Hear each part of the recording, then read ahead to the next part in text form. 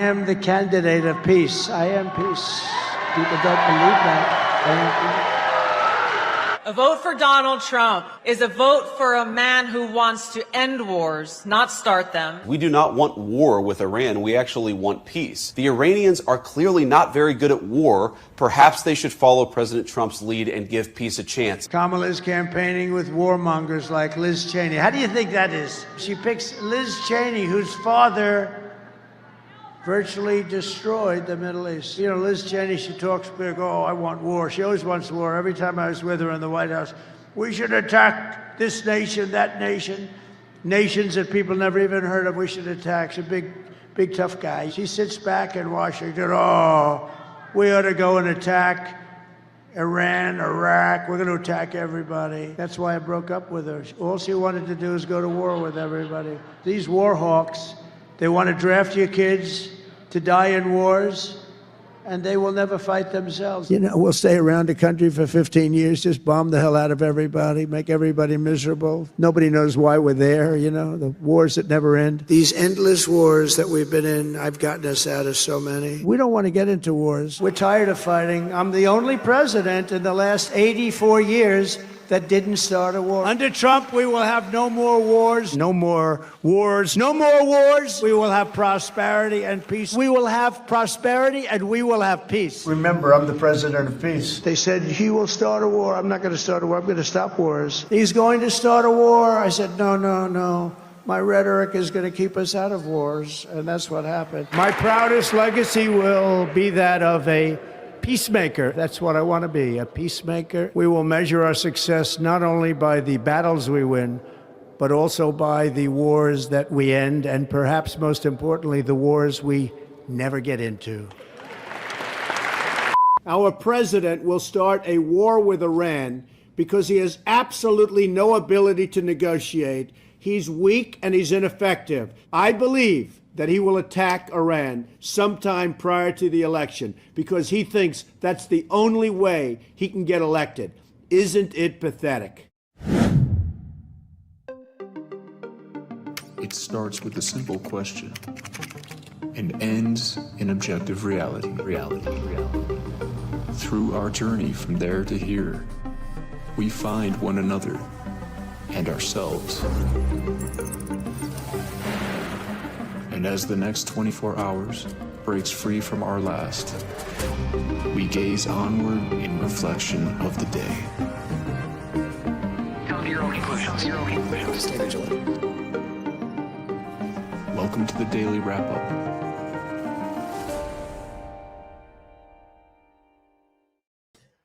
Tuesday, March 3rd, 2026. Thank you for joining me today. Following up on the ongoing Iran illegal war. A lot of important developments that you might not have seen just over the last day, but much more over the last couple of days if you haven't been paying attention.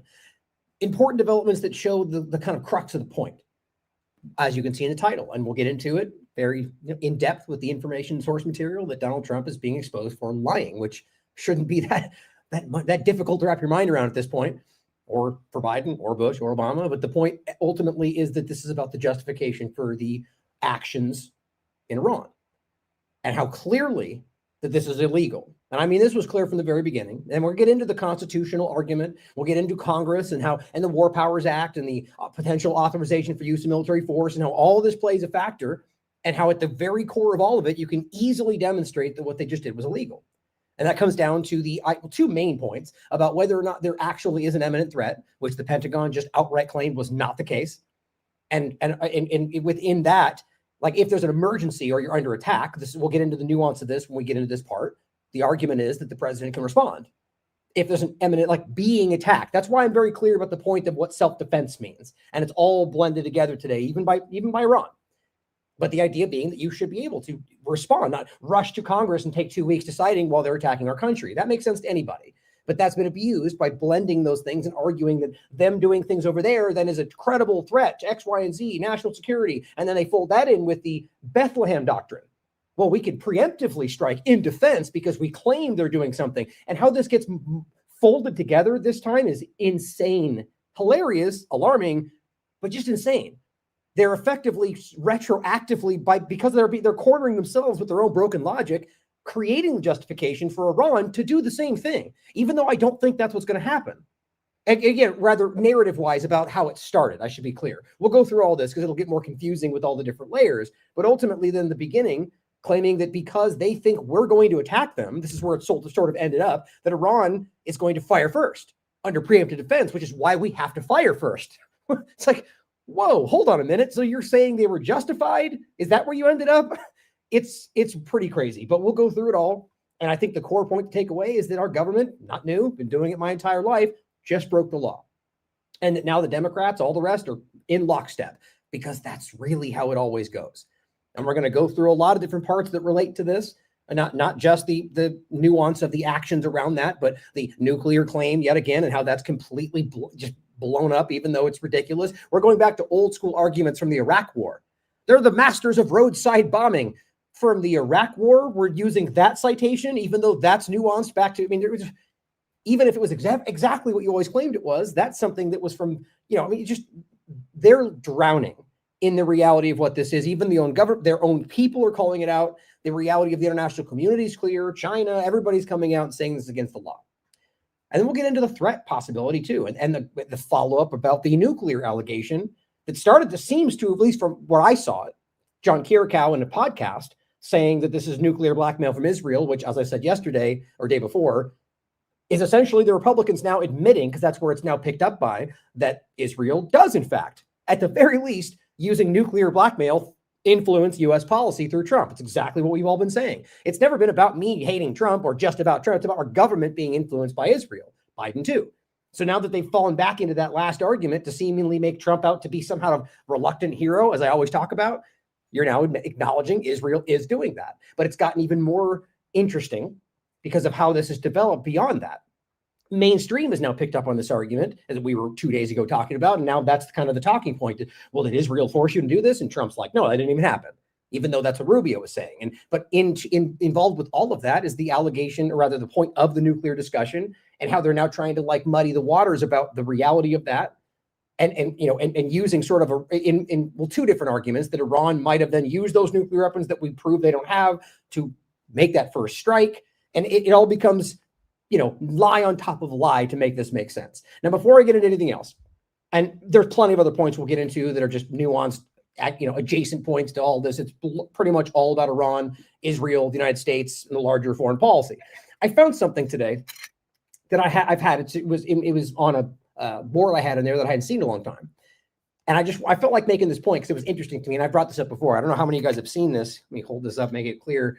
This is just an old pin from like the very early days of the Last American Vagabond. As you can see, it's a cannabis leaf, obviously. And it says the Last American Vagabond, and it says be the change. Now, if you guys don't remember, this platform started almost entirely around cannabis law reform and the reality of how that interconnected with a lot of things. And through the understanding of what that really is, if you haven't gone into it, I recommend you do. It connects to everything in its own way. But the foreign policy, it's incredible. And it goes way beyond just some kind of drug regulation. My point was that's just to make sure you understand why there was a cannabis leaf on it. And it was more so about understanding the legal manipulations around it and the lies and what it could do for humanity. The tagline at the time was actually follow the change, be the change. And the reason that I went with that way back in the beginning is because, and I'll start with actually the reason that I stopped using it is because as I came to become very aware that, as much as I still argue it's a very important sentiment to be the change you wish to see in the world, which is actually more nuanced. The reality of it that's been truncated is that if you change the tendencies within yourself, the tendencies of the world will also change. The Dalai Lama, I believe. And so the point being is that I realize that that's the truncated version, be the change, is very overused. It's become sort of it's just overused, but it doesn't mean it any less important. And so I decided to move away from that. But I wanted to reiterate why that was important. The follow the change part was sort of like, pay attention, watch what's happening, follow the things that are changing, and then be a part of that change. That was sort of the idea. And so going back to that, right now, and, in every other topic we can get into for a while, but more so now than ever, I think it's relevant to think about. Just even the overused phrase, be the change you wish to see in the world. Right now, what are we dealing with? We're talking about a situation where our government is rationalizing doing what we know are wrong things. So you could talk about ICE, you could talk about Gaza, but the same thing here. And they're rationalizing, well, we have to sort of do the wrong thing back. You know, we have to break the Constitution to save the Constitution. It's the same thing everywhere. Now, that's not being the change. That's being the problem. Now, maybe that being the problem will maybe by design inadvertently end up bringing about the positive situation. Very rarely, in my experience, if ever. But the point is to be the change, be the thing you want to see changing the world around you. And that's not easy. In fact, it's almost always difficult to put yourself out there and be the thing you want to change, to show people the path, or be the person, the actions, to, you know, the moral, the integrity that you want to demonstrate. Not using cluster munitions because, well, they did first and Russia's bad. Well, then you're not anything other than the same problem. I just felt that was important to kind of put back in the mind, because it's everywhere. And what we're seeing from all the governments screaming freedom and democracy and Constitution and or internationally about, you know, liberty and all the good things and fighting human rights, and are the ones destroying all of those things. And it's gotten to a point where it's not even, you know, some nuanced middle ground. It's we fight for freedom, and then in actual material sense, destroying freedom in the first thing they do after that. Whether it's arresting people without, you know, and I could look at it from an American perspective, but also international, whether it's Russia or China or Israel. And it's just, that's these people, we're being driven in the wrong direction. Now, obviously, coming back to an American perspective, that's where I can have the most affect the most change. And so through that, what we're seeing is our government leading us in a path that is destroying, in a real moment to moment sense, everything that we are screaming, left, right, Americans, in particular Republicans right now, what you are actually fighting for. So every one of you that continue to try to rationalize why something you know is literally the main thing you guys were screaming would never happen with Trump, or that you would never allow. Most of you, I get it. You're already aware, and you're already going, I'm done with this. Good for you. It means you have integrity. But there's a lot of you out there that are still waffling with this. And this is the time, man. This is the time to stand up and show the world that you have integrity, to stand up and show the world that you have principles. I care about this. Donald Trump is somebody I fought for, I voted for, but yet now this is too far. Find that courage. Be the damn change that will see the world change around you. Now, let's talk about first the clip from Ryan Grimm. Just that he shared it, rather. Oh, I think they did make it since his logo was in there. Just of Trump saying, I'm the peace guy. I am peace. Like, think about, first of all, just how narcissistic that I will bring peace, but I am peace. This guy, man, he is a special case in a lot of different ways. And I think it's just what a lot of people in these elitist billionaire circles do. Everyone, I was just talking about this. When you're that rich and that influential, you walk in every room and every single person there is wanting to shake your hand and wants something from you, wants your guidance, wants your support, wants your money. And that begins to make you think that you're just that important. No, they just want something from you. And they're willing to glad hand you and nod along with everything as long. And some of them actually probably do support and respect you. The point, though, is that begins to create this mindset that you are everything that's important in anything you're involved in. And most of these people, just because they have money, does not make them that important. That becomes that way because they've got the money that might be able to do that. And this is what you get. I am peace. That should be alarming. It should be self-explanatory. But he's not, as he carries out war. I'd also like to think that's self-explanatory. And before we get into the majority of Iran's conversation, I just want to point this out to you. I thought this was fascinating, and I think it demonstrates that we're over the target, as usual. And I've shown you this before, but I just want to float it out there and ask people, because I haven't done this before. Who else has a Telegram channel? And do you get this every single day? I get this literally, this was this morning, and then I've just deleted, I think, probably 8 more over the process of the day. And if you can see, it's just random people who create random Telegram accounts and come in every single day and dump these things in there. And it says, the Trump office has launched their official Telegram channel. It's like the same thing every time. There's one for Rubio. There's one for Kellyanne Leave It. And they do it. Just post it in there and put a tag. And who knows if it's even real. I'm not going to click on any of that. But what's interesting to me is, does this happen to everybody else? And if that's the case, then does not Telegram want to do anything about like this incessant nonstop spam? I doubt it's everybody. I think it's only particular platforms. And then I think it's funny on top of that this audience, you think that you're going to, hey, come check out Kellyanne or Rubio's Telegram channel for free. I mean, maybe somebody. But to me, as I said, that just screams desperation to me at a platform or a grouping of people discussing all the things that are beyond the two-party paradigm. So good for us. Thank you for letting us know that we're over the target. That's when flat comes. But overall, let me know if you see that too. I'd be really fascinated to find out it was basically just TLAV or certain people in certain groups. And that wouldn't surprise me. That would mean we're being deliberately targeted, not just kind of mass spam on the platform. Now, starting with Sayer here, he says or points out an interesting point, referencing Thomas Massey, who rightly stated, bombing a country on the other side of the globe won't make the Epstein files go away any more than the Dow goes above 50,000. And I thought it was funny. Today it was jumping up and down, but I was going to, Pam Bondi, we'll look at the Dow, and the Dow went down like 1,000 points today, and it did come back up. It's just funny that, these momentary things that only elitists care about, that's why everyone laughed at her. And I don't think she even knew why that was important. But he says with Iran, the war with Iran, rather, as a search, has now eclipsed Epstein files and the search volume. And it was almost immediately. Distraction isn't a theory, guys. It's measurable. Now, you can still argue that this was just circumstantial, right? That ultimately it just was, this happened because Israel could even say, as the reporting goes, Israel drove them. It wasn't their choice, right? It doesn't change the fact that now you can literally see the moment that happens, that very, very uncomfortable topic gets very much less attention. So again, whether this was designed or not, now they look back and go, whew, okay, I get it. Start a war.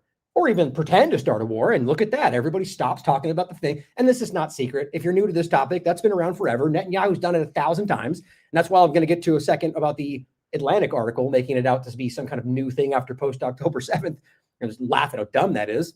But just understand this. And I do very much think this is by design. Now, that's not to say that the Iran war wouldn't have happened without that, but it's really just, it's a confluence of events that they're in this moment and they go, okay, we were kind of planning for this 2 weeks from now, but shoot, let's do it now because we want to cover this up or whatever.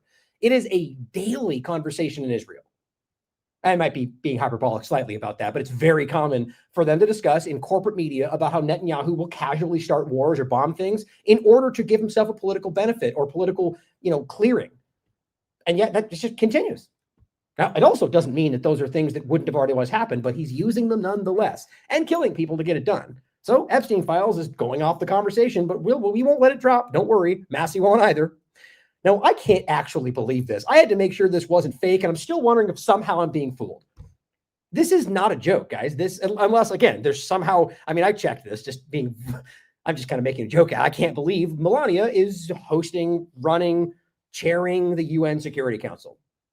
And just so you understand, that's unprecedented. I've never, ever seen that. I've never seen any first lady, whether they have the credentials or not, by the way, which should clearly matter, host the UN Security Council. So I don't know what this means. I don't know if people have theorized that what's going on? Where's Trump? Is he dead? And, all kind of crazy things. I don't think so. Frankly, with everything else we're seeing, my first thought was, I think somebody out there just wants this country to look as dumb as possible. Now, I'm not even saying that's the most evidence-backed opinion. That's just what I'm feeling. But there is evidence for that, and you know what I'm talking about. But either way, however you interpret this, tell me why this is what, is this America first? Is this, making us look good in front of the world? She can barely say the numbers out loud, and she's hosting this. It's just embarrassing. Good afternoon.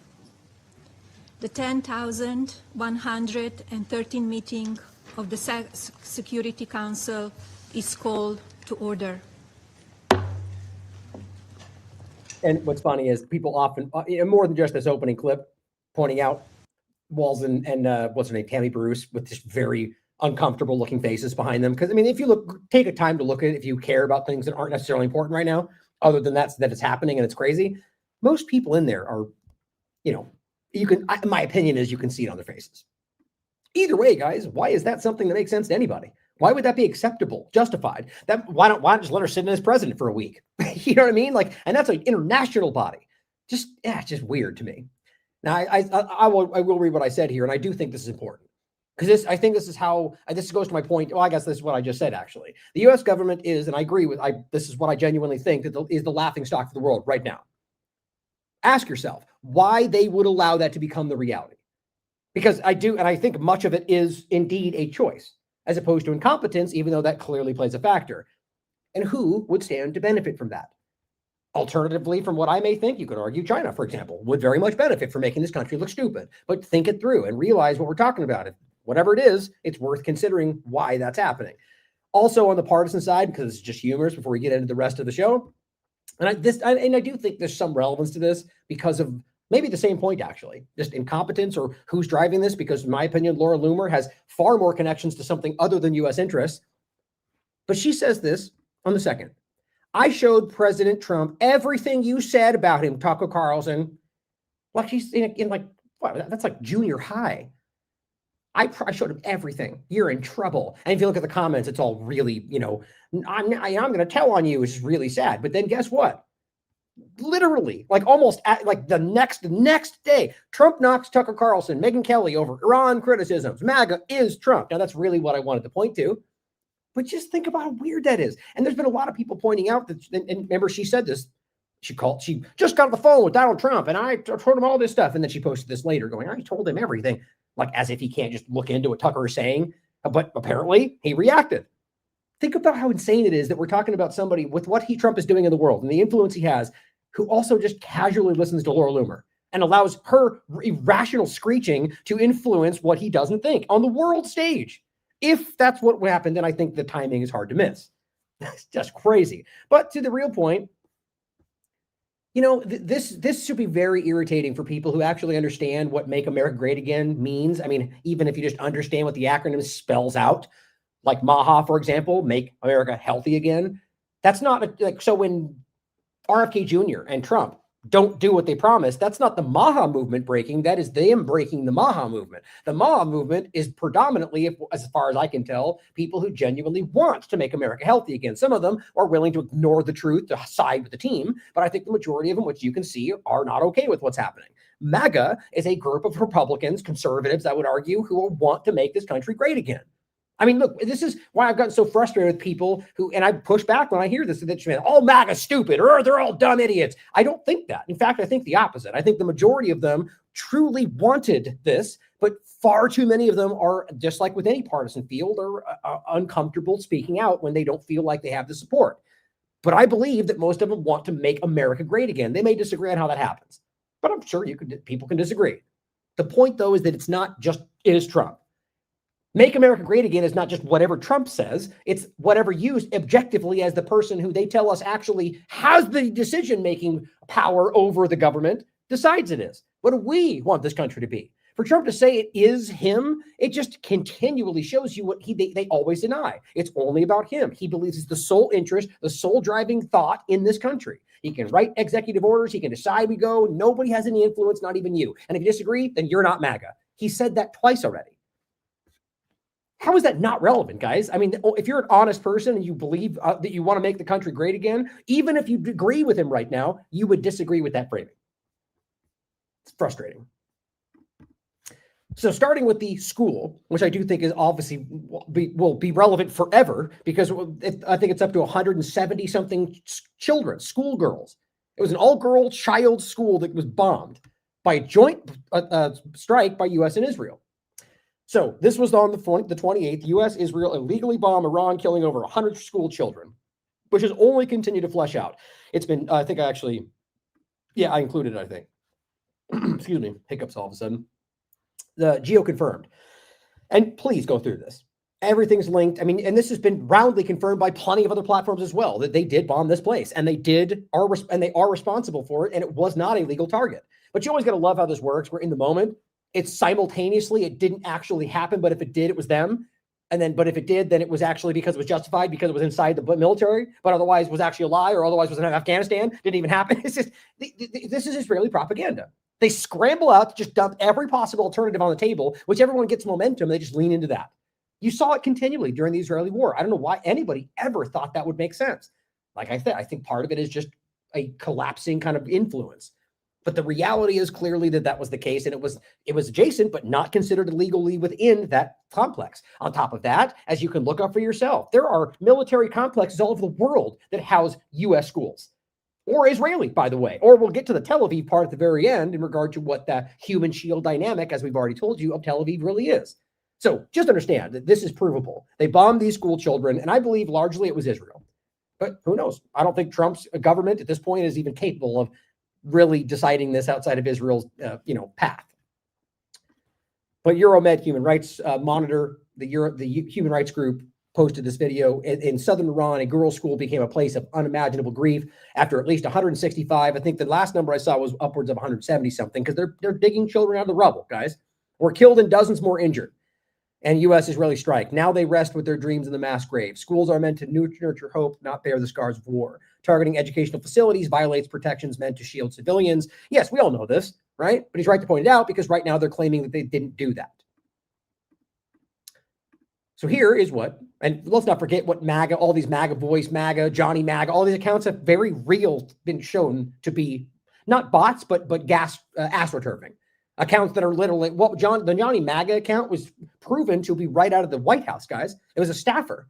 And that was an account that was out there influencing the MAGA movement this is what we're dealing with. So just remember that, by the way. And also, if you just search this identical framing, you'll find Howdy and Sorter and every one of them identical, sharing the exact same post going, oh my God, red light flashing. Marco Rubio just said changed everything. They get talking points, guys, and they're identical, by the way. But let's listen to what Rubio said and then laugh at how dumb their framing is. Clear that the United States would not deliberately target a school. They are, on the other hand, deliberately targeting civilians. Incorrect. As you've seen. As far as I can tell, based on all the evidence. Because you know why? They are a terroristic regime. Oh, okay. So you know why? Not evidence, because we don't like them. Because we've told you they're bad. Bad guy, Iran. Doesn't that make sense? Right? Here's how we know they did that, because Iran, bad guy. Oh, great. What a resounding, or rather a compelling argument.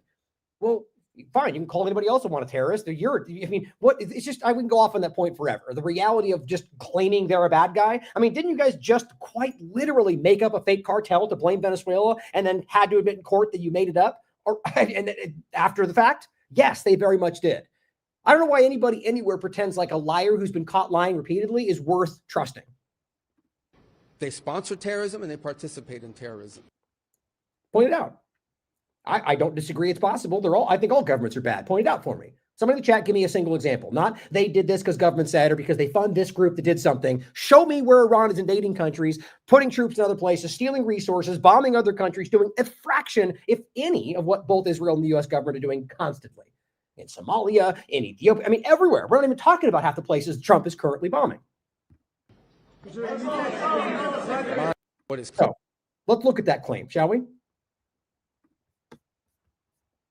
So we can go back to one of the most obvious cases, which we covered pretty extensively, which really did have an effect on the conversation, largely, as I always point out, because Jim Carrey decided to make a cartoon, like not in a jokey way, but make like a cartoon as like a political commentary of the fact that the U.S. government, rather the Saudi Arabian government with U.S. support, bombed a school full of children in Yemen. 40 of them. That, by the way, if you forget, was the one that everyone talked about. Then they bombed 2 more after that over the next month that barely anybody talked about. And I searched the Last American Vagabond website. I believe we were citing antiwar.com at the time, and it's verifiable. These are real events that were even discussed by the State Department, but it's funny how those don't get the same outrage. They only feign outrage when it's forced to be discussed, like everything else. But they bombed a school bus full of children. Backpacks all bloodied, strewed about the ground. We've covered this extensively. The MK-82 bombs, I believe. And they literally, U.S. right on the side of the bomb, right? That's one example of an endless amount of them bombing, well, not a school necessarily in this case, but a school bus, okay? Here's an extensive report from the Bureau of Investigative Journalism. CIA-backed Afghan unit accused of atrocities is able to call in airstrikes. Now, both of these represent what you could argue are proxies, assets, elements. They're allies, they're arming, which they're belligerent, they're still responsible. But I would argue they're also, like with Saudi Arabia, very, very much involved with the decision-making. But let's just pretend like their assets did this, not them. Still with their weapons, okay? But so these are CIA-backed Afghan units calling in airstrikes and killing children in schools, and you can read through it. Here, CNN did one about Yemen in general. This was overlapping with the MK2, that they found the shrapnel to prove that the U.S. bombs were the ones killing the civilians and children in schools. But these are all technically still the tangential ones, right? So here's what Grok had to say. How many schools in the U.S. military provably bombed in just 2 terms thus far? Now, the important part about this is these are things like, for example, with Israel, ask the same point. Israel is out there regularly doing this. The U.S. is out there regularly doing this. Now, you can prove this with the reports I just showed you. But for those who want to disregard, oh, it says CNN right there, so I'm going to pretend I can't look at that. Here's a Grok platform from your Republican platform, okay? And here's what Grok wants to tell you. Don't trust what Grok says. Grok lies all the time. But if you don't want to look at the reports I just gave you, here's another example. There are at least 3, there's way more than that, provable incidents where U.S. military airstrikes directly hit schools during Donald Trump's 2 presidential terms. I'm making it about him, not the U.S. government, because of what Rubio just said. We don't do that. Well, Biden did it. Obama did it. Bush did it. Here's Trump's 2 terms. So be clear, Biden did it too. But Trump, however, is currently in position. This is what Grok will tell you right now. In 2017, in Syria, And we talked about this. A U.S.-led coalition airstrike targeted a school sheltering displaced families fleeing ISIS. The strike killed 33 civilians, including women and children. A school confirmed by Air Wars, Human Rights Watch, numerous other platforms, United Nations confirmed this was a bombing operation from the U.S. government that targeted a school and killed children. So I guess Rubio's lying. Surprise, surprise. Here's a school in Syria from 2017 as well. U.S. aircraft bombed multiple sites, including a school, killing 20 civilians. The strike also damaged nearby homes and a hospital. Confirmed by Amnesty International, local monitors on the ground, Air Wars, confirmed with geolocated evidence. So facts, okay? Now in 2026, here's what I found interesting. Grok cites the bombing of the school. I didn't prep it for that. I just said, give how many schools? And here's what Grok says. February 28, 2026, girls' primary school in Iran. A joint U.S.-Israeli airstrike hit the school, killing 148 to 175, varies based on the reporting. The school was adjacent to but separate from the military site. It's just so funny to me. These are all things you could verify on your own, and I don't know why it would mean more for you to Grok to say it, but for some people, they'll dismiss both, which seems to be funny since they're the ones who would often point to this for things to deny what Democrats say. It's just always a useful point, but question all of this because I've shown you how wrong this can be. Confirmed by the United Nations, UNESCO, as a grave violation of humanitarian law. And plenty of other, Algeria investigation, media, UN reports, all have confirmed that this is the reality. But I guess we're all lying. Certainly possible. Question everything. But recognize, guys, recognize where we are right now. As he's saying, we don't do that. But most of you already know that. We don't break the law. They do every day. We don't invade country. Do every single day. We don't steal resources. You do every single day. But they'll lie about all of it, guys. Well, just to overlap it, since we're talking about Israel and a joint bombing, right? It could, maybe even Rubio's telling the truth. He's not, but we don't do it. Well, maybe Israel does, right? Because they both bombed, which I honestly do think that's more likely with what happened. Same question. How many schools has, and I'm sure you know where this is going to go. How many schools has Israel provably bombed? And I just did the same framing in Trump's previous two terms. By September 2025, the total direct bombings since the war's start reached at least 662. That's schools. Schools. Suggesting around 230 more from July to September 2025. Attacks on schools. Thus, the estimate total number of schools provably bombed during Trump's two terms, by Israel in this case, is approximately 446 based on discrepancies. 446 that Grok will tell you are proven, confirmed by Israel, and not just Gaza, but that's predominantly what we're talking about. There's Lebanon, right? Syria. I mean, it's just so irritating that we have to pretend like these people out here have credibility. Who cares if they got 10 million followers on Twitter? People are laughing at how dumb this is. Some of them fall for it. I think the majority of people aren't this stupid. And in case you want to go further, I'll include just searching for school. Just the word school on Last American Vagabond. Includes the most recent one, but there's tons of these. And there's much more that are more specific besides just the word school. Here, Israel's latest school massacre narrative falls apart. That was 2024. School bombings, ceasefire lies, 2024 July. Multiple schools bombed in Gaza, 2024 June. November 2023, UN school bombed. Remember, that was a big one. The United Nations school was bombed. Nobody seemed to care outside of honest people in the United Nations, who I'm not saying is honest. 62% of 9,000 plus civilians killed in Gaza are women and children. And Israel uses white phosphorus on the UN school. That was November 2023. And it goes on from there, by the way. Look, there's, let's see. Oh, it doesn't show it here. On the other one, it shows the bottom how many there are, but tons. It goes on forever. You can read it for yourself.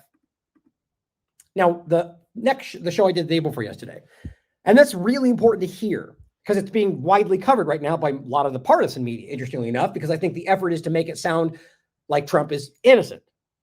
Even though it may, to a degree, remove some level of accountability if it turns out that he was blackmailed, but that does not remove all accountability. And this is only one topic. He's lied to you guys at about 7,000 that don't even involve Israel.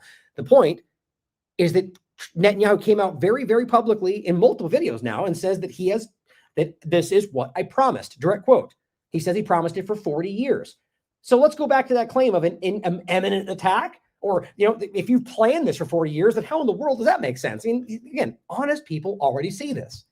And Iran, reportedly from Israeli media, had already refused a ceasefire. Because why would they accept a ceasefire? It's pretty obvious, based on every other circumstance, Gaza included, that these people have no scruple. They have nothing that's sacred. They will ignore everything and take what they want. They'll make a deal and bomb you in the back. They do every single time. And now what they get is an example that why we're going to make a deal with you when you just created the discussion for a deal. We met to make a deal and you bombed everybody. Think about how crazy that is. Let's reverse it in case you're not getting the point. Let's just say that Iran was trying to make a deal with the United States and said, look, we need your opinion on this from your Security Council. So Trump goes to Washington, D.C. and collects everybody that needs to make the decision. You've got 20 people in a room. They're the most important people in Washington, and Iran bombs all of them. Okay, and then they all die, right? And they say, oh, well, it's for national security and freedom and justification because preemptive attack, whatever. And then they come up and go, let's make a deal, Trump, or whoever's left, and say, let's make a deal. Why wouldn't you make a deal? Are you terrorists? Why would you ever go, sure, let's do it again? I mean, this is the most obviously logical thing in the world. That doesn't even mean Iran, good guy. They could be the worst person in the world. I would still argue it makes no sense to make a deal with the people that just committed a terrorist act against you. Seriously, it's what we're talking about. Look, if you argue we're talking about a warfare situation, well, yeah, that would be justified because these people are definitely in positions of leadership of the war. Well, again, discussing the idea that you started it first, either way. But the point was that this was under a flag of diplomacy. You opened that door, you created the diplomacy setting, and then you bombed them, just like Soleimani, just like in Lebanon the last time.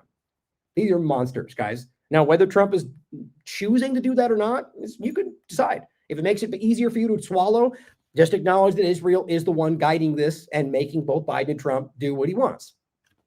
Now, here's the Atlantic. This is just incredible to me. Steve and I were talking about this morning.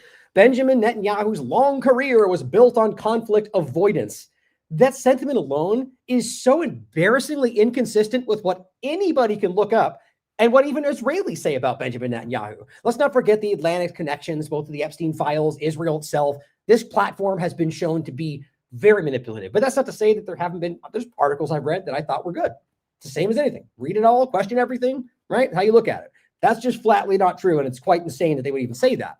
But it goes, then October 7th transformed and radicalized him. So if you read this, and it's worth your time, even just, it's incredible what they're trying to argue. They're trying to make the argument that Netanyahu was not bad, didn't do anything like this. And suddenly, because these evil monsters killed everybody, that he just reacted crazy, but he's justified basically with the argument. It's incredible with where we are, with what the whole world sees, with every human rights group and every international body, ICC, every one of them, the Limkin Institute, all the genocide experts are like, this is genocide, you're monsters, this is a problem. And, and yet they come out and write an article claiming that somehow what they're doing is justified. I mean, this is my point about all of this. Think about this from an Atlantic, where are the shareholders of this platform? Or if that's even how that works. I'm not sure how these platforms are set up with that business model. But either way, where are the people who are invested in Atlantic, who want return, right? Who own it? This is bad business, let alone dishonesty and bad politics. You are literally creating a circumstance where you're writing something that you know to be false, that challenges what the majority of the world says from a truth standpoint, but from a moral standpoint. So people are going to look at you and go, are you really gassed? This is like they wrote this about World War II. In the midst of what was going on, and they said, it wasn't Hitler's fault. He just reacted, and he was a peace guy. He's peacenik. And then they pushed him too far, and he reacted crazy, and it's okay. What do you think about how you would look at that person? Think about why they would make that choice. And then on top of that, readers added, in a secretly recorded video, which we've talked about, it's very easy to look up, from 2001, Netanyahu brags about stopping the Oslo Accords. On dealing with Palestinians, he said, we must beat them up, not once, but repeatedly. Beat them up so it hurts badly until it's unbearable, right? We saw Gallant came out and told you, along with the 100 other examples, provably, that he has repeatedly sabotaged the deals with Gaza. We saw that in the beginning where they offered a full exchange, 9th and the 10th after October 7th. They said, no, we want only to go after you. We don't the civilians are secondary, the hostages rather. So all it's showing you is that that's not the case. They've been creating war the entire time. And even the fact check will show you that. So here's what Justin Amass had to say, getting into the legal reality of this. And this is really important to the conversation. The Constitution does not require the president to notify Congress. It requires them to get permission. Now, we're going to get into their argument about the War Powers Act and why it's a self-defense, which would then circumvent the idea that you need to get permission, right? Because that's how this works, is that if you're under attack or a threat, you can respond. And then it takes 60 days and possibly 90, depending on what the way you use, there's an extension, the whole point, that you can then, by that point, you then are required to go through Congress to continue. And that within 48 hours, he was required to present his justification to Congress, which allegedly he did on the 2nd, which we'll get into. But what he's saying right here is that we just notified them. And with what we know, that this was not imminent based on even what the Pentagon says, well, then he's admitting right there that this was not done illegally. And this person says, show me specifically in the Constitution where it expressly says the commander-in-chief Article 2 powers has to get the permission of Congress. I mean, can you really think this is, I can't tell whether this person is just in like shockingly anti-American style lying to people, like coming out and just blatantly lying about how easily you can look this up in the Constitution, or whether he just actually doesn't know that. I'm not sure which one is more concerning, because this guy, host of the Joe Pag Show, 288,000 followers, is influencing political conversation and doesn't even understand the basics of the Constitution. But that's part of what's going on today. We're being gaslit into this dangerously stupid position. It's been happening for decades in this country. And at one point, I thought it was largely because our government it's easier to manipulate dumb people. But now I'm starting to think it's quite a bit bigger than that. Now, here's the actual clip, and then we'll talk more on it. Why not notify Congress ahead of this and just Congress? Well, we did. We notified Congress. I mean, we notified the Gang of Eight. We notified congressional leadership. There's no law that requires us to do that. The law says we have to notify them 48 hours after beginning hostilities. No, see, he's manipulating that already. And this is my point. He knows this stuff. The 48 hours is about you giving them basically your justification. And then if you were under an emergency imminent attack, you could continue for 60 days, possibly 90.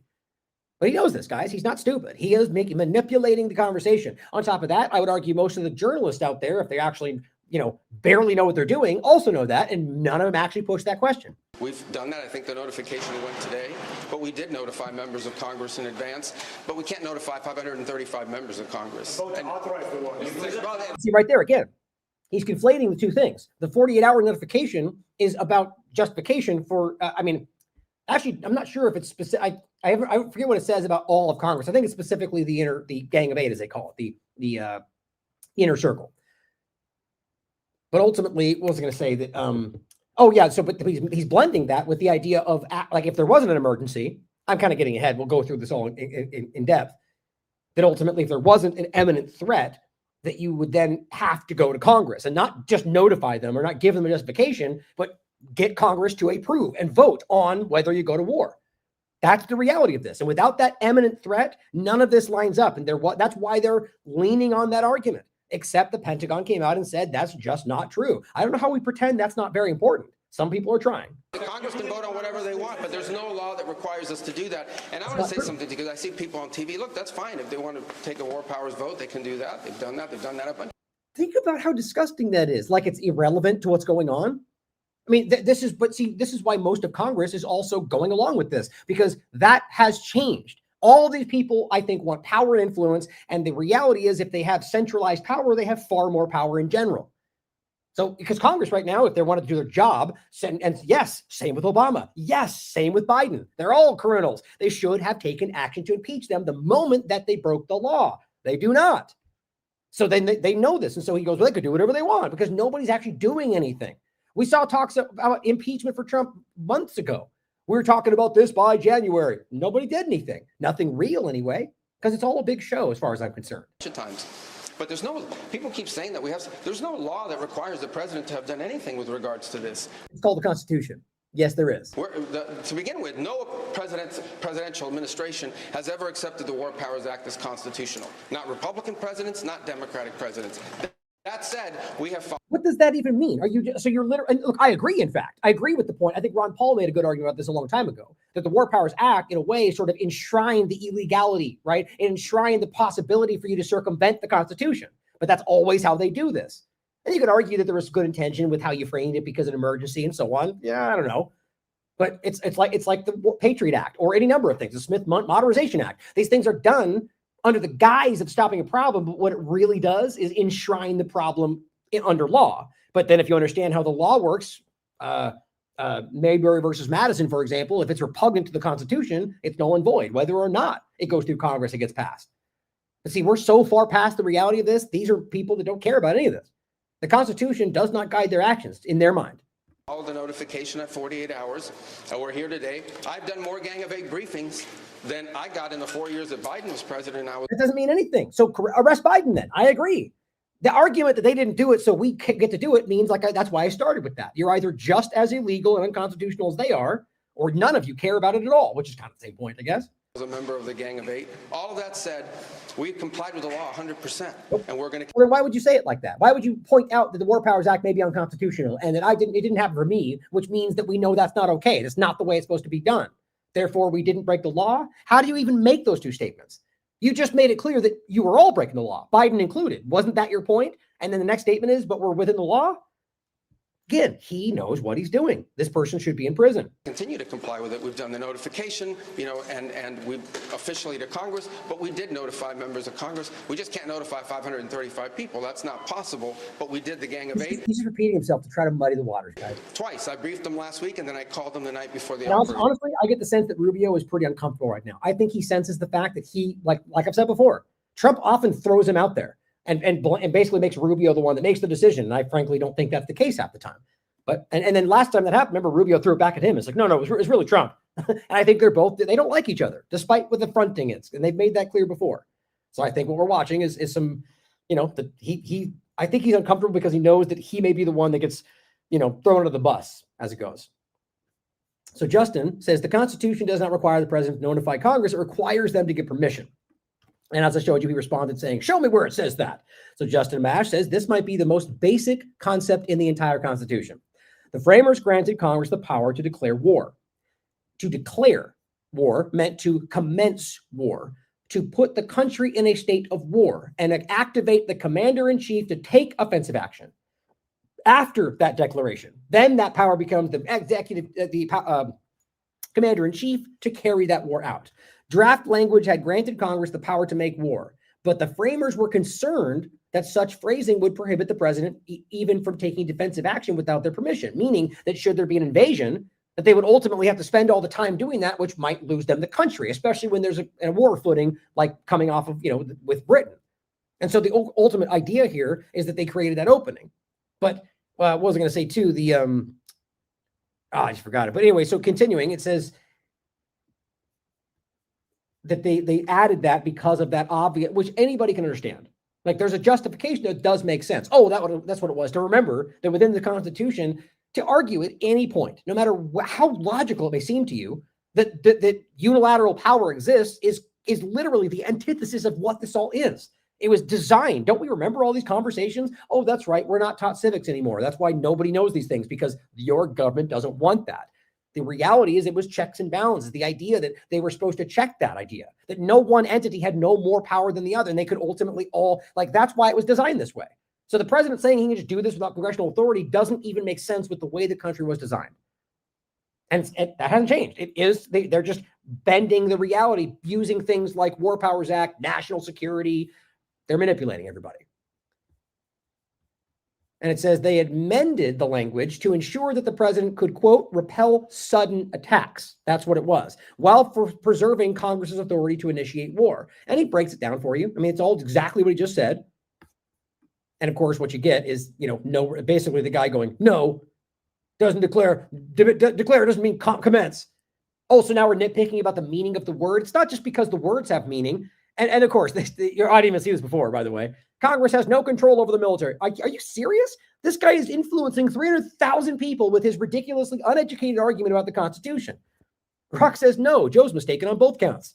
Not that it matters. He is, whether or not Grok says that. But it's just that obvious today. And there's a huge faction of these people who are trying to misinform everybody.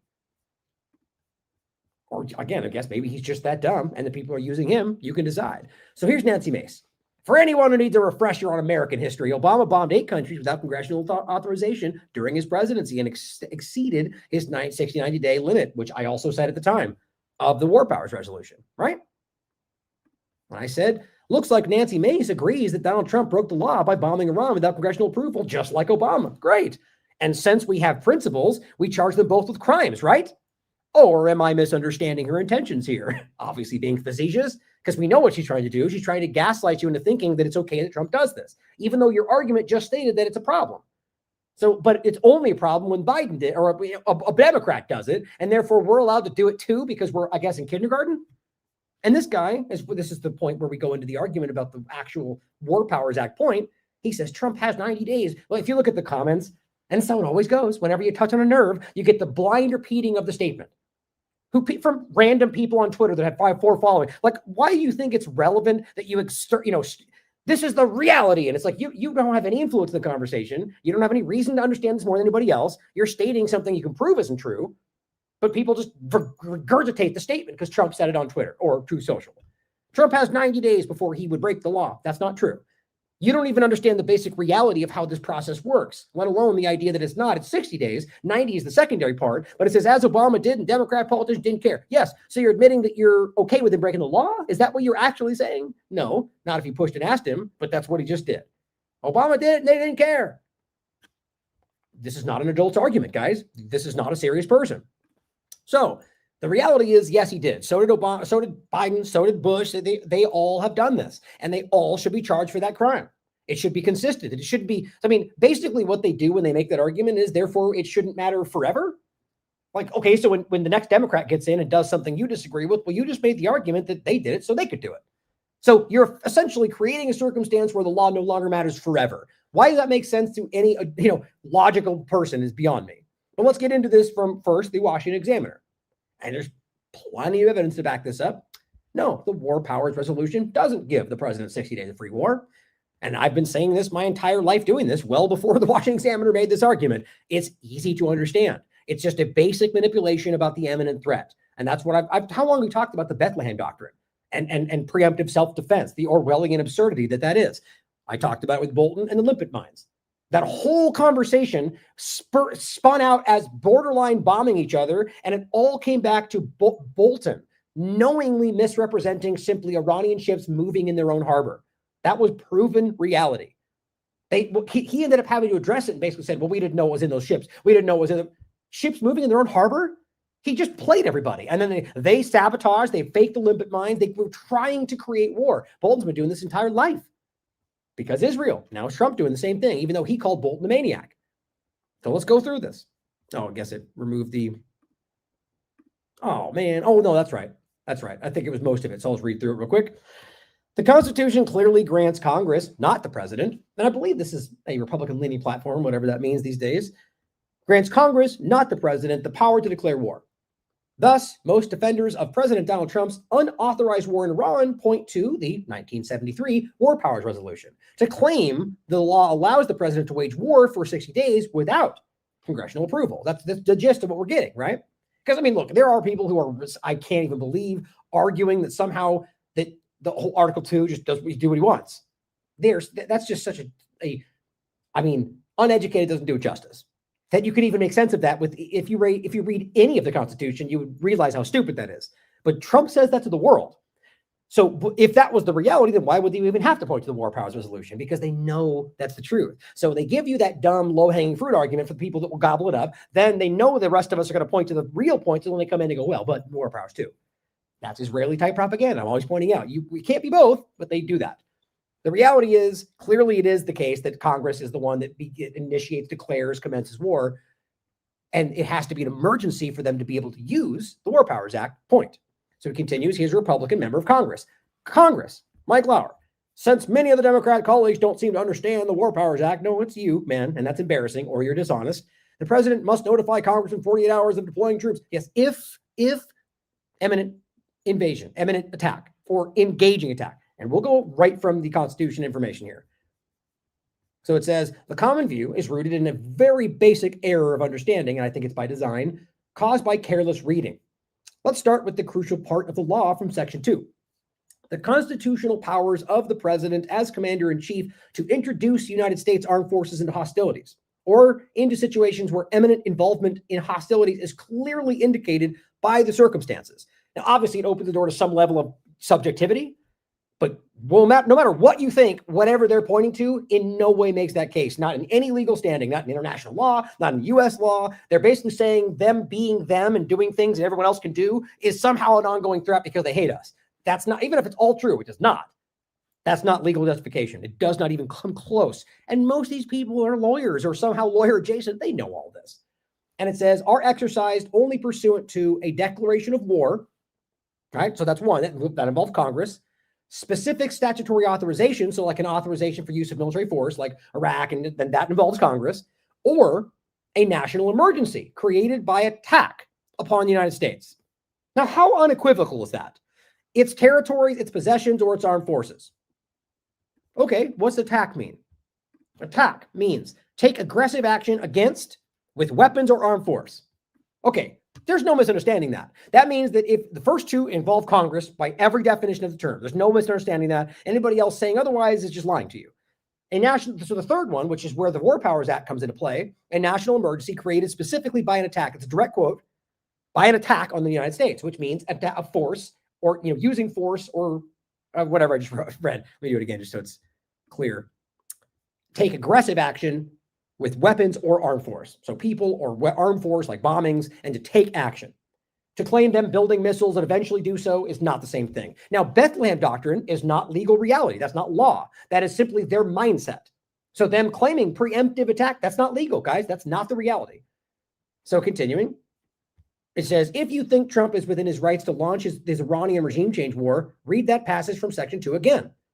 It lays out the only 3 possible situations in which the president can introduce our troops into a new war. The first 2 situations involve explicit congressional approval, either a war declaration or something like the AUMF. The third case is the only case when the president may, without prior authorization from Congress, introduce our military to hostilities. Quote, a national emergency created by, not just an emergency because of Tren de Aragua and Biden, that doesn't count. A national emergency created by an attack. Now, somebody could try to make an argument of a cyber attack, for example, and I would argue that even would make that is an attack. It's like I pointed out when the U.S. government does it or Israel does it. That's an act of war. They just play the game. If Iran did it to them, they would call it an act of war, and they have in the past. So in this case, a national emergency created by an attack upon the United States, its territories, possessions, or its armed forces. I mean, here's a case too. In every case you've seen Iran bomb a foreign base, it's always been in response to what the U.S. and Israel did, because they're not dumb and they understand how this works. They understand the reality of the legal system, and that they can see that would give them, under even their own law, the justification to do what they wanted. That's why they try to turn this on you and say, they unprecedented, unjustified. No, you started this, like you do every single time. I'm just glad to see most people are actually aware of that this time. Now it says, I promise you, read the paragraph again. The word only is in there. This means if there's no declaration of war, there was not. If there's no authorization for use of military force, there was not. The president can only start or enter into a war if we were already attacked. Now, that's also why they're playing that. We've been under attack for 47 years. Like, they're being guided by some kind of lawyer that's like, you guys are screwed. Here's the best you could do. That's what I'm kind of joking, but how else? What are you going to say? You guys stepped in this. You're wrong. So 47 years of ongoing attack. Well, that's a, under what?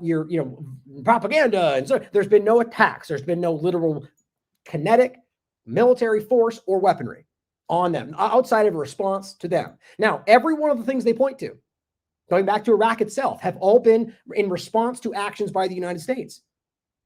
Now, if it says, continuing, it says, it's right here. This goes back to founding father James Madison's insistence that the Constitution, quote, leave to the executive the power to repel sudden attacks. Direct quote. The War Powers Resolution codified this power that had been implied by Articles 1 and 2 of the Constitution, which gave Congress alone the power to declare war and made the president the commander-in-chief of our military. If the Chinese fighter jets are flying here to bomb San Francisco, the commander-in-chief can't be left to wait for both chambers to assemble and vote, right? I mean, that would make sense. This was especially pressing in the 18th century when assembling Congress might take days.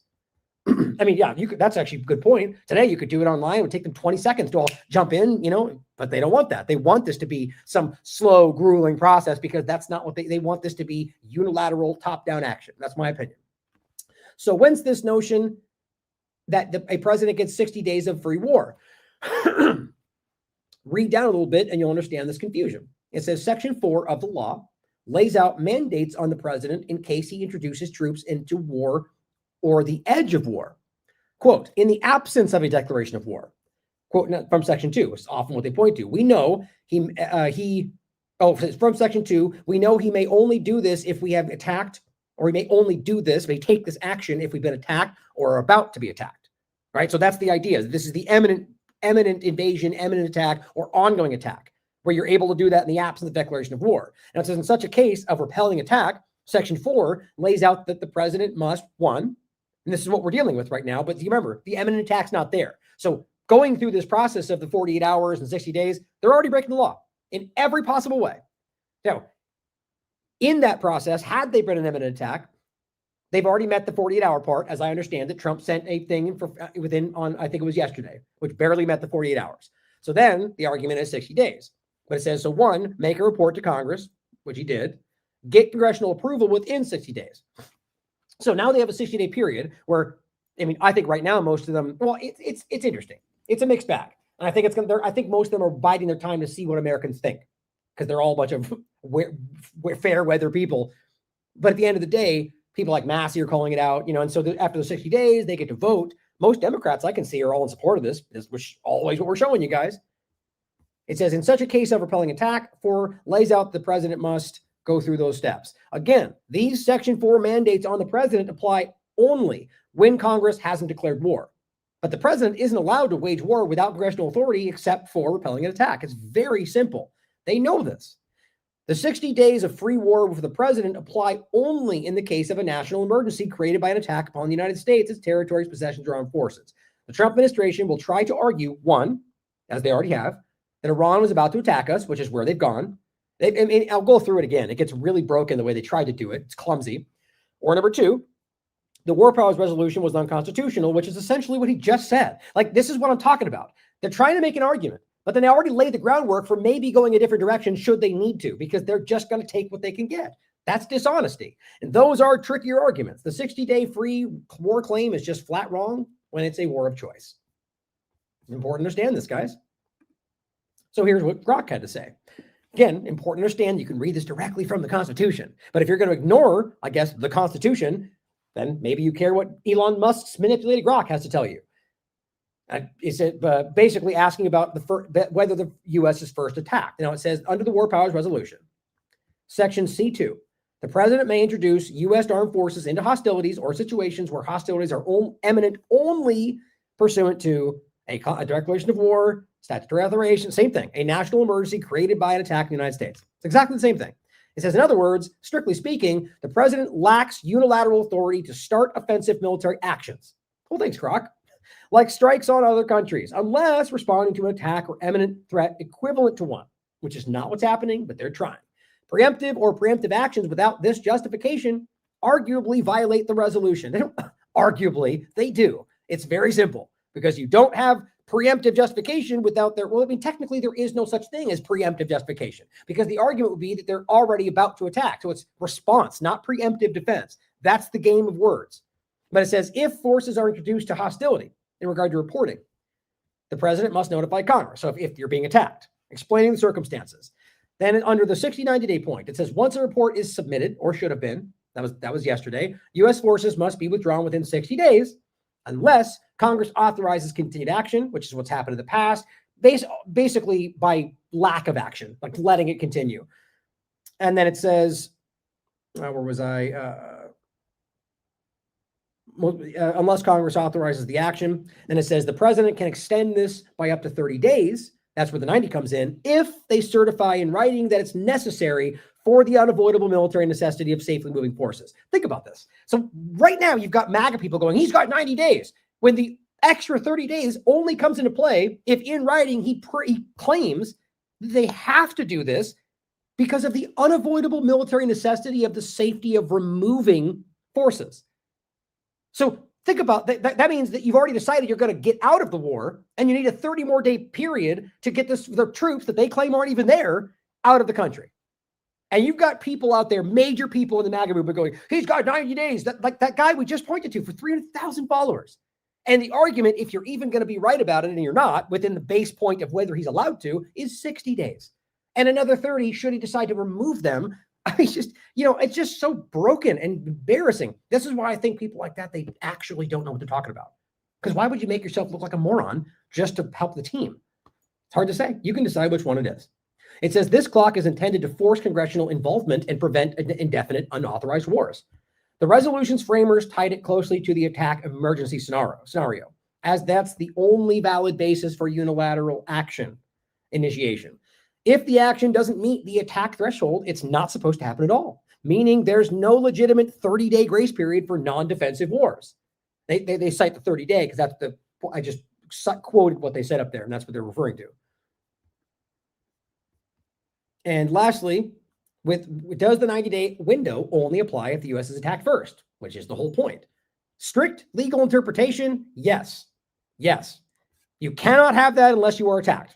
And that's what they just did. So they're lying to you and breaking the law. Now it says for non-attack scenarios, e.g. preemptive strikes, which is what, let's be clear, that's what they're calling it.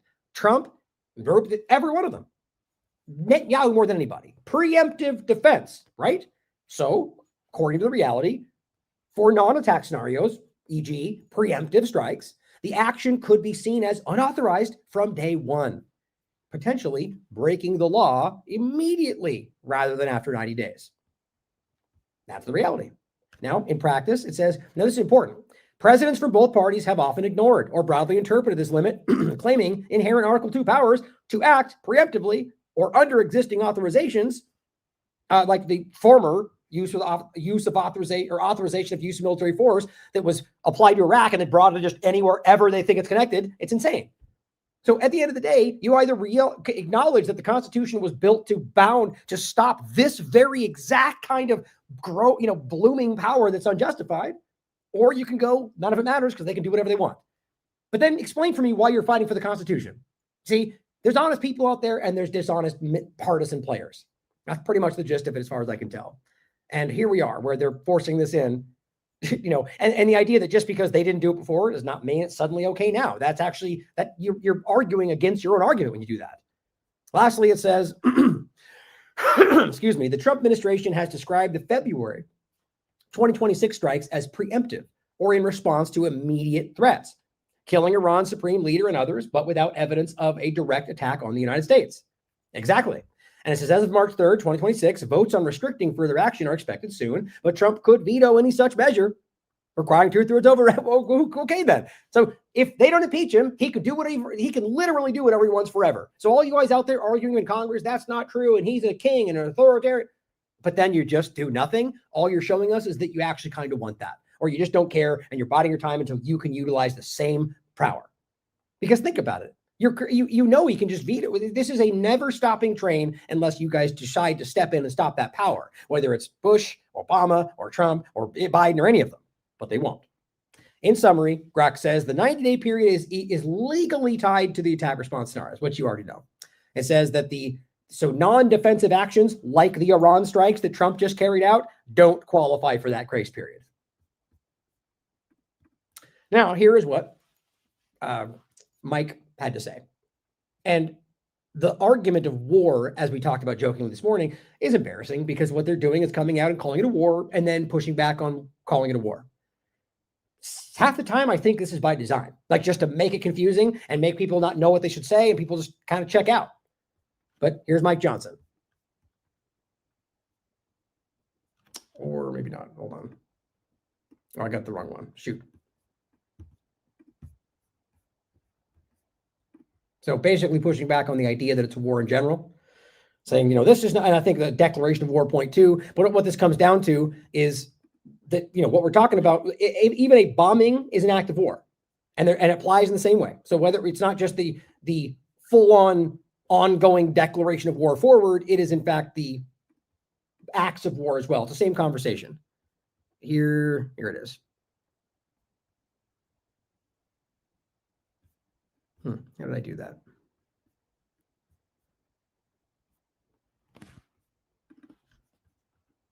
Decades, the president was acting well within his authority. What I just told you is the scope of what happened here and the situational awareness that they had at the time to make this decision. It's not a declaration of war. It's not something that the president was required because it's defensive in nature and in design and in necessity to come to Congress and get a vote first. And if they had briefed a larger group than the Gang of Eight, there's a real threat that very sensitive intelligence that we had might have been leaked or something. So this is why the Commander-in-Chief of our armed forces has the latitude that any Commander-in-Chief, any president always has, because they have a set of information that is sensitive, timely, and urgent, and they have to be able to act upon it. They did that. Is acting well within his authority. What I just told you is the scope of what happened here and the situational awareness that they had at the time to make this decision. It was not, it's not a declaration of war. It's not something that the president was required because it's defensive in nature. That's the important part. I just want to make sure I didn't miss it because I was, it looks like I did have the wrong setting on, by the way, so I apologize about that. The audio is probably much better right now. Here, this is the bottom line is, guys, that he's basically talking about, where's the 12 on there? It's defensive in nature, but we just went through this pretty clearly, right?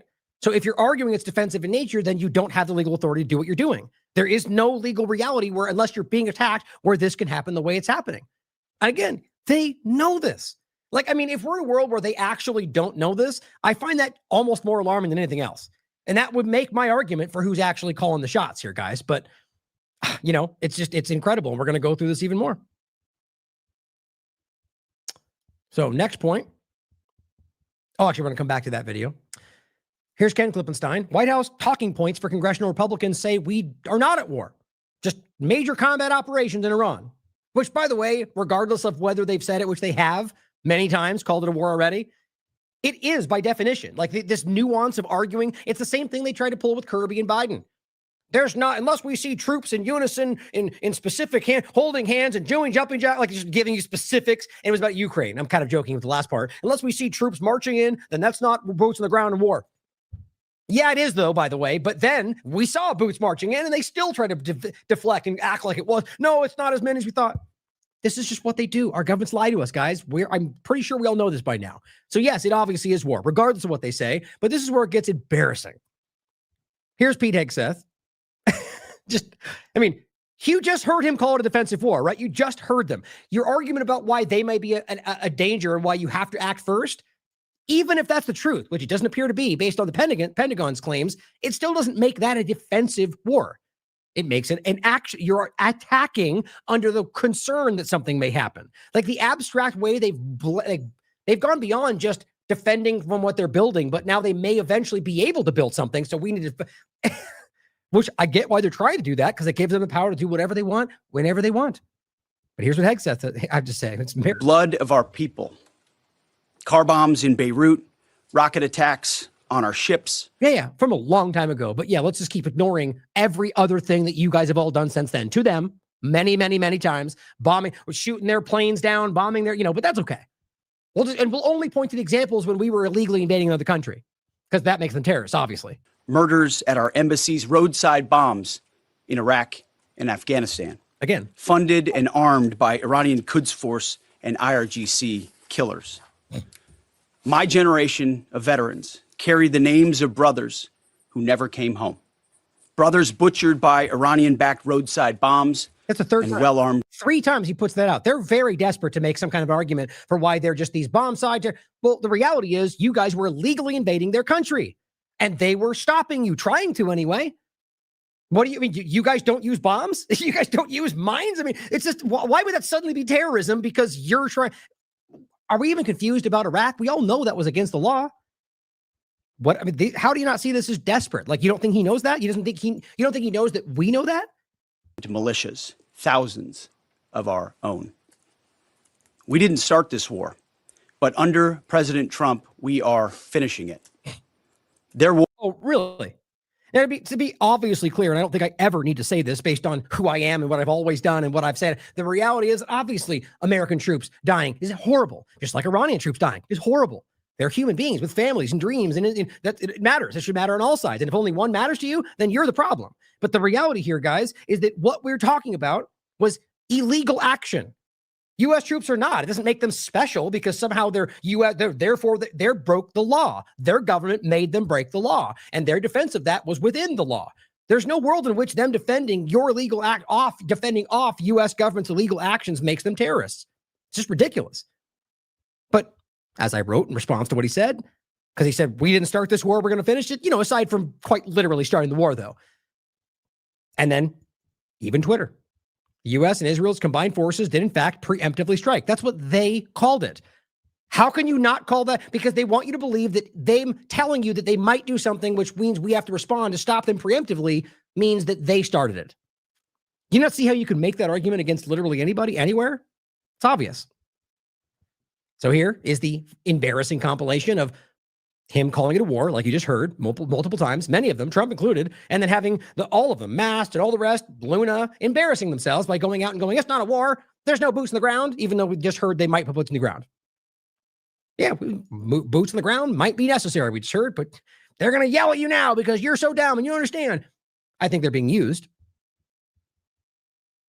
We may have casualties. That often happens in war. I don't know if this is technically a war. We didn't start this war, but under President Trump, we are finishing it. This isn't a war. We haven't declared war. The Secretary of Defense, who calls himself the Secretary of War, said today this is a war. We set the terms of this war from start to finish. Nobody should classify this as war. It is combat operations. War is hell and always will be. Strategic strikes are not war. This is just, it's the same thing every time. How embarrassing, how ridiculous. We are being laughed at. This is not some kind of a nuanced opinion debate that's saying one thing and saying another. They're literally at the same time arguing two different things. That's Israeli style propaganda. It's every single thing we've seen them do since October 7th. Lying on both sides of their mouth, giving you two different arguments and hoping you pick one. And really, not just that, but sort of crafting different narratives and even different complete arguments for different groups of your team. Some people want more people to get hurt. Some people want you to pretend they're not. So they give you both. If you can prove this. So here we are doing the same thing. Some of them go, yeah, screw Iran, go to war. Some of them go, well, we shouldn't, but we need to do the right thing for freedom. And so they pretend they're doing both. I think that's probably what this is. So here is Hegseth. I think this is really important for two reasons. Telling you that they're not guided by any kind of moral integrity. They're just going to do what they need to do. Okay. Well, rules of engagement are actually about making sure that, not like the IDF where they can go steal and rape and steal clothing and dance and make videos and do whatever they want with no guidance and no control, versus arguing that our military has somehow guidance and structure, and that you're not allowed to murder people without, arresting them first, or you're not allowed to just act, that there's supposed to be some kind of legal reality there, that we're better than the monsters we claim we're fighting, that we're not just raping and shooting and killing without any justification, that if we arrest somebody, whether Osama bin Laden or anybody else, that we charge them with crimes. We present the evidence because we're better, right? Except that's never been the reality. Now, we, as Americans, a lot of us have adopted that. A lot of people in the world in general have adopted this idea of being better than they are. Because some of us thought that's who they really were. And so we've adopted that. That's real, because that's who we are. They are pretending. They don't care about any of this. So listen to him tell you, we don't need these rules of engagement, which means we don't care about having any guidance. These people can go out and do whatever they want. They can murder someone on the street because we said they're a bad guy. Like if somebody surrenders, for example, it's classically understood they're supposed to be taken as a POW. No, they can do whatever they want. That would be considered rules of engagement, right? Not anymore. Israel has clear missions as well, for which we are grateful. Capable partners, as we've said since the beginning, capable partners are good partners. Unlike so many of our traditional allies who wring their hands and clutch their pearls, hemming and hawing about the use of force. America, regardless of what so-called international institutions say, is unleashing the most lethal and precise air power campaign in history. B-2s, fighters, drones, missiles, and of course, classified effects. All on our terms, with maximum authorities. No stupid rules of engagement, no nation-building quagmire, no democracy-building exercise. Yeah, but also all of those things, though. But sorry. No politically correct wars. Oh, okay. So we're not going to pretend it's about woke pronouns. And we win! Yay! We fight to win, and we don't waste time or lives. As the president warned, in a bunch of hollow, empty words that mean nothing because they're obviously the opposite right now. An effort of this scope will include casualties. We're not going to waste hell. We're going to use your lives to fight for Israel. And always will be. Israel has clear missions, hemming and hawing about the use of force. Think about that.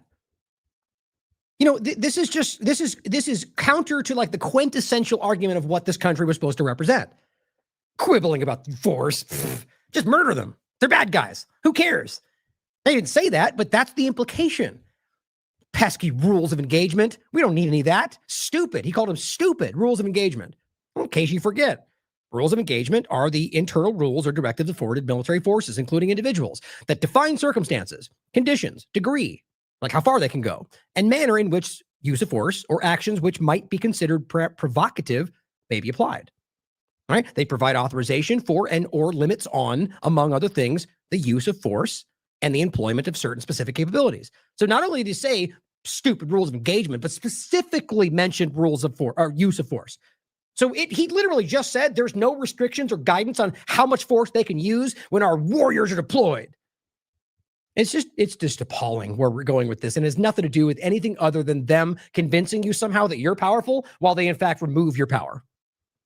Which is pretty embarrassing for those that pretend like you're somehow in charge and winning and powerful when really you're just being pacified. It's pretty sad. So let's get into the lies coming directly from Trump's administration.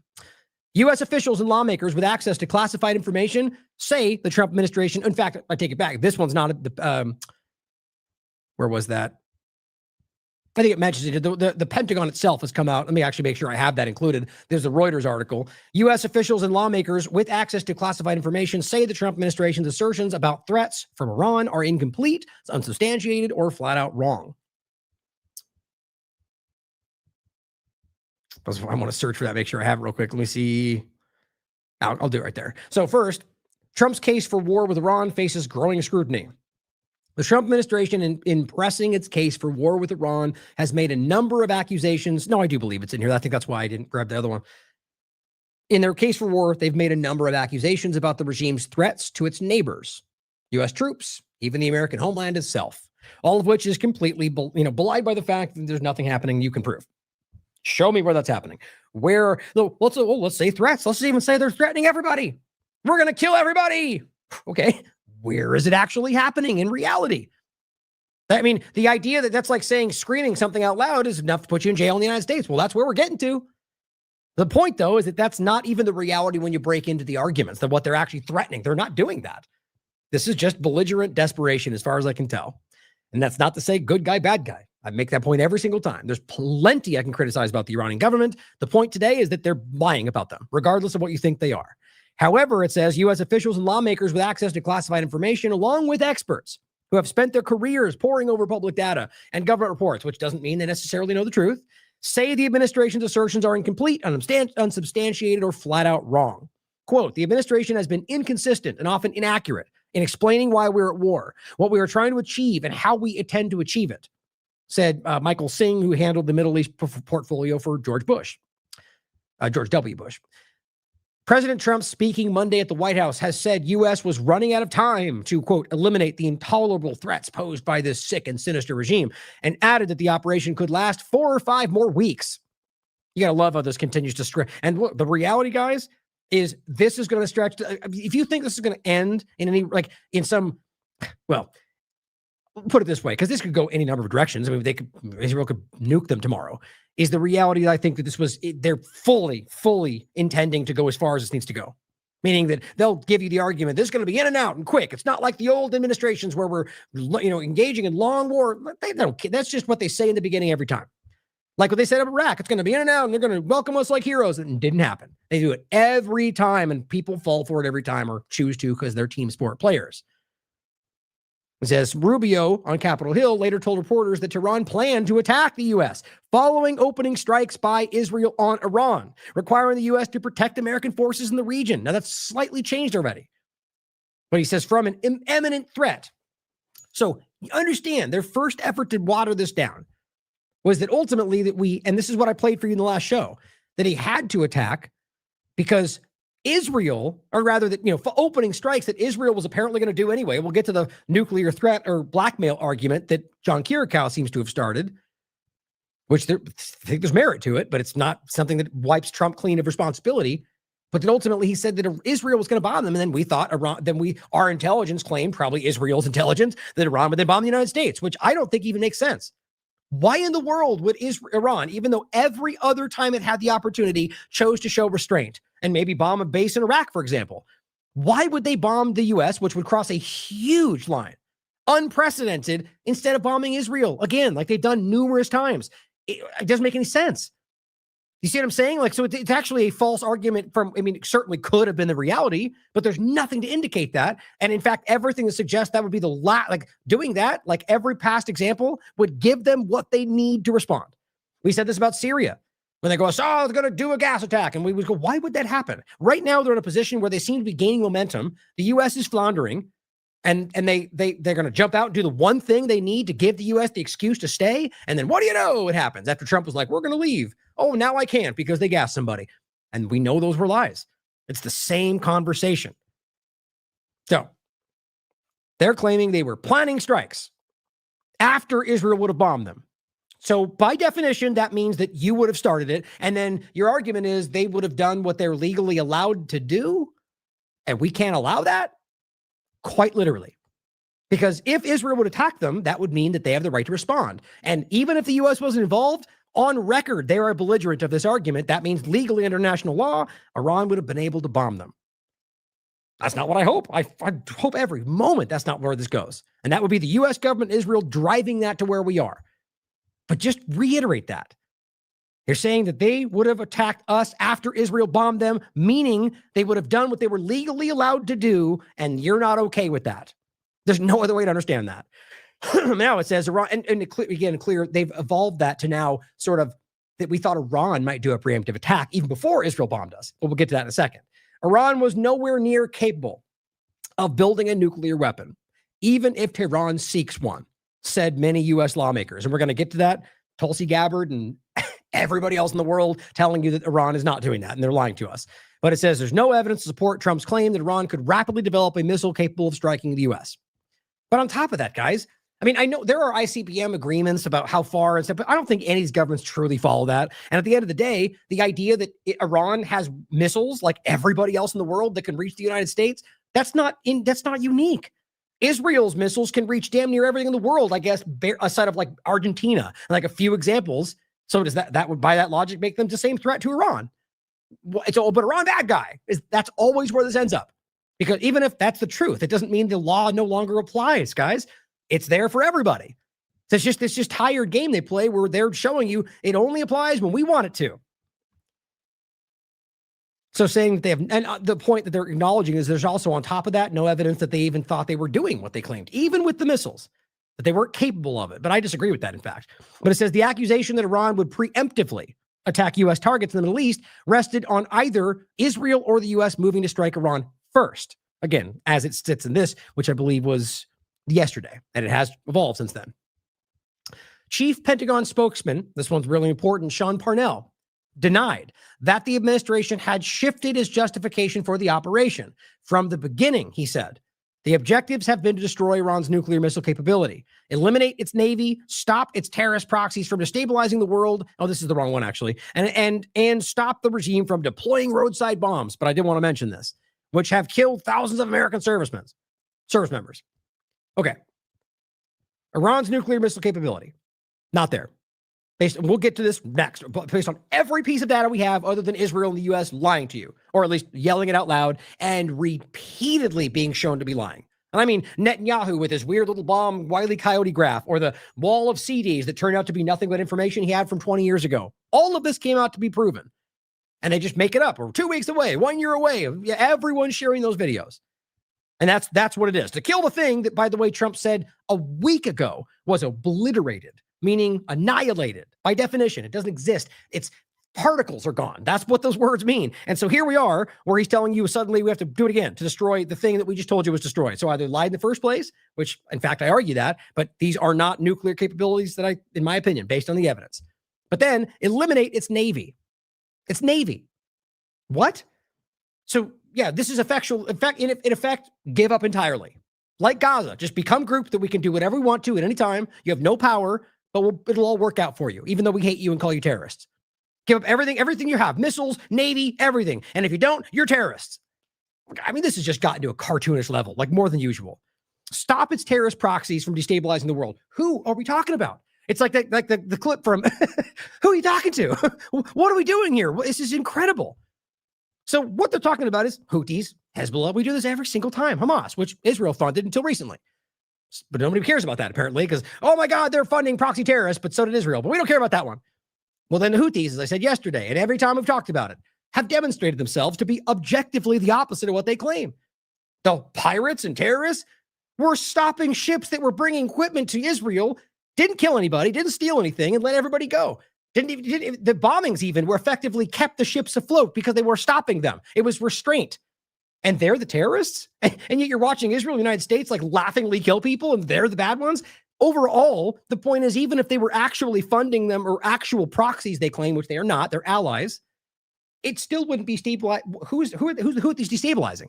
Who are Hezbollah destabilizing? It's just become so ridiculous. Oh, look at the U.S.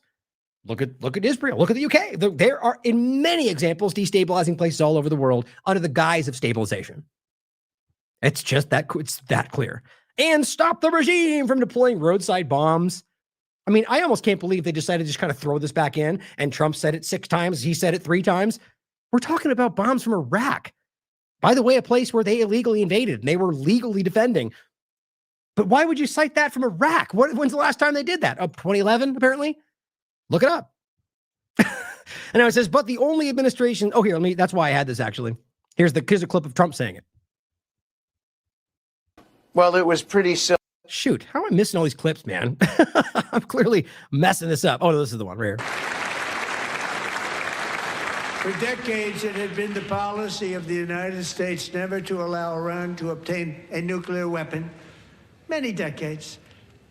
Since they seized control of that proud nation 47 years ago, the regime and its murderous proxies have spread nothing but terrorism. And yeah, after they illegally overthrew it in 53 and then turned it into a despotic, oligarchic hellhole for anybody other than the elitists at the very top. I literally just did this using the site source material from the ground, from the UN, but then also let's look at what Rock says. Quite literally challenges what Trump and Elon say right now. No, they illegally overthrew them. No, it was terrible. It was a horrible hellhole for basically everybody. But you can also read the UN that says the same thing. But apparently it only matters when certain things say certain things on this platform. Death and hate. They've killed and maimed thousands of American service members. And always the same point. Always the thousands. That's what Luna cites. The thousands. Well, that's Iraq. When you were illegally invading Iraq. That's it. That's the Soleimani overlap as well. Hundreds of thousands and even millions of people. Nope. That's just a flat out lie. That's the thousands, just, million, maybe even tens, billion times. Why? Thousands is the argument. Trump's just doing what he does. He's on that moment. He's thinking, why not a million? Why not? And then people fact check him and nobody cares. And he's a Biden. Might will be the same thing. With what's called roadside bombs. They were the kings of the roadside bomb. Roadside bomb, the kingdom bomb. Yeah, that's what they're just, okay, why would somebody clearly put that in his head? Say this today. That's our talking point from 2011. And we took out Soleimani. I did that during my first term. Illegally, under the guise of diplomacy. You invited him under diplomacy. He came to seek diplomacy, and you killed him in the Iraqi airport. Or was it the Afghan? I think it was the Iraqi airport. Killed him, bombed him illegally. That was all illegal. Every single which way you look at it. And Soleimani was a very highly respected person in most of the world and was, in fact, defending Iraq against your illegal invasion when he killed those U.S. servicemen, or they, as a group, killed those members. You just can't ignore the facts, guys. If all you care about is anybody killing, if the U.S. government's out there, remember what they were in Iraq. The stories of commanders ordering people to rape women, look at what Israel's doing right now in public display. And you're going to stand there. I digress. I'm just so frustrated of how clear it all is. I've said 1,000 times today. Had a huge impact.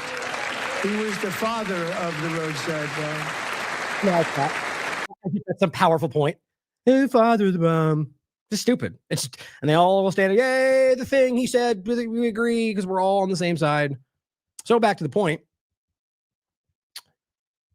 But the Trump administration's explanations for what senior officials are now openly calling a war have shifted for several weeks. Trump later pointed to Iran's decades-long aggression toward the U.S. Most notably, its role in killing American servicemen in the Middle East. I just went over that. That's it. That's your bet. That's what they got. Now, I could spend 20 minutes talking about how many times the U.S. government has killed Iranians, whether through regime change efforts, assassinations, Israel included, by the way, but just even the U.S. kept bombing their airliners full of civilians. But that apparently doesn't even relevant. It's not even relevant, not left or right media. Always the same point. They argued that Iran was developing intercontinental missiles capable of reaching American shores, like everybody else. So they're how dare they make the things? It's like I said before. Look, there is a conversation to be had about the deals they make, about how far these can go. Take a look at what Trump is doing and what Russia's doing. They don't care, guys. They're also increasing their tactical and regular nuke munitions, or rather stockpiles, despite what they say and despite the nuclear proliferation treaty.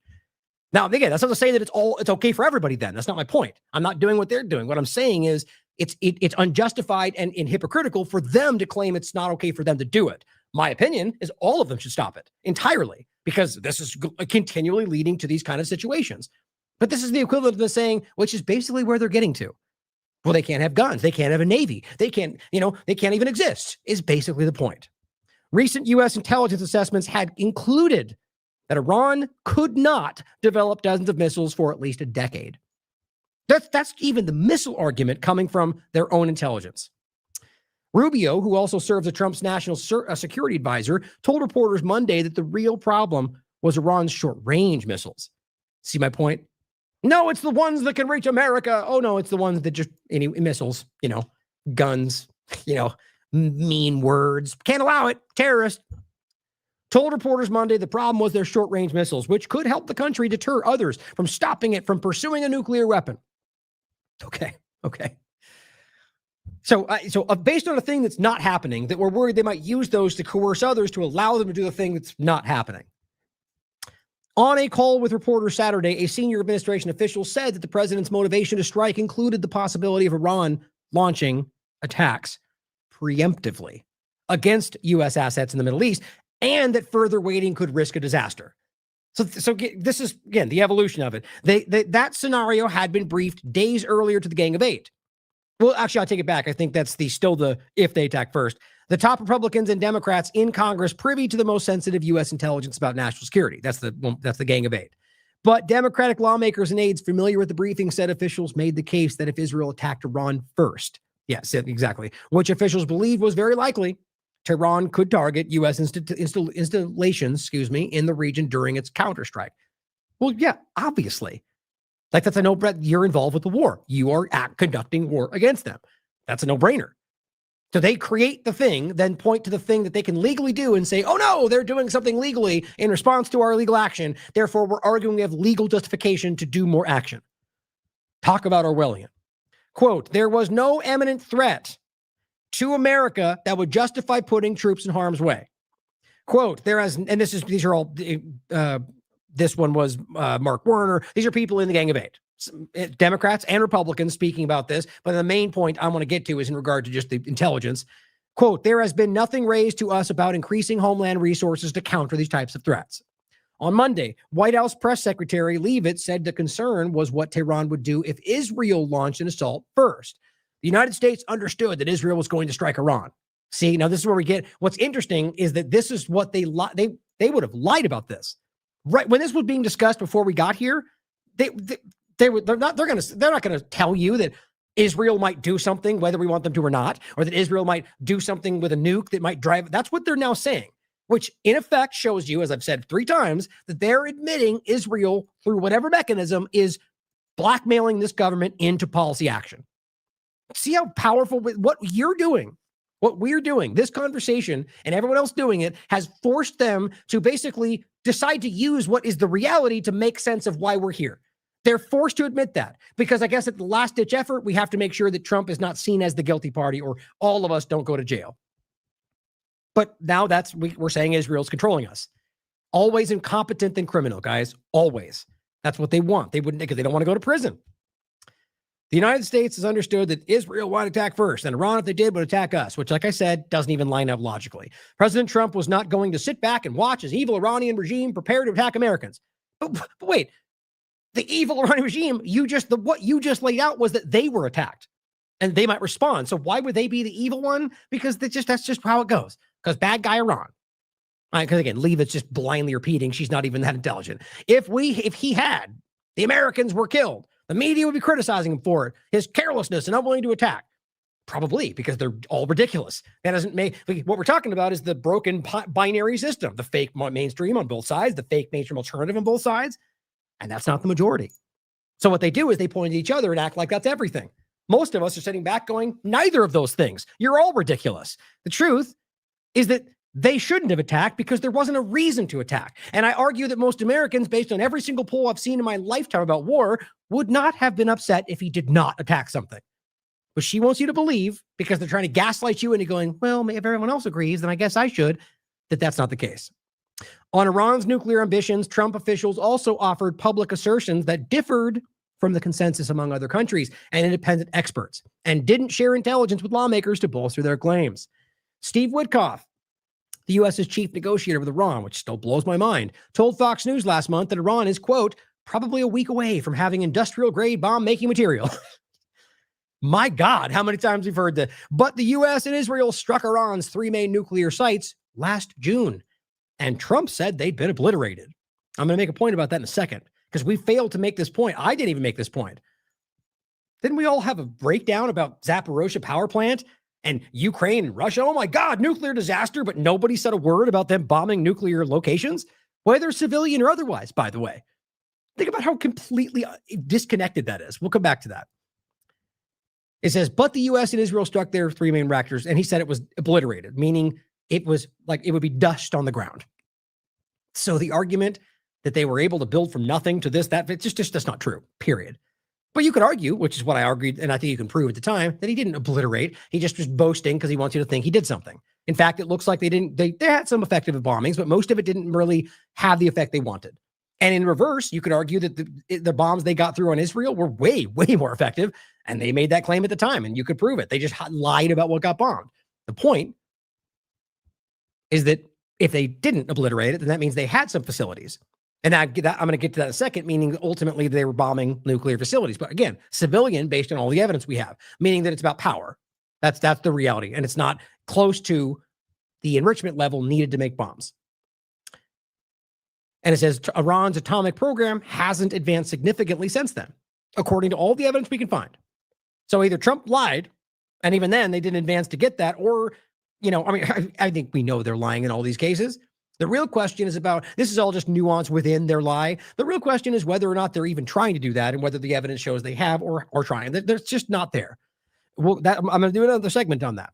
Officials and analysts note that Iran does have uranium that could be enriched around the 1 week time frame to make it usable for a nuclear weapon. Now we're getting into this. It's not as simple as that sounds in regard to the timing to make the bomb. The issue is Iran appears to have no enrichment facility. Where cascades of centrifuges are assembled to enrich the material to weapons grade. Let me read that again. So all of them out there going, oh my God, they brought this back. Well, based on the evidence, according to seemingly everybody, including the international community, rather like the IEA points and Wall Street Journal's own investigation, that they have material that could be used to make it into a certain level. But again, then from that point to make it into a bomb, or rather, there's a whole process to this. And I've talked about this in the past. It's not as simple as saying they're there. And again, they don't want to, and provably in the past have shown that they're not trying to. But overall, that they don't have the facility needed to enrich that, to do it in the first place. Even if they had the material. Why? Because it was bombed. So they know that. And so all of this comes back to the fact that the reason they're doing any of this is because they actually know that they don't have nuclear weapons. Because if they did, they would be treating them like Russia or North Korea. Because that's the argument. We can't do that. They've got nuclear weapons. Okay. Everything they do shows you that they need the argument. They have them to justify the attack, but know that they don't. In this case, even if you think they're trying, they don't even have the facility needed to do what they claim they have to do to make it. And even if Iran did get weapons-grade uranium from some other place, it would still have to assemble scientists, produce uranium material, build it inside a nuclear device, all without being caught doing so. Now, firstly, those things take time. They've assassinated their scientists. They've been hitting their material. They've been hitting their locations. And Trump said it's been obliterated. And on top of that, They're being monitored. That never went away. And so it just becomes so embarrassingly clear what they're doing. And this is why Netanyahu has been lying his entire life about it, biding his time until a Trump came into play. Trump's ultimate aim in Iran is still unclear, it reports. He has offered several competing narratives since the operation began, ranging from regime change to eliminating Iran's threats to the U.S., to cutting a deal with new leadership in Iran. On Monday, Pete Hegseth pointed to Iran's decades-long, quote, savage one-sided war against America. Again, demonstrate that for me, please. And noted that Trump had given Iran multiple opportunities to negotiate away its nuclear work, which isn't there. You see how dumb this gets? And on top of that, they have already made a deal that Trump broke. And no matter what you pretend that is, he broke the deal. Literally as outlined. They were doing everything they were supposed to do within the deal. Now, you could argue, like they still do, that they were lying and making a bomb. That's not proven. There's no evidence. Everybody, including the U.S. government, including the IAEA, said that wasn't true. And they've never produced evidence that ever made that case. In the JCPOA, they were in that. That's what was happening. They were monitoring everything. They were holding them at a certain level. It was way lower than it is now. The only reason they're at 60 is because they were allowed to enrich because of this agreement. And since then, there's been nothing in place. And so if you read the original agreement, I always want to say 25 or 32. I forget when. It's been a while now. But one of the articles in the agreement said explicitly, if the U.S. government pulls out of the deal unilaterally, then they're allowed to enrich uranium until essentially forces them back into agreement. And then that went away. Trump broke the deal, and then everything went away. And so to argue that they should be negotiating with you is just ridiculous. And on top of that, they've tried. And last time they came to an agreement in a room to try to make that deal, Netanyahu just killed them all. So think about the gall it takes for him to go, they should have made a deal while you murdered everyone in the room trying to make the deal. The U.S. and Israeli operations wasn't aimed at regime change, but the Iranian regime sure did change, he said. Okay, so other than the idea that it's quite obvious that their goal was regime change because Netanyahu and Trump have literally stated that, again, with like the war point, they have said it exactly like that. But that ultimately the outcome is the regime is changing, which it hasn't actually changed. They killed some people, and right now it seems they're just going to be discussing who comes in next. And we'll get to the argument where it seems that the CIA already told Trump and his team that doing this was only going to make them even more hardliners. And that makes sense if you understand it, because that would give Israel the justification to go, see, we've always told you they're extreme. In fact, you've just made that the reality by murdering families and killing people like you sort of did in Gaza, right? Even though they still didn't take the bait all of this time. It's just, anyway. Classified intelligence assessments produced by the CIA, here's the part right here, in recent weeks determined that Khamenei's demise could lead to hardliners from the country's Islamic Revolutionary Corps or another faction in the country taking power. So why would you take this action? Of course, because doing this will bring them to the table for peace. Nobody believed that. They didn't believe that. This is the lie to get you to accept the action. Then once the action brings you to war, they justify the war. And the usual suspects that I can make fun of right now all just gaggle along and go, yes, now it's good. Regime change, war bad. And now it's a good thing because Trump said, now we're going to fight for the war. No, it's limited strikes. Now it's a war. It's just whatever they say is the next thing they rationalize. How embarrassing. But they told him doing this is likely going to cause more of the hardliners to end up in power, which makes sense. And so watch as Israel uses the new people in power to justify more action, like they have done every single time in every conversation. Trump, however, is still encouraging Iranians to overthrow the regime with U.S. support. He says, I call upon all Iranian patriots who yearn for freedom to seize this moment. Again, I point this out every time. How that is the epitome of interference.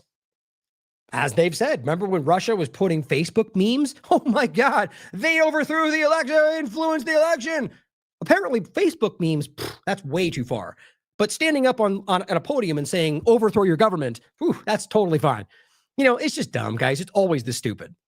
America's with you. Now, if you think for 1 second Democrats are different than Republicans, then you haven't been paying attention. So let's go beyond that. Now, on the Bethlehem Doctrine, I'll include this article from Global Research. Just understand what they're actually trying to say.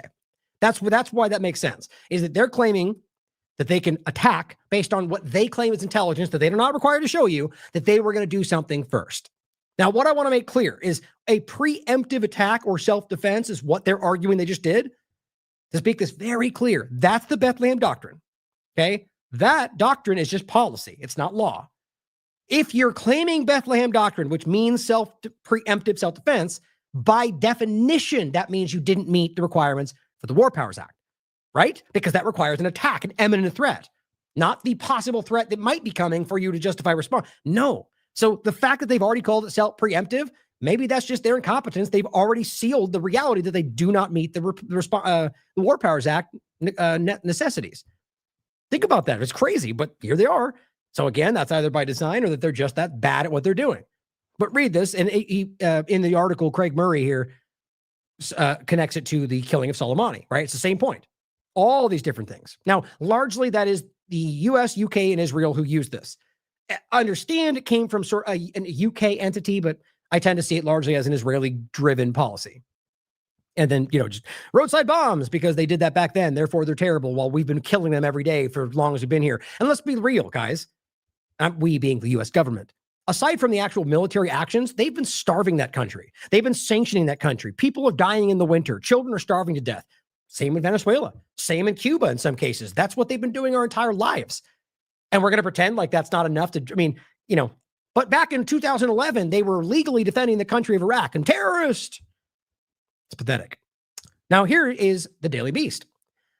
Trump admits he has no war plan in bombshell letter. Now, this was the letter that has been put out that actually is what they give Congress because of the 48 hours. Here's what it says. President Donald Trump admitted in a letter to Congress that he has no idea how this war with Iran will play out.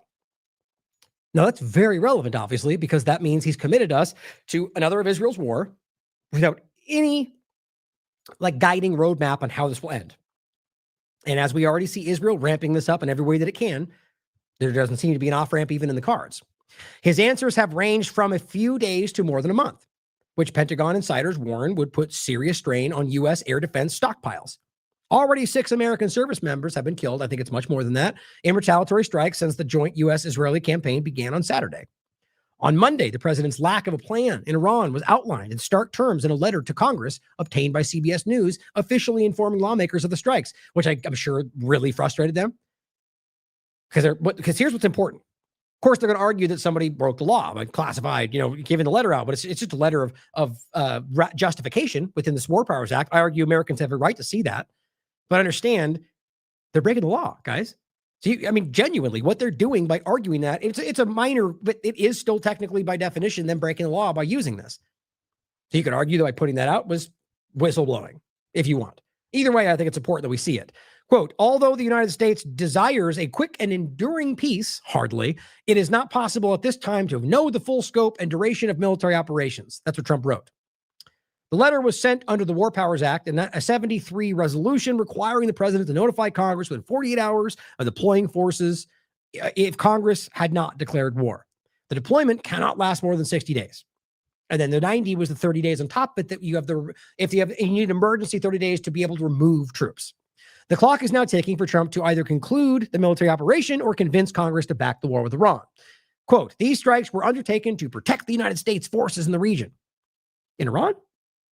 Okay, maybe Middle East, but guess what? There are people in Iran, as we've proven in the past. Protect the United States homeland, advance vital U.S. national interests. Whoa, wait a minute. What? Including ensuring the free flow of maritime commerce through the Strait of Hormuz and in collective self-defense of our regional allies? Okay, whoa. None of that even comes close to meeting what's needed or justifying the War Powers Act.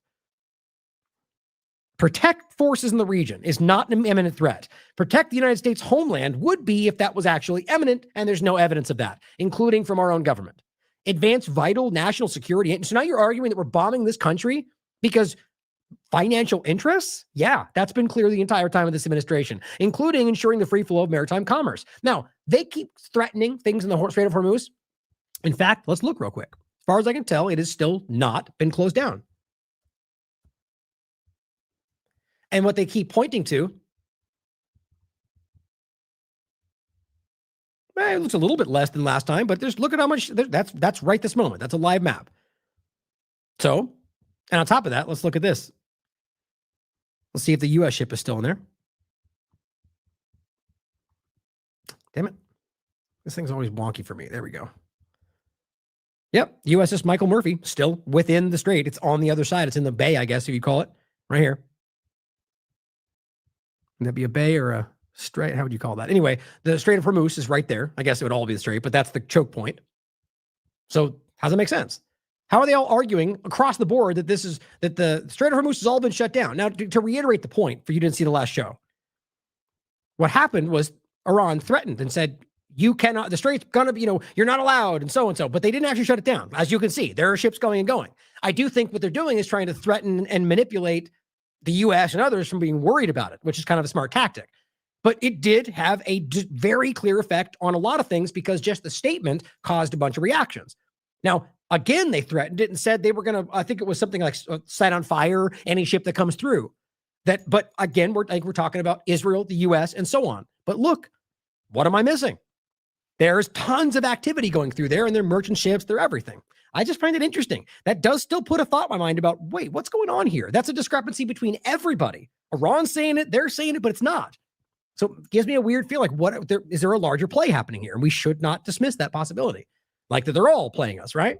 But either way, I'll include this so you can check it. It's a direct link to the Strait of Hormuz itself. So the Strait of Hormuz and maritime commerce is not legal justification to start a war. It's just not. Even if they shut it down and you argued it was destroying global commerce, as far as I understand it, that's not a legal justification to bomb and kill people. It will. They would probably do it and argue national security, but same point.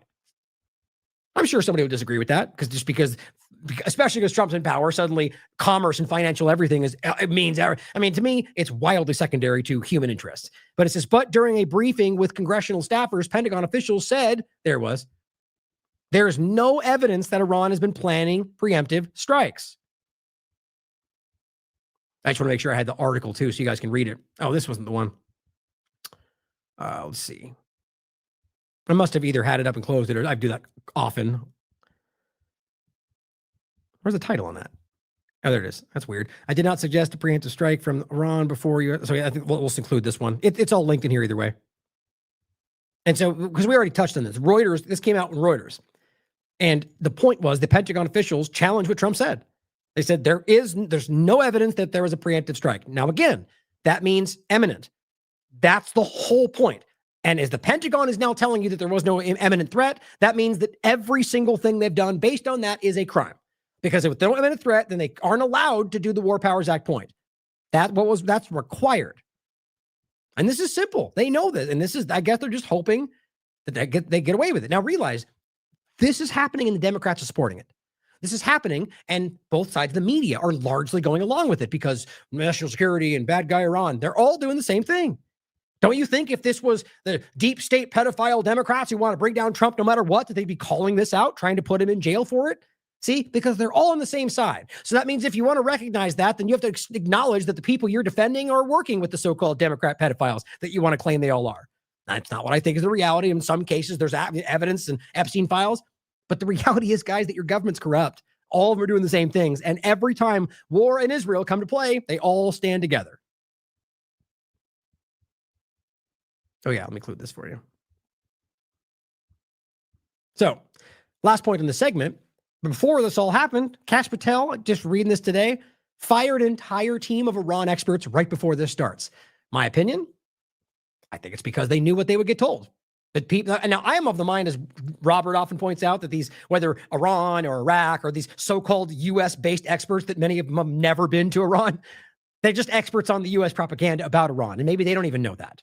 Either way, the firing them now, these people would still arguably understand the law. And, I think it's about the reality that the history, they get it. And we need only people here, because this is going to be a long war for Israel, who agree with what we want, who will toe the line because they're team players and they'll do whatever Trump says because that's everybody he has around him. It's all yes men. That's all it is. Kash is like a living example of that. That's my opinion, obviously. But think about why that would happen. Why would you get rid of all your Iran experts right before you initiate war with Iran? Now, on the very quick point, actually, I wasn't even sure if I want to include all this, but I do think it's relevant for a couple of reasons. One, just to show you yet again that these fake partisan mainstream alternative media players are just ridiculous. But so, first of all, Matt Walsh and the rest were 30 seconds ago on the side of this. Now, suddenly, because it's so unbelievably clear that almost nobody supports this, well, these people are fair weather, with no integrity, as far as I can tell. Now, saying that, by the way, there's a categories where I've seen him cover, like I said, like trans cover, for example. I thought he did a great job on that. That it's not all or nothing. At the end of the day, everybody people who are willing to compromise their principles for certain reasons have their categories. That's my opinion anyway. I personally care more about integrity and principles than anything else. I will. It doesn't matter if I've been arguing my entire life. If it comes to a point where I go, well, I don't believe in that, so I will call it out, no matter who it is. Should that be how it always is? And so in this case, these people have been cheerleading Trump and what he's been doing. And now here's what happens. This is the yesterday. So far, we've heard that although we killed the whole Iranian regime, this was a regime change war, was not a regime change war. And although we obliterated their nuclear program, which they did not, we had to all do this because their nuclear program. And although Iran was not planning any attacks on the U.S., they also might have been, depending on who you ask. And although we are not fighting this war to free the Iranian people, they are now free, or might be, depending on who seizes power. And we have no idea what we'll be doing. The messaging in this is so confusing. Oh, so in essence, he's calling out the Trump administration. But not really, though, right? Not really, because another post, he'll support it in general. We got to stand by the team or stand by the presidency. End of the day, you just argued, like with Alex Jones, this is somehow what we need to be doing. And now you're upset about it. And that's what everybody down, like many of them are saying. Look what Massey said. I didn't see this. Hope you don't get fired for this because it's true, right? It is true. I agree with it, in fact. But what's funny is that how do you stand there with a straight face and make that argument after you were just trying to pander people into this, or rather, gaslight them into it? Well, Caroline Leavitt, interestingly, follows up. And this is hilarious to me. So we just read through the reality of this. And even Trump's own letter, which came yesterday to Congress, says we don't know how this is going to end. Okay. So here's what she says. On Saturday, which was, so it's Tuesday today. On Saturday, President Trump released a statement laying out clear objectives. Okay. That's not necessarily the same thing, right? That's him. That's not objectives. That's talking points. That's how I want you to frame this. And she goes, let me reiterate. Destroy the Iranian regime missiles and raise their missile industry to the ground. Okay, well, this is just ridiculous. There's no justification for that. We're not talking about nukes anymore. Annihilate the Navy. Okay, so remove their ability to be in the ocean. Okay, ensure the regime's terrorist proxies can no longer destabilize the region. Again, so forego every possible ally that you have in the world because anybody you ally with is suddenly now a problem. Yes, that's what they're saying. Don't exist is our argument. Stop them from making IEDs, which they haven't made since 2011, based on the evidence I can see, or at least haven't used them publicly, according to every status source I could find. Guarantee that Iran can never obtain that's already been done. Nuclear weapon, preventing this radical regime and its terrorist leaders from threatening America. What does that even mean? Preventing them from threatening? That means they can't exist, right? Okay, but you get where this is going, right? These are all subjective. Stop them from being bad guys. Fine, good. Stop them from doing things. Stop them from having a Navy. Okay, but that's not what he was asking, right? The messaging is confusing, right? What's actually going to happen? What's the plan? The plan is stop the bad guys. That's what she thinks is a plan. That's not a plan. That's wildly naive. And in fact, all the things they're pointing to, they've been wanting to do forever. They've always said these things. So what's different now? It's sad, right? No, but I should point out, people calling this out. Oops. So this person's saying, no one's asking you to change your mind or become pro-war, but you can shut up for a couple days. Your vocal critic opinions aren't benefiting us. What's funny about that's a supporter saying, stop criticizing Trump. You're both supposed to get in line. How clear is that? When your own team turns on you because you're not towing the line, maybe you're on the wrong side, or all of it's the wrong side. And he says, and this is what I mean by audience capture, by the way. But he says, if you disagree with what the government is doing, stay silent until they're finished doing it. Well, Matt, you've done that, man. You've done that. But it says that's just about the most un-American sentiment, I agree, you could possibly express, which he has argued you should do, support the team. It's also the same BS emotional blackmail that's been used to silence critics of every public policy. Okay, glad you're finally calling it out. But as he rightly points out, you literally were on the side of these people until you literally a few hours ago stopped. And he goes, by the way, why are you refusing your calls? It's the truth, guys. Not only just this topic, but the idea that all of them have been supporting you into gaslighting you into supporting this team because they were going to change the world and stop the Democrats. Just a second ago, you were telling us the Democrats were going to ruin the world. You think about it, just, again, maybe he doesn't even realize it. And I mean, you could decide for yourself, but I think it's worth pointing that out. Now he says here, we were told the program was obliterated, right? It's the same thing. Now he's all suddenly questioning all these things. It's easy to suddenly see the things that are obvious, okay? He's choosing to do that now. And then, or you could go the Alex Jones route and in the midst of all of this go, we're under attack. Over 200 Americans are killed every day by opioids. Go after you. Yeah. Oh, yeah. I agree. That's like saying, let's address the obesity problem in the middle of this. It's important. Opioids are killing people. I've covered it my entire career. It's huge. It's a big deal. No one's ever been held accountable for it. Both sides of the paradigm ignore it. Sackler family got a slap on the wrist. Nobody cares. But the question is, why are you suddenly saying it now? Is there some kind of new point? Not that I can tell. Opioids are killing people. It's been there for a long time. It's important. But why now? Do I really? I don't. There you go. Look over there. I mean, come on, guys. That's ridiculous. And I'm not saying you have to only cover this one topic, but just realize that in the midst of this or the Epstein files or Israel and the genocide, none of that, they're screaming away from pretty much anything that matters in this conversation. Or the ongoing globalist manipulation from Trump and the new Board of Peace or his new WHO proposal or the Stargate program, or, you can keep going, or double crossing the Maha movement and we're moving away from food dye bans or leaning into glyphosate. Now, in most of these cases, he'll give you the token like bad thing, and I don't agree, but then keep supporting the team. It's just kind of pathetic, isn't it? Now, here he is going. Pete Hegseth said globalism is over. I'll just include this article. Actually, this is the same thing. But they went to Davos, right? And Lutnick was like, globalism is dead. And literally, that's where Trump introduced his proposal for the Board of Peace, a global entity that the UN even called a tangential security council, which by definition is a global entity. Which I don't explain. The Board of Peace for with other countries coming, that's a global. That is the UN point, or the new WHO. But I wrote, globalism is dead. Long live globalism. Trump is trying to create this, or the network state dynamic, and what Peter Thiel and Perdomo's Capital are doing. And this is a reimagining of our world. And it's obviously not national. This is a global point. So when Alex Jones comes out and goes, come on, I keep accidentally zooming. There we go. I just said, America's submission to globalism is over. Alex embarrassingly cheers as Trump tries to recreate the global order right in front of us and quite literally begins one of the longest sought Israeli agendas of war with Iran. For Greater Israel, which is another angle of the globalism, but globalism's dead because Hegseth, who's involved in it, suddenly says it out loud. Yeah, that's worth making fun of, guys. Now, one of these other ridiculous people in the fake media movement says, holy crap, because that's very, very cool. The Kristi Noem just testified under oath that the Biden regime was paying child traffickers to sponsor unaccompanied minors across the border. My uncles and Biden should be in prison. Yep. You know what, bud? We agree. We agreed the last 3 times you posted this. We agreed every time because they're all criminals. But the difference is you seem to never follow up and go, why hasn't Trump arrested these people? Isn't that interesting?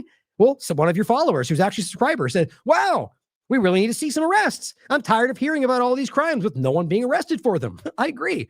And Nick says, Biden and Mayorkas ran one of the largest trafficking operations in history. That's his response. Well, yeah, man, are you just repeating yourself? Okay. And he goes, exactly. I mean, we need to see some form of justice for this sick crap. And he doesn't respond. So I said, and from Nick on actual follow through and arrests from Trump, crickets.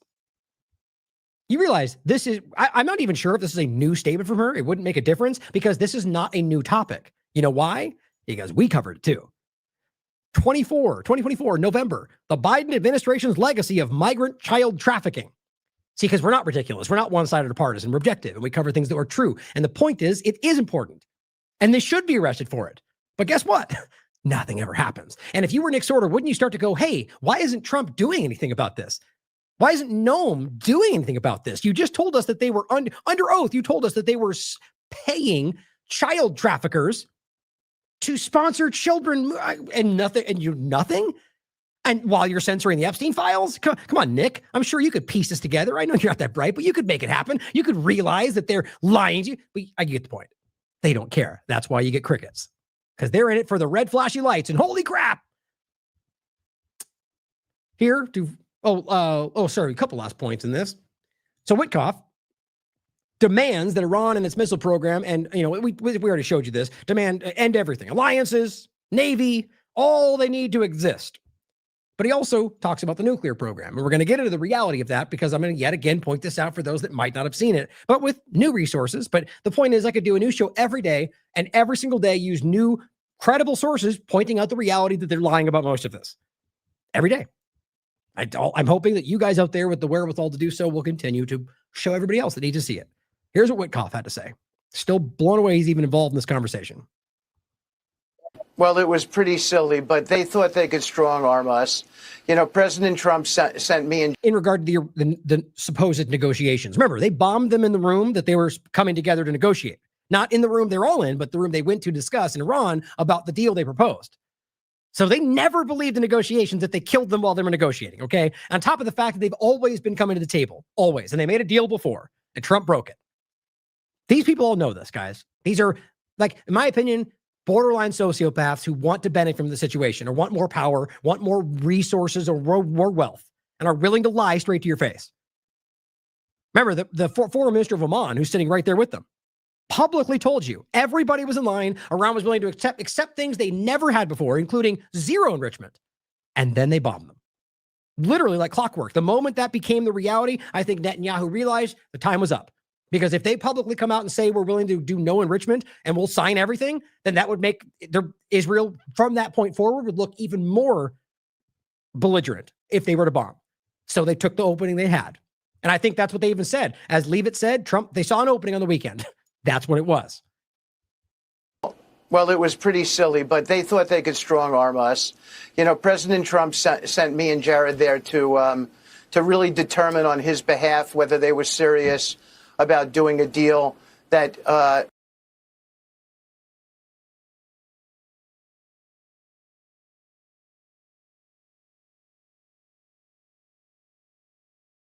Oops, sorry. So basically they've sent 2 Israeli assets to tell Trump what Israel needs.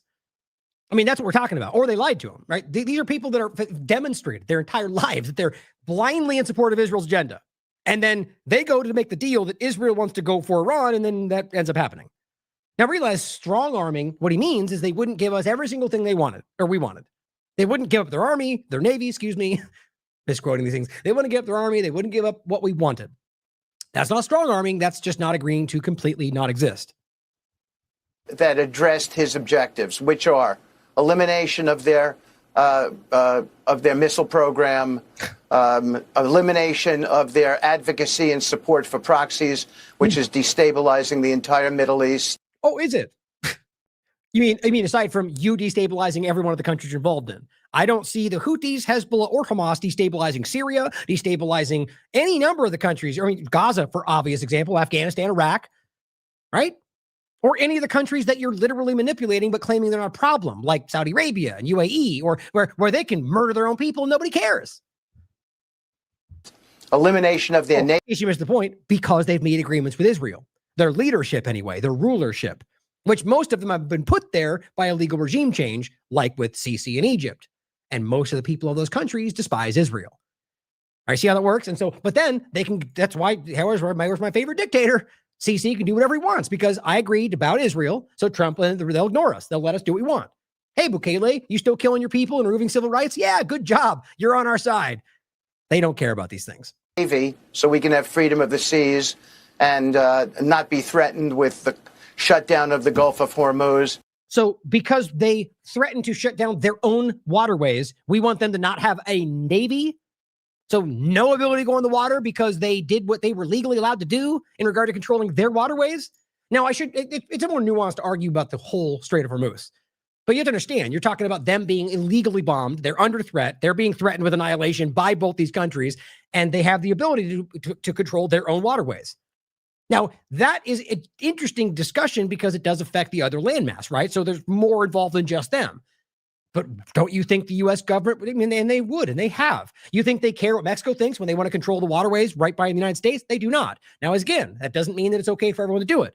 My argument is the opposite, that none of them should be okay to do that because they're all violating another country's rights. But you have to acknowledge the U.S. government does it every day. So they're hypocrites for trying to say they couldn't or shouldn't, but none of them should. But in regard to Hormuz, the point was Iran had, I don't know, 15 opportunities to do that when they've been attacked by Israel, the U.S. over the years, and they haven't. Clearly, this is a bigger deal. This is more advanced. And so now they're threatening and they still haven't done it. Right? So they haven't even done it. And you're arguing remove the Navy because of something that they say they can't. I mean, it's all the same. And finally, no nuclear enrichment that can get them to weapons grade, which means no nuclear bomb. And we went in there and tried to make a fair deal with them. And it was very, very clear that it was going to be impossible, probably by. Okay, well, that's an interesting way to frame that. We went in there to make a deal, and it was very clear it was going to be impossible. That's not the same as saying they wouldn't agree, right? We didn't get what we wanted. It's another way to say that, and that's why it was impossible. Well, you could take it either way, but I find it telling he did not make it explicit that Iran didn't agree, because we know they did. The end of the second meeting, but we then went back for the third meeting just to give it the last college try, and of course, they thought they wanted us to report positivity. It was not positive, that meeting. Oh, well, can I get some details? What did you offer? What did they refuse? You know why they don't do that anymore? Because Blinken showed the world that you guys look like fools. That you come out and go, they didn't agree. And then because we're not dumb, and there's a lot more happening today than CNN, Fox News reporting and us listening, people came out and said, that's not true. Here's the deal. Here's what they offered. You have Hamas and everybody else able to go online. They go, here's what they gave us. And they get caught lying. No, what happened was they did agree and Israel didn't want that, so they bombed them. And then Blinken comes out and goes, Hamas broke the deal. They do it every time. Pompeo used to do it every time with Saudi Arabia and Yemen. And when they actually stood down, Saudi Arabia would rush in and take more territory. And then they would go, the Houthis broke the deal. And you could prove they did not. It's what they do. They're bad people. Report positivity. It was not positive, that meeting. Great. So just not positive, meaning they didn't get what they wanted. The truth is, as we can prove, Iran was willing to make a deal and then they got bombed. Which, seriously, if we can't piece together how consistent that is from every example in Gaza, from every example in any dynamic Israel's involved in, or even just the U.S. with Saudi and Yemen and all the rest, they do the same thing every time. Sort of like when they're invading or creating justification for regime change, they kill protesters and blame it on their government. I've seen it in every single field of war they've been involved in. And again, I'm not talking about my opinion. I'm talking about provable evidence that's come from international reports or Seymour Hersh investigative reporting all over the world. So on the point of the bombs, let's go through the same old things. Here's Tulsi Gabbard, and this should be enough, from Trump's administration telling you it's not true. 2025. The IC continues to assess that Iran is not building a nuclear weapon.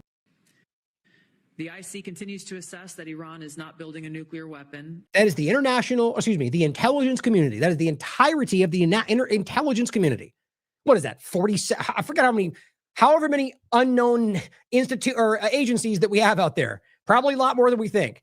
She's saying as the DNI, the director of national, that we do not, as all of us combined, think that they're seeking what. Here we are. And then she was punished for that, by the way. The IC continues to assess that Iran is not building a nuclear weapon, and Supreme Leader Khamenei has not authorized the nuclear weapons program that he suspended in 2003. There you go. Okay, now here's what's interesting. I think this was the last moment where Gabbard was like, I'm going to do the right thing. I think that she, in this moment, was thinking, maybe I can be honest, and isn't that what they want from me? And then they came out and said, shut up, because you just heard our agenda. My opinion. And then look at how she changed. Look at what she's done since then. She's a different person. She's come out and lied. She's literally said the opposite of what she argued from Venezuela because Trump. That's embarrassing, man. Who knows what she was told and what she was threatened by? Who knows? But you know it and you see it. That is, again, last time. The IC continues to assess that Iran is not building a nuclear weapon. Okay. And Donald Trump then literally punished her for that. Because here's what happened. All right. So that came out, and Trump reportedly left Tulsi Gabbard from the Camp David meetings to discuss Iran and conflict. Why? The director of national intelligence was left out of one of the most obvious intelligence, revolving conversation of Iran, Israel, left out because Israel knows that she would tell the truth. That was how I would read that. Or Trump did. How are you going to box her out? She was also boxed out of Maduro's conversation because of what she said before on Venezuela, even though she came out and made herself look bad by saying the opposite. How do you misunderstand that, guys? Like Cash removing all of his Iran people. They are controlling the flow. Iran does not have a nuclear weapons. We can't afford to repeat the Iraq War lie. That's the University of Western Australia. I mean, these are, it's just everywhere you look, guys. Anybody that wants to be honest about this, the evidence has always been there. Here's the International Atomic Energy Agency, the location of the group that decides this, that's supposed to investigate, that did during the JCPOA and always told you they were not, just like Gabbard told you. Attacks on nuclear, this was, so it's two things. One, to continue to show you that they are not, according to everybody. But on top of that, I didn't see this when it came out. This was, so June 2025. It was after the last bombing, 12-day war, whatever they call it. And what they were saying as the Atomic Energy Agency was, why are they bombing nuclear locations? And it's civilian, as they cite, but that's a big deal. Like we're very worried this is going to cause a nuclear disaster. Why didn't anybody care about that? Why didn't the corporate media clutch their pearls and scream with their hair on fire like they did about Ukraine and Russia? Same point. And in fact, you were dealing with Ukraine that seemed to be, or rather the Azov movement that seemed to be deliberately trying to cause it. Think about that. Now, it says attacks on nuclear sites in the Islamic Republic of Iran by Israel have caused a sharp degradation in nuclear safety and security in Iran. Now, I'm of the mind this has been trying. They've been trying this. This is by design, because if you were to cause a nuclear disaster, you know how easy it would be for them to claim we got one of the nuclear bombs? How easy that would be. Nobody would deny that, or rather be even able to disagree. Even though I would be like, it could have been nuclear facility, civilian, and they'd be, oh, the momentum is what takes over. All the screaming people that we always make fun of would all be going, we knew it, we proved it, and it would just carry over the conversation. On top of that, it would destroy Iran, which is what they want. It says, though they have not so far led to a radiological release affecting the public, there is danger that could occur. And yet, with this knowledge, they bomb them again. Now, realize, guys, if they had obliterated them, they would have released something problematic. So, yet again, another example that they're lying to you. But it says the Konab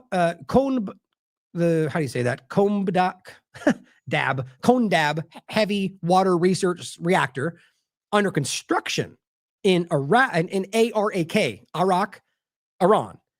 was hit on June 19th. Now, good point to be made about the ridiculous mainstream alternative media is numerous platforms were fear-mongering style reporting that was something that had been hit, and it was like insinuating that there was some kind of a massive problem or release, and it turns out it was under construction.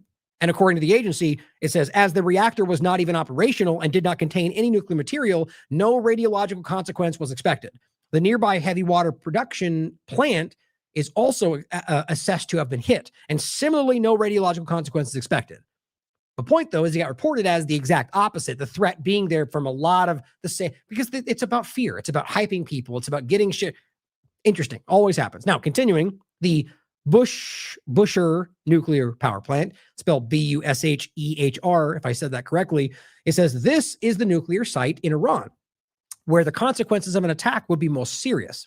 It is an operating nuclear plant, and as such, it hosts thousands of kilograms of nuclear material. And to be very clear, it's very clear that's a civilian program. And that's what I'm going to get to. They make that explicitly clear from the whole sense. They're not doing nuclear weapons programs. It says, similarly, a hit that disabled the only two lines supplying electric power to the plant could cause its reactor core to melt. I'm almost like, stop saying this out loud. Seems like you're trying to, but it says, which could result in a high release of radioactivity to the environment. So if this happens at this site, remember this point, because the argument's going to be that the agency involved with deciding whether they were seeking nuclear programs told you they were not, and said that this location being hit would release this damaging nuclear material from their civilian program. I think that's something Iran or Israel might be trying to do. It says, in their worst case, both scenarios would necessitate. Oh, and it could release in a high release of radioactivity in the environment. It says, in the worst case, both scenarios would necessitate protective actions, such as evacuations and sheltering of the population, or the need to take stable iodine, with the reach extending to distances from a few to several hundred kilometers. Radiation monitoring would need to cover distances of several hundred kilometers, and food restrictions may need to be implemented. I mean, their entire society would shut down. Clearly, you see why that would be something they want. Now, it's worth pointing out that there's plenty of people that argue that nuclear power or weapons don't exist. I mean, I think the evidence shows clearly is evidence that suggests that there's some kind of a nuance in there, or there's a lie within it. People that have high-level people that have argued that it's not dangerous. But I just argue at the body of evidence that it seems largely the other way.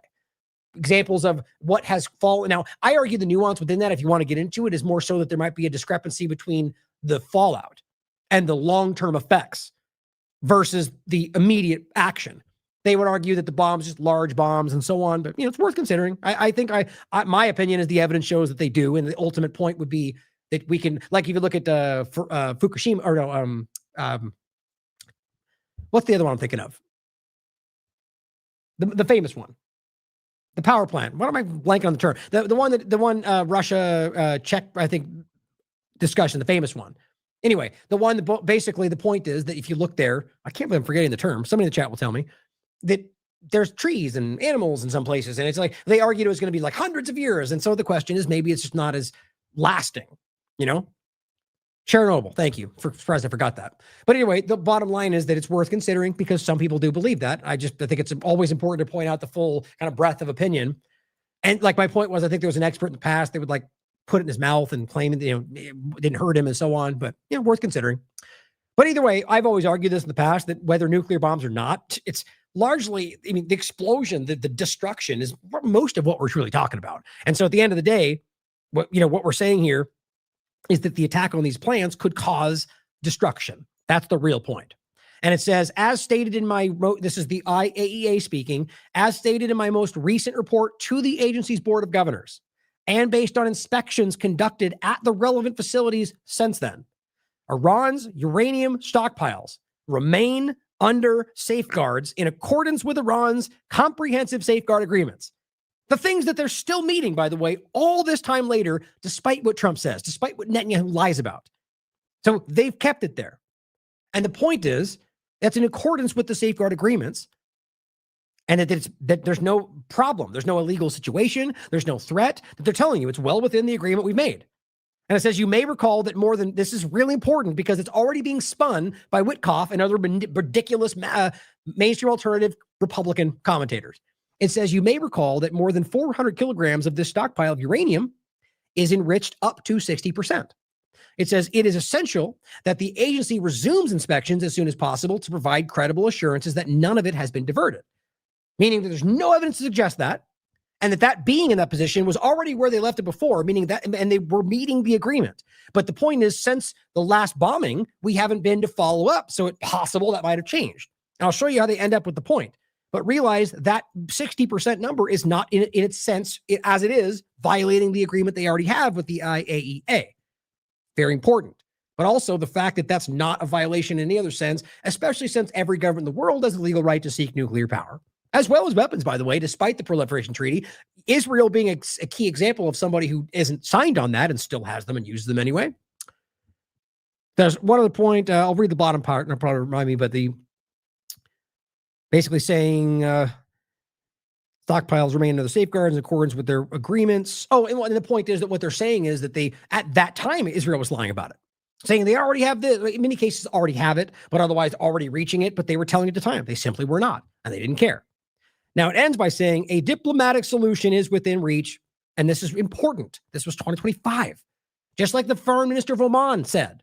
After this, they were willing to make this agreement. So in this point, 2025, June, after the 12-day war point, they said a diplomatic solution, this is the International Atomic Energy Agency, is within reach if the necessary political will is there. Meaning, if Israel and the United States are willing to come to that table. And it goes on to say, elements for an agreement have been discussed.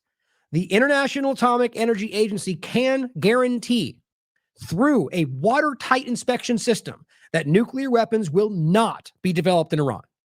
They can form the basis of a long-standing agreement that brings peace and avoids a nuclear crisis in the Middle East. This opportunity should not be missed. So Iran, as we said, we've already discussed this, we've agreed, because this is the same point. It's not even getting into the enrichment point of the secondary deal that they already then said agreed to by the foreign minister. This is before. Same as the JCPOA, simply that they will have their stockpile They don't seek a weapon. They never have. So we're okay with that. You can come and inspect and double check. And so that's what we're saying. We've discussed this with Iran. They're on that table. And that ultimately, if there's the will, we can make this deal. They can form the basis of a long-standing agreement that brings peace and avoids a nuclear crisis. And then Israel bombed them. That's what we're talking about. They are trying to make a deal, and Israel didn't want that, so they bombed them. And it says this opportunity should not be missed. The alternative would be a protracted conflict and a looming threat of nuclear proliferation that, while emanating from the Middle East, would effectively erode the non-proliferation treaty and the non-proliferation regime as a whole. Even though they already don't take it seriously, they just stated very clearly, not only are telling you that they weren't doing it, that they were upholding the deal right up until the last time they checked, and that down here, the point is we're waiting on the will to actually carry this forward into an agreement. And of course, what I think happened based on what the foreign minister and others have reported, that they then threw in a thing that they always do in the hopes it would destroy the deal. Well, we demand zero enrichment. It's like saying no Navy, right? I think that's where it went. There's no enrichment. No, in their mind, thinking they'll never agree to that. And the minister said they did. And so I think it got to the point where they were just going ridiculous. No, you can't have any army or no Navy. And so at the end of the day, I think they were probably calling their bluff, and that's why Israel attacked. Either way, they were willing to make a deal, and that's what happened. And now we also know, by the way, the reporting came out that they were planning that a week ahead of time. And they tried to scrub that from the reporting, but it's come out. Even Axios reported it. They planned a week ago. So that means when they were making those fake discussions, they were tricking them. When they said, come to the table, come meet, they were tricking them. And that's why Israel bombed them, because it was a plan. That's grotesque. These are bad people. Now, here's what you get from this. Of course, you get the clown Eric Dougherty coming out and just repeating this because they don't know what they're talking about. Holy smokes. It's almost like a holy crap. It's like some kind of a template. It's embarrassing, quite frankly. But of course, it gets promoted and Elon Musk goes, this and 100%. And that's what they do. He goes, Steve Witkoff confirms a jaw-dropping threat, or says it. Confirms? You know how dumb that is? Like, so the confirm would be that if something was stated and he has evidence to confirm that. Stating it on Fox News does not confirm it. But you see how dumb that is? That's how they read this, or how they're tricking other people. Did Witkoff saying this as him confirming anything? That's pretty sad. But it says, in the first meeting, Iran said to us directly that they control, as we just told you, 460 of 60%, and they're aware that could make 11 bombs. So they're using what is the static reality, which was under the agreement with the IAEA, to convince people that that's already a problem.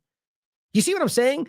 Witkoff must know this because they're dealing with the larger international agencies, or he doesn't. He's stupid. I don't know. The truth is, at some level, they know that's not a violation. They know that's well within the agreement that they left it at. And all they're doing is pointing to the thing that was already made the deal and claiming they're doing a bad thing. It's that simple, guys. And then the dumb Eric Dougherty types come out and go, blow the thing. Oh my God, everyone's bombshell. It's all proven. Materials, Sean, can be brought to 90%. That's weapons grade.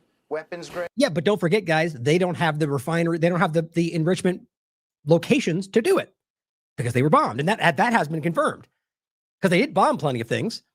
The question is whether they were able to actually effectively obliterate all of their nuclear locations, and that does not seem to be the case. But in regard to that point, that seems to be the reality. And in fact, that's a very logical point, because doing so, in effect, if they were actually going to make nuclear bombs, would stop them from enriching that uranium. And so it has. So they did that, as the Wall Street Journal reported, everybody else is confirming that they bombed the location that they would need. So they have that, and they might be able to do it should they have a location to enrich it, which they do not. You don't think he knows that? All this is there. They're trying to gaslight and lie Americans into supporting a war that will kill Americans for Israel. In roughly one, Sean, can be brought to 90%. That's weapons grade, in roughly 1 week, maybe 10 days at the outside.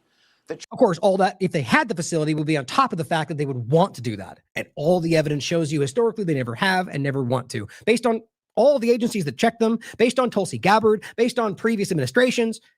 But let's trust Netanyahu, who has lied us into countless wars, as Charlie Kirk told you. 20% can be brought to weapons grade inside of 3 to 4 weeks. And let me say this, because I forgot this small little detail. In that first meeting, both the Iranian negotiators said to us directly, with no shame, that they controlled 460 kilograms of 60%. See, he's doing that to make it sound like a problem. Like the International Atomic Energy Agency just told you exactly those statistics and said that was well within their agreement. So what are we missing here? Does Steve Witkoff not know what he's talking about, or is he simply lying to you for the interest of Israel? You can decide. And they're aware that could make 11 nuclear bombs, and that was the beginning of their negotiating stance. So that. Okay, so what you mean is the beginning of their stance was to acknowledge the reality of their standing. How is that a trick or a ploy? He's tricking you if you fall for this. They were proud of it. They were proud that they had evaded all sorts of oversight protocols to get to a place where they could deliver 11 nuclear bombs. You think about what he just said. Now let's go back. One more. Okay. Oh, where was it? Shoot. 60. There it is. So it says, and this is directly from the Director General of the International Atomic Energy Agency from late 2025. And it says, as stated in my recent report to the IAEA, based on their inspections, Iran's stockpiles remain under safeguards in accordance with their deal.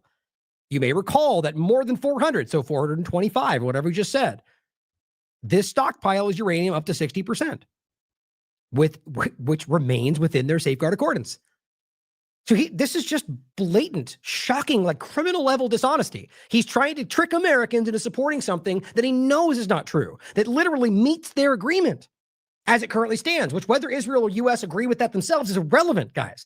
They're trying to manipulate you into thinking that in and of itself, as he just said, was them tricking you, evading the IAEA when they've stated it exactly right there back in June 2025. This is worth doing this again. Would make 11, no shame that they controlled 460 kilograms of 60%, and they're aware that that could make 11 nuclear bombs. And that was the beginning of their negotiating. Which I flatly disagree with, by the way. He's just conflating that with if they were to make that to 90, which then they could make it. It's ridiculous. Stance. So they were proud of it. They were proud that they had evaded all sorts of oversight protocols to get. You see, what's even funny, if you really think about what he said, evaded all sorts of protocols. It's not the same as saying that 60% was evading the safeguards. Like these people are very crafty, just deceitful. He knows he's trying to language, like not state unequivocally that what they did was a crime, but saying it in a way that makes dumb people think that's what he said. That's how low he thinks of all of his audience, guys. He's trying to trick you into thinking that you're doing the right thing. Because you know what? At the end of the day, like I just said, they know you want the right thing. You are not them. You're better than them. Conservatives out there. It's the reality. Just kills me how clear this is. And yet this will fall on the wayside because it's in the middle of a longer show. I get that. But also because it just doesn't get the reach. So people don't talk about it. That we don't have the allowed algorithmic reach to get these out. Because this, if it was on Tucker, would be a bombshell. Right? Like all these points. And they're not like secret. They're everywhere. You could look them up yourself. Well, here is this very, very obvious and caught repeatedly lying Zionist propagandist who, by the way, I mean literally caught whole cloth making up allegations about recent things that have been happening. We caught it. Here he is posting, NATO says Iran is on the brink of obtaining a weapon. Well, okay. This guy is a classic player in this game, and he is not the inside. The International Atomic Energy Agency is the highest level of insight on that point. They just told you what I showed you right there. So him saying this is just him siding with the team. That's NATO for you. NATO is an international army created after the lie of what was 9/11 that's only been used once to initiate the war on terror, right? The attack one, attack all. And it's just like, and ICE is the local version of that, it seems. Here's what he said, though. Oh, wait. How am I keep missing these for crying out loud? You know what? Maybe I just didn't grab it. But I mean, the point is, because it is short, 25 seconds. So NATO says they're on the brink of a nuclear, but I didn't mean to waste time with it. We know it's not true. He's saying it because he's supposed to say it. He's repeating the narrative.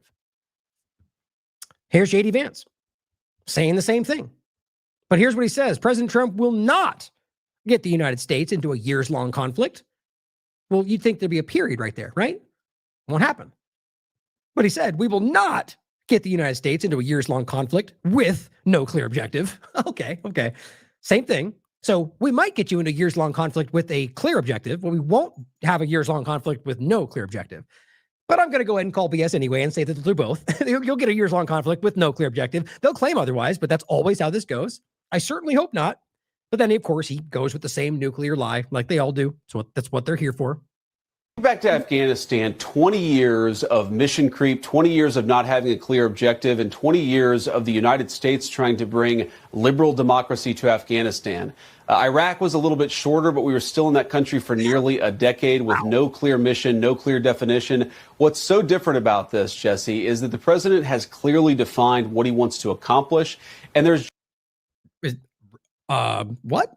Not at all, though. Not even remotely. I mean, I guess you could argue he's defined what he wants to, we want to bomb these ships. We want them to have no Navy. But that's not a plan, right? It's a very different thing they're doing right there. We can all yell, I want to win the war. Hoorah.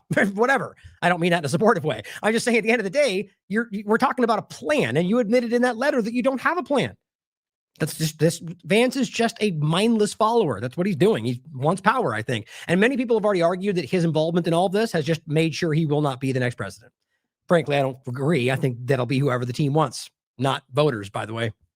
Years of mission creep, 20 years of not having to Afghanistan, 20 years of mission creep, 20 years of not having a clear objective, and 20 years of the United States trying to bring liberal democracy to Afghanistan. Iraq was a little bit shorter, but we were still in that country for nearly a decade with no clear mission, no clear definition. What's so different about this, Jesse, is that the president has clearly defined what he wants to accomplish. And there's just no way, I said this before the conflict started, I'll repeat it again, there's just no way that Donald Trump is going to allow this country to get into a multi-year conflict with no clear end in sight and no clear objective. Yeah, it's all fun and games to say it out loud. I mean, they said the same thing in the beginning of Iraq. Doesn't matter. I mean, this guy, as you've already seen, will say whatever he needs to say to support the team. I mean, does anybody disagree with that? I mean, most of the people on the team say that's how you're supposed to go. How dare you challenge the narrative? How dare you not support the team during war? They're literally arguing that. So in that same point, you must realize that Vance is of the same mind. He's not going to come out and be like, well, this is the wrong path. Hardly, even if he thought that. Or anybody think otherwise? So when he comes out and says that, well, it's just because that's what he's supposed to say. It's meaningless. All these channels, CNN, Fox News, they're just narrative managers. They don't actually give you actual, I mean, it's all just about what they want you to see it as. Same with the State of the Union, same with the State Department briefings. They're trying to control you. The bottom line, guys, is this is obviously going to be whatever Israel wants it to be. As every data point you can ever see shows you, they've been guiding the U.S. government to this position for as long as I've been doing this. What is different about President Trump, and it's frankly different about both Republicans and Democrats of the past, is that he's not going to let his country go to war unless there's a clearly defined objective. He's defined that objective as Iran cannot have a nuclear weapon. And oh, great. Then we're done. Cool. See how that works? So if you even believe that's what they're actually doing, well, they just set you up to fail because that's not even the reality. So either we end right now because it's over, or you've set yourself up to meet a goal that's not even possible, which means it'll go on forever. Sort of like the war on terror. Demonstrate for me how you end a war on an idea. Exactly the point. Has to commit long-term to never trying to rebuild their nuclear capability. It's pretty clear. It's pretty simple. And I think that means that we're not going to get into the problems that we've had with Iraq and Afghanistan. Of course. I don't see in any way how that even remotely shows that, but whatever. But think about what he's saying, that we don't want them to reach that again. Well, here's what people keep pointing out. One side of the argument is they're doing it or about to, but in this case, you're saying we don't want them to be able to reach that again. So there was no threat then. How can you argue there's an imminent threat if what you just said was we stopped them, but we just know they're bad guys, so we don't want them to be able to maybe in the future get to that point. Well, in every way they're doing this, even though it's like 17 different narratives, every one of them show you they're breaking the law. Again, that's either incompetence or by design. I can't decide. At this point, I can't even tell. So here's what Trump said. So we're not going to get you into a war that lasts forever because Trump just said wars can be fought forever successfully. Like I just had to laugh at this. So you've been spending your entire career going end to forever wars. And then the minute you begin a war that's clearly an ongoing, you state on, what day was this? The 2nd, yesterday. Wars can be fought for forever and very successfully. But he says using the supplies which we need, which will go on forever. His point was about how people are worried about the stockpiles, right? So just like I always point out, in order to make you believe somehow that we'll never run out of missiles, which is ridiculous. In fact, the evidence already shows you that's not true, is to then sell another lie, which means he contradicts a previous lie, which I will never go to war forever. He goes, well, it's okay though. Stockpiles are unendable, so we might go to war forever. Embarrassing. And all the jackals are out there trying to make sense of it and make it make sound, it's just what they do. Now, on this point, I think this is her saying the war, that's not a war. It's not a war. Well, we already demonstrated that all of them had called it a war. So she's ridiculous. Luna's out here just towing the line and made to look like a fool on the second because they all came out and said it on the second. So she's probably really irritated about that. But here's what she had to say. And this is worth hearing for a couple reasons. And I want to add before we even play it, I'm just as irritated by how ridiculous she is in this, by how smug and how completely uneducated she is, and how she seems to know that and still gets smug and pushes back and gets all flustered and mispronounces words because she doesn't know what she's talking about. And that's unbelievably clear. But at the same time, I have like a physical reaction watching these ridiculous mainstream alternative, or rather MSNBC mainstream people act all smug and righteous to her. Because to me, they're all the same thing. I've watched every one of these people act ridiculous and lie for the team and sell partisan narratives and just, so they get to sit there and look like they're the righteous ones because Luna's just that dumb in this moment. But don't take that for 1 second to think that any of these people are going to be on your team. Question them all. And quite frankly, my opinion is all of them have lied to you over the years. But nonetheless, this is pretty bad for Luna. Not just invade. We are not invading. Are you seeing boots on the ground there? Because I'm well, just wait. Not. And I've been told directly by the State Department and the White House that that's not the intention. I mean, we just killed that. Okay, really quickly. She was told by the White House, the State Department, that's just not the intention because it's totally not going to happen ever because Trump told me that that's just never going to happen. Oops. Okay, well, Trump just said that's probably possible. Whoops. Well, that's how it happens when you work with somebody who's lying to everybody, including you, and you don't realize that or you don't care. Back to the clip. An invasion that's not just invade. We are not invading. Are you seeing boots on the ground there? Because I'm not. And I've been told directly by the State Department and the White House that that's not the intention. I mean, we just killed the leader of the country. That's not okay. Targeted strategic military strikes and invasions are two totally different things, according to military terminology. They're calling it a war. The president has called it a war. And targeted airstrikes. Strategic strikes, and according to the White House, and I just talked to them and talked to the Secretary of State, strategic strikes are not war. Really? So if someone bombed America, do you see boots on the ground? War? Wait, that makes no sense. So you're saying it has to be boots on the ground. Why that bugs me is because that's a valid argument. It's what I'm saying. But if this were reversed, how much you want to bet they would be gaslighting everybody to support Biden's war? You see what I'm saying? And in fact, I think they actually did. But I shouldn't make that point again. It's just, I want to make sure you hear that because I don't think there are any of them. But what she's doing is so incredible to me. Really? So if someone bombed America, do you see Secretary of State? Strategic strikes are not war. Really? So if someone bombed America, I just tried to go back to where I just spoke to them. She said it again, right? Well, think about this. So right now you call them and they want you to go out and say the thing they need you to say in that moment. And then they screw you over by saying something different. This is just so I don't know why anybody falls into this and lets themselves be played. I think it's because they know in any other circumstance, they wouldn't even be in this position. They wouldn't even be allowed this power. But because they're willing to lie and toe the line, they're afforded that. America? Do you see boots on the ground? War? That makes no sense. So you're saying it has to be boots on the ground? According to your own definition, so that's your standard. The regime of Iran has killed thousands of Americans and murdered them. So by definition, they've already declared war. Just so it's clear, they've killed them and murdered them. Because that's how extreme it's gotten. They're very serious. I know. I've had GI missiles raining down on me too. I know how terrible the Iranian regime is. See? I know, right? They're all bad. High five real quick. Iran sucks. Okay, now back to you. What are you talking about? I know the Iran regime is bad. I don't know. It doesn't even matter. We've all gone through this already. I just think it's hilarious. That when it comes to war and Israel and anything, they're always on the same team. All the media, mainstream alternative, it's the same thing. Just kills me how clear that is.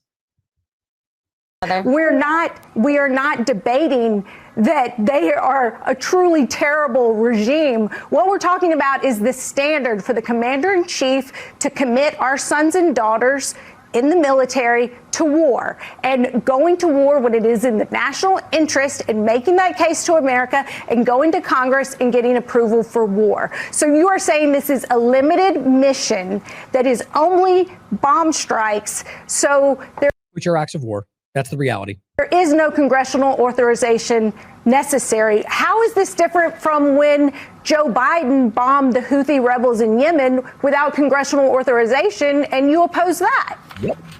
Exactly. Right? We see how it works as you get into the position where now we want our thing. So all we're going to do is go, well, you didn't care when he did it, and then do it. But the problem is, as she pointed out correctly, when you were opposing Biden's actions, you were against that action. Not, well, Biden should do it because the one before them did it, because they're all hypocrites all the time. So here is Benny Gantz, just as ridiculous, coming out and saying, we will not rule out the U.S. or Israeli boots. Whoa, hold on. Benny Gantz, the Israeli government comes out and says, we won't rule out U.S. boots. I don't even think I need to make that clear. Why would the Israeli government be involved in ruling it? Because I think you already know why. But they say U.S. or Israeli boots. So already making it clear that we might have to go to boots on the ground, which in many cases is already happening.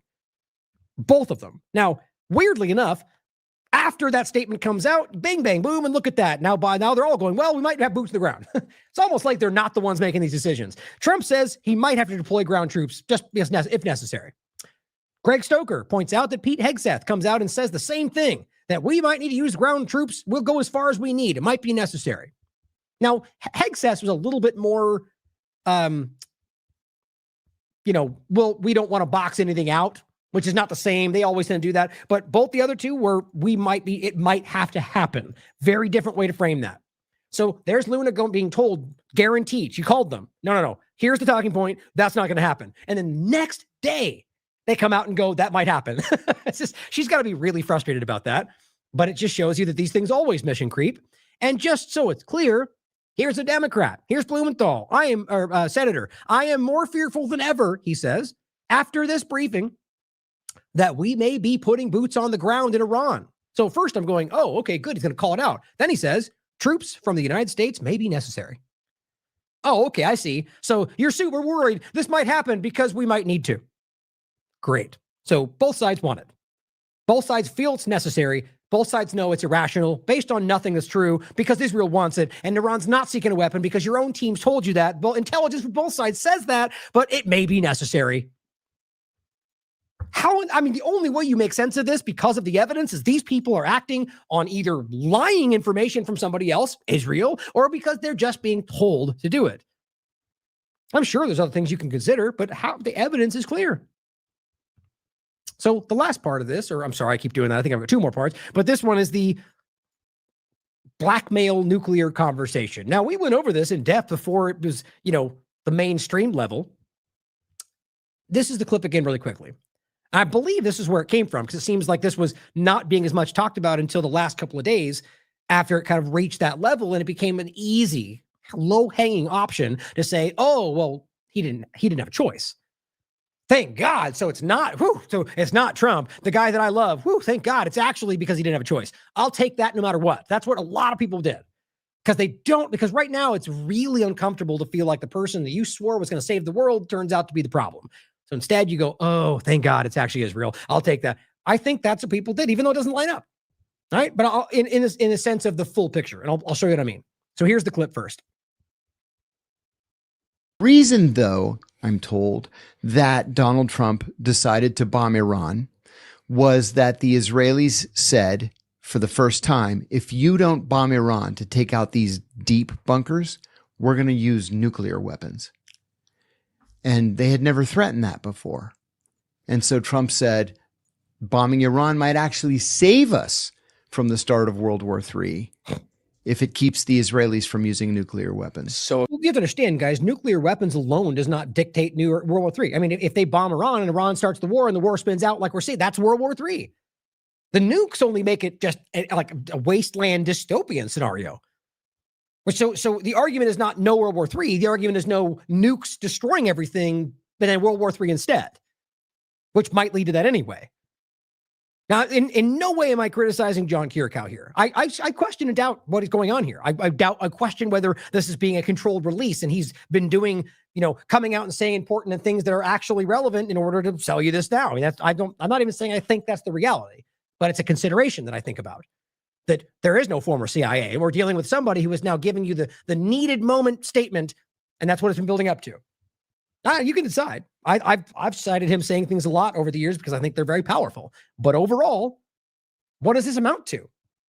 Right? It amounts to a situation where you argue that Israel's blackmailing the United States, which is that's my argument. So I agree with that. But I don't think any part of the government is sort of outside of, whether, let's even say they're completely being blackmailed to do this. There's endless examples within domestic policy where they're taking actions that sell you out just to local companies, or rather just national companies, or any number of things that aren't necessarily Israel related. So I don't think in any way this makes them like devoid of responsibility for where your lives are right now. According to your source, the Israelis told the president of the United States that if he did not use the United States military power to bomb the nuclear facilities in Iran, Israel, acting on its own, would use nuclear weapons. Yeah. Do you see why there's a problem with that statement, John? I hate this part. Yeah, because we're told they don't have nukes. Yeah, we all know they do. Anybody who says they don't right now is embarrassing. I don't even want to go into how many times Netanyahu is like sheepishly looked embarrassed when he accidentally states something about his nuclear weapons. It's just dumb. But nonetheless, not everyone knows that. Yeah. Because they've never admitted that they've had them. That's right. So you're kind of have, though, by the way. Telling me that they just admitted to the president of the United States that they... Who knows they have them. They have nuclear weapons, and we still do not have them in the IAEA treaty. I mean... That's true. That's important because, and everyone states that. We know that. They're a special circumstance according to all these Western governments. If Israeli nuclear whistleblowers are to be believed, yeah, they've had them. They started working on them in the 50s. Yeah, using stolen U.S. information. They got them around the late 60s or the early 70s. Look at Mordechai Vanunu. Mm-hmm. He wasn't charged for treason for nothing. That's the guy who they hid in Rome with the honeypot? Yeah. Yeah, 86. So that's where this kicked off from, right? I think anyway. I mean, let me know if you think otherwise. It's not as important as other parts of this, but I do think that's where this kind of started, right? And at the very least, you could argue that somebody told him that, so that source could have been giving it out to whoever else. I think that's kind of what happened. The MAGA media, like here is like right now we're at a point where this is clearly getting out of hand. Everyone's calling this out. Nobody bought Trump's narrative. They all see Israel controlling him. So what do? Well, we use the blackmail argument.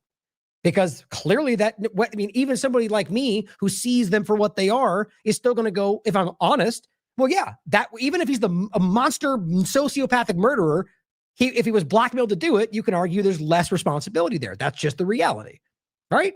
So I think it's an easy way to go, well, he didn't mean to. As he said, he was trying to save us from World War III by illegally bombing a foreign country. And just even if that turns out to be the proven reality, I have a hard time ever accepting that as what we should have done. The wrong thing, you understand. The wrong thing for the right reasons. That's the same path I'm talking about. Maybe I'm wrong. Maybe I'm naive. You guys can decide. I don't believe that. I don't believe that the wrong thing because of the right. It's the same argument every which way you look at it. The right thing would have been to go, Israel's threatening nuclear blackmail. And if Israel nukes somebody, that's Israel's responsibility. They're the monster. I'm not saying we should accept that. But the argument that this thing might have happened, therefore this wrong thing had to happen, what if they're lying to us? I just, again, it's for all of you to decide because that's a very difficult, that's hard. I get it. And I'm not saying it's the right choice versus the wrong choice. I'm just telling you that that's where my integrity and principles come into play. And I'm not going to argue that we should murder people because they might do something worse. I just can't get along with that. Now, here is what Rubio had to say about this very question. Now, we watched this morning on AM Wake Up. And I can't believe he said the way he did. Oh, wait. Oh, here, I'll play it first, actually. And I'll do something for, never mind. I don't even mention it. It's just something on the DLive platform. Here's the clip right here. Where's it right there? The second question that's been asked is, why now? Well, there's two reasons why now. The first is it was abundantly clear that if Iran came under attack by anyone, the United States or Israel or anyone, they were going to respond against the United States. The orders had been delegated down to the field commanders. It was automatic, and in fact, it bared to be true because, in fact, within an hour of the initial attack on the leadership compound, the missile forces in the south and in the north, for that matter, had already been activated to launch. In fact, it was abundantly clear that if Iran came under attack by anyone, the United States or Israel or anyone, they were going to respond against the United States. Now, that's what we already read before, right? That's what the Wall Street Journal was saying, is that ultimately that they were told, I'm sure we can assume, I mean, the logical point would be from Israel. We don't know for sure, right? But that makes sense, right? Israel's telling you, that's where all their intelligence comes from about Iran, that they are going to bomb you. And in fact, I think he actually states Israel's the one that said that. The point, though, is that we're told that if anybody bombs them anywhere, because Israel's going to bomb them, which came out after then they're going to bomb us. Okay, well, Israel could easily just have lied to you about that, like they lie about everything else, like they lie about nuclear weapons, like they lie about everything. Let me preface these remarks with I never, ever believe Israeli figures. I've been in the government too long to know that the Israelis are patent liars. In their intelligence community, in their propaganda community, certainly, and in their leadership, they are inveterate liars. Let me say that again. They are liars. So you can't believe anything that comes out of Jerusalem. It's all propaganda. Yep. Somebody who was lived through it, right? So the point is that they could have come and said this thing to get them to go that thing. And at the end of the day, I think Rubio and Trump are passive players. They'll do what they're told anyway. That's my belief. And so here we are, where we had to do this thing, which doesn't meet the law, which is not the Bethlehem Doctrine. It's not legal reality. And you can't even prove there was the preemptive possible threat. So you justify that with what Israel said. Orders had been delegated down to the field commanders. It was automatic, and in fact, it bared to be true. Because I talk about that, actually. We talked about this back in his first administration when they used the largest non-nuclear bomb in Afghanistan for effectively no reason. Trump was eating cake in Mar-a-Lago. In fact, that was what ultimately was confirmed by him himself. And he didn't even know. Why? Because, as I said at the very beginning, at that term in administration, that he made it clear that they on the field could make decisions without his authorization. I find that to be insane in any context, since we're not dealing with people who are elected at that point, right? But on top of that, what else is overlapping with our military? The Israeli military, IDF members, Israeli intelligence, all sorts of things. So now we might have a situation where if Israel is infiltrated enough, they might be in fact influencing generals on the ground. Israel may in fact be dictating our military policy, if that's the reality. And all we just heard is that they're just sitting back at the White House, letting them dictate that policy. Let me play that again in case you don't remember that. This has been going on since his last administration. the orders had been delegated down to the field commanders. It was automatic, and in fact, it bared to be true because, in fact, within an hour of the initial attack on the leadership compound, the missile forces in the south and in the north, for that matter, had already been activated to launch. In fact, those had already been pre-positioned. The third is the assessment that was made. Right, and realize that means they planned it as has been reported well before Israeli government entities speaking with, was it Reuters, and then also Axios reported it, as I showed you in the last show. They publicly said, we had this plan, we had the dates picked a week ago. So they lied, right? So they had all this planned up, lined up, missiles ready, things in place, and then they pretended to negotiate. That if we stood and waited for that attack to come first before we hit them, we would suffer much higher casualties. Oh, really? Okay, well, what's the indication that they were going to attack? So why would they have come to a room to discuss a possible deal? Remember, that's where Israel bombed them. That's how they got Khamenei, and they killed a bunch of, they bombed them while they were meeting for a negotiation. Why would they be meeting to negotiate if your argument was they were getting ready to bomb you? Oh, but wait a minute. Your point was they would only bomb if Israel bombed first. So you killed them while they were making good faith negotiations because you knew Israel was that crazy? Apparently so. All they're doing is essentially making our case for us. All this time, we've been telling you, Israel is dictating policy. Israel is blackmailing with the Epstein network. And here they are going, yep, kind of that's what's happening. And so the president made the very wise decision. We knew that there was going to be an Israeli action. We knew that that would precipitate an attack against American forces. And we knew that if we didn't preemptively go after them before they launched those attacks, we would suffer higher casualties. Preemptively. So right there, again, he makes the case for how that in no way legally meets the War Powers Resolution, War Powers Act. Same thing. Right there. He just did it himself. And perhaps even hire those killed. And then we would all be here answering questions about why we knew that and didn't act. So the point is that we might have had higher. So at the end of the day, you're claiming that you had to act because something might have happened. There's no way around that. That is against the law. There's no imminent threat. So if you thought there was a preemptive discussion, that's when you would be required to get congressional approval or a use of authorization for use of military force. We just read through it. It's only two options and only if imminent attack. So all these people are that dumb, that dishonest, or just will. I mean, I guess those two things. I mean, think about that for a second. All these large podcasters and all these people. It's wild. And then the White House account shares the same thing. And this is a rather same conversation. The next day, though, they say, and this was posted today, was the U.S. forced to strike because of an impending Israeli action? Following up on this, it's interesting the way he responds right here, because now it's even evolved a little more, right? No, let me two things I would say. Number one is, no matter what, ultimately this operation needed to happen. That's the question of why now. But this operation needed to happen. Because Iran in about a year or a year and a half would cross the line of immunity, meaning they would have... Whoa, a year from now. Okay, wait a minute. So now you're trying to argue that your preemptive attack was because a year from now that they might have some... Okay, you just sold yourself down the river even further. Sailed, or whatever the phrase is. So you just made it clear, not only was it preemptive, which right there removes the possibility of the war powers justification, but then you made it clear that it was 2 years away the threat you might argue was justifying the preemptive attack. There's any way you argue that is an immediate impending attack, an imminent attack. Those are the words used. So many short-range missiles, so many drones that no one could do anything about it. This is actually really important what he says here. Because Iran in about a year or a year and a half would cross the line of immunity, meaning they would have so many short-range missiles. So I guess nuclear just doesn't matter. So they'll have missiles and drones and stuff like every other place in the world. Okay. So many drones that no one could do anything about it because... Oh, you mean like you're doing? Right. So I guess it's bad when they do what you're doing? Yeah, pretty much every single time.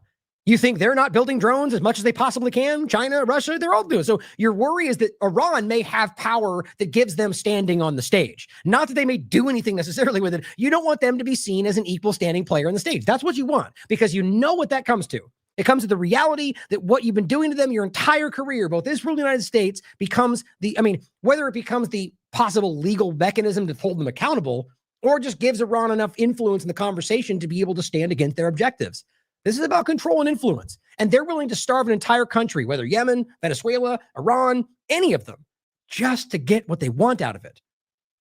Is anybody confused? I mean, we've been doing this for years, as in covering this. They have been doing this my entire life. They could hold the whole world hostage. Look at the damage they're doing now. And this is a weekend. What's that? Damage? What damage? What are we talking about? You mean the damage that's happening because of what you started? I mean, think about how insane that is to argue the damage they're causing is that's what they're using, they're bombing in response to your actions that you told us was preemptive. Look at what they're doing in their legal response to our actions. It's the only way you can frame that. Iran. Imagine a year from now. So that had to happen. Obviously, imagine a hypothetical year from now where they're continuing to legally respond to our actions. We were aware of Israeli intentions and understood what that would mean for us, and we had to be prepared to act. Aha. Okay, this is now the real part. Obviously, we were aware of Israeli intentions. Obviously, we were aware that Israel is belligerent and was going to attack them without justification. So we had to do something, because if we didn't, they might bomb us out. And then because they might bomb us because of Israel, we might I mean, I don't even know how you continue through that without laughing. Or the argument that where it comes to is that you gave them the justification for a preemptive attack, right? Didn't you just say that Israel was going to bomb them? And that means that based on your own logic that they can then bomb you first? Isn't that the Bethlehem doctrine? Isn't that the preemptive attack? Except in this dynamic, you were actually going to bomb them. So that you're literally saying that their legal action, whether because of what you've done first, or that before that, because of your preemptive justification, either way you look at it, was justified in your mind. But because that they know that, well, now we have to attack because they have a justification for it. But that turns into, because we have to attack, we're justified based on their legal. I mean, it goes in layers on layers. And at the end of the day, it all comes down to they have the right to do what they have right to. They have a right to do what they might do, and we don't. But because they might do it, we have to act first, which then makes us somehow justified. I mean, guys, this is just beyond the pale. I've never seen. I mean, again, I think it's because they're lost. And understood what that would mean for us, and we had to be prepared to act as a result of it. But this had to happen no matter what. So that had to happen. Obviously, we were aware of Israeli intentions and understood what that would mean for us, and we had to be prepared to act as a result of it. But this had to happen no matter what. Oh, did it? Maybe because you're forced to, because you don't control your government or your country. That may make sense. Maybe that's what he's actually meaning. Here is Rubio asked, and this is, so I'm sorry. So I framed that wrong. The last one was a continuation of the first meeting because it was the purple tie. The blue tie this is the next day. This is today. And I find this one that one was revealing too, but this is revealing for a different reason. Now the conversation has changed quite a bit, right? The more the Pentagon, all the information's come out. And I think now they're scrambling because everyone sees them for what they really are doing right now. Here's how he responds to this. And I think you tell me what you think. I think he looks completely scattered. Well, I want to just clarify what you said. Because you said there's nothing to clarify. But you said I would get that. No, but you have to read. If you're going to read the whole statement. Your quote is about we knew that there was going to be an Israeli action. We knew that would precipitate an attack. Yeah, no, I understand. But listen, all right, let me understand.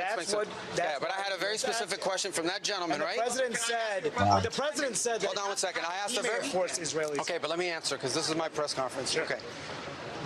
You asked me, I was asked a very specific question. So you guys can misrepresent it, but I was asked a very specific question yesterday. The bottom line is this. The president determined we were not going to get hit first. It's that simple, guys. We are not going to put Americans' troops. So he just skipped right past the question because what he's saying is yes.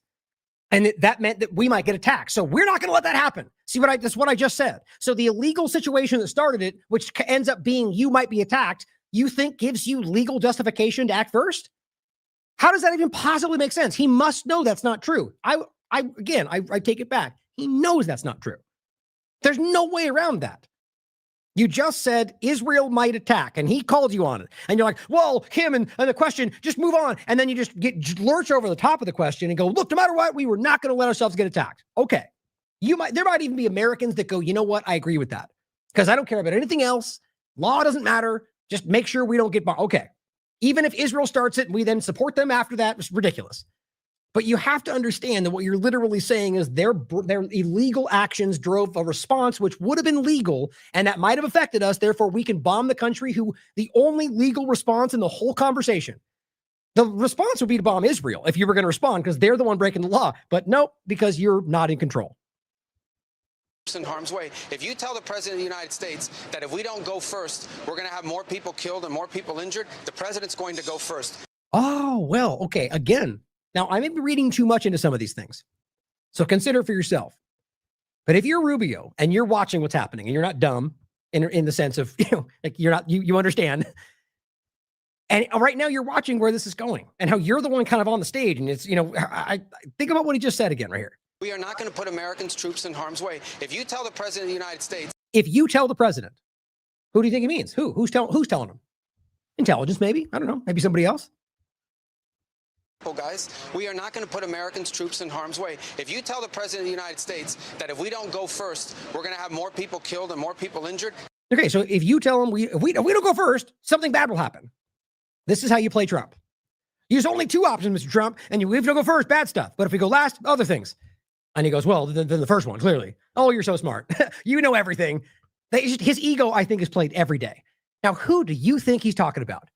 The only anomaly in the conversation, not anomaly, the only element giving that information, he just told you that was Israel in the beginning of this press conference yesterday. So what he's saying is Israel told Trump, if we don't do something right now, Americans will die. Of course, you could take that as Netanyahu threatening to kill Americans, or by default, through his actions, create that situation. The point comes down to he's not going to allow it to happen. So if you tell Trump that, here's what Trump does. He may be, in fact, telling you what just happened. Either way, what he just broke down for you is a reactive response based on a claim, not facts, not evidence. Now, where we are today shows you that the claim is, in fact, not true. That's where we are. The president's going to go first. That's what he did. That's what the president will always do. Of course he will. The president will lurch out and do something reactive and emotional because that's who he is. And then, I guess, scramble to just make that what makes sense. That's what they all do. So here's this guy says, Secretary Rubio is crushing all these fake news reporters. It's awesome. And it's just one of these guys. You'll see him pop up there. It's just the same old. Now, oh, look, I think he went up like 70,000 followers today. Big surprise. 384,000 followers. It's just a blind, whatever Trump says support kind of account. I just posted this. You'll see it pop up later. But it's just, that's not what happened. even supporters are going to, he's flustered. He clearly is, not making sense, but supporters are like, man, he showed them. That's the Hatter, all the people we mentioned. So here is Johnson. Speaker Johnson asked if Congress needs to authorize war against Iran. He said the president's acting well within his authority. It's not a declaration of war. It's not required in defensive design. We already went through this. He knows what he's doing. You do. Literally, or in fact, going to war, whether it's a declaring or bombing, it's the same point.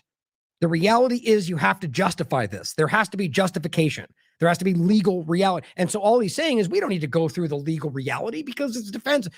It's because it's defensive. Well, what you just did there, like I keep showing you, is if it's defensive, then that requires the War Powers Act would require an imminent attack. So if it's defensive, then the only other two options are Congress, authorization of use of military force. That's it. There is no other point here. What they're doing is tricking people that don't know what they're talking about. Brandon says, so let's check this math on this. The war that they started because they feared that Israel might start it instead is defensive. He's making my point. Same thing. That's just dumb. And anybody who's honest is going to see that. We're reaching levels of BS previously thought impossible. I agree. I'm not even familiar with Brandon's work. That is the correct point. Edward Dowd calls this out. This is Netanyahu on Hannity. The reason that we had to act now is because they were, after we hit their nuclear sites and their ballistic missiles program, you'd think they learned a lesson. But they didn't, because they're unreformable. They're totally fanatic about this, about the goal of destroying America. Oh, really? I mean, okay, this is just narrative. It's rhetoric. In an actual, like in real world sense, that's not what I see. In fact, that's not even what I hear when you talk to Iranians. I've talked to people backpack to the area. It's just not the case. And the Iranian government has a very, very clear reason to hate the U.S. government. And over the years have made it clear what they mean when they say that is the government. Sort of like Hamas will even update their own charter that says, look, we're talking about Israel's government and Zionism. Because, I mean, you could call them liars. Sure, maybe they are. But you can't keep pretending like it's that. It's just not the case. So they started building new sites, new places, underground bunkers. Oh, did they? Well, I think Trump just said a week ago it was obliterated. And the IAEA just confirmed they don't have an ability to enrich it. But I guess Netanyahu knows better, even though he's lied every time he takes breath. That would make their ballistic missile program and their atomic bomb programs immune within months. Months, I guess, months, even though it's not even technically possible. No action was taken now. No action could be taken in the future. And then they could target America. They could blackmail America. You see, so if we don't do something now, even though it's not immediate, that in the future at some point we can't define, they may be able to do something they've never done. Therefore, we're justified. No, you're not.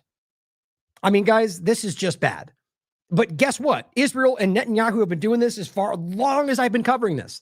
The same old thing, the same old rigmarole. But guess what? Now people call it out. I'm so glad to see this. Edward Dowd says Rubio earlier today said we had to get involved in the attack on Iran because Israel was going to strike without us. Now Netanyahu on Hannity, this was yesterday, says they struck Iran to save America from being blackmailed. Oops. Those two things don't line up. And he says, this is just like the AI circle jerk of Ponzi finance. If it doesn't make sense, it doesn't make sense because it's not supposed to make any sense. I actually agree with that in some ways. That's one of the possibilities that logically makes sense to me, that they're putting out multiple narratives to just muddy the waters. So nobody really knows what's happening. And you can call them a liar, but nobody cares because there's no accountability because Congress doesn't do anything. Either way you look at it, guys, you can prove to yourself that this is not what he said. So one of them is lying to you in regard to Trump versus Netanyahu. But here's the funniest part. So this is today. You just saw what they all said from war, from Rubio to Hegseth, basically saying Israel forced our hand. Right up until today, by the way, he reiterated that. Here's what Trump said today. Mr. President, did Israel force your hand to launch these strikes against Iran? Did Netanyahu pull the United States into this war? Now, in case it's too low, it's kind of low on the podcast, they asked point blank, did Israel force your hand? No. Personally, I just don't think Trump's capable of admitting that, right? I mean, no, it's all me. Even though we're calling him a criminal, even though it's illegal actions and he must know they're illegal, his answer is no, I did it. It's me. I'm the one. I'm responsible because I'm the best. It's perfect. Perfectly describes who he is. I might have.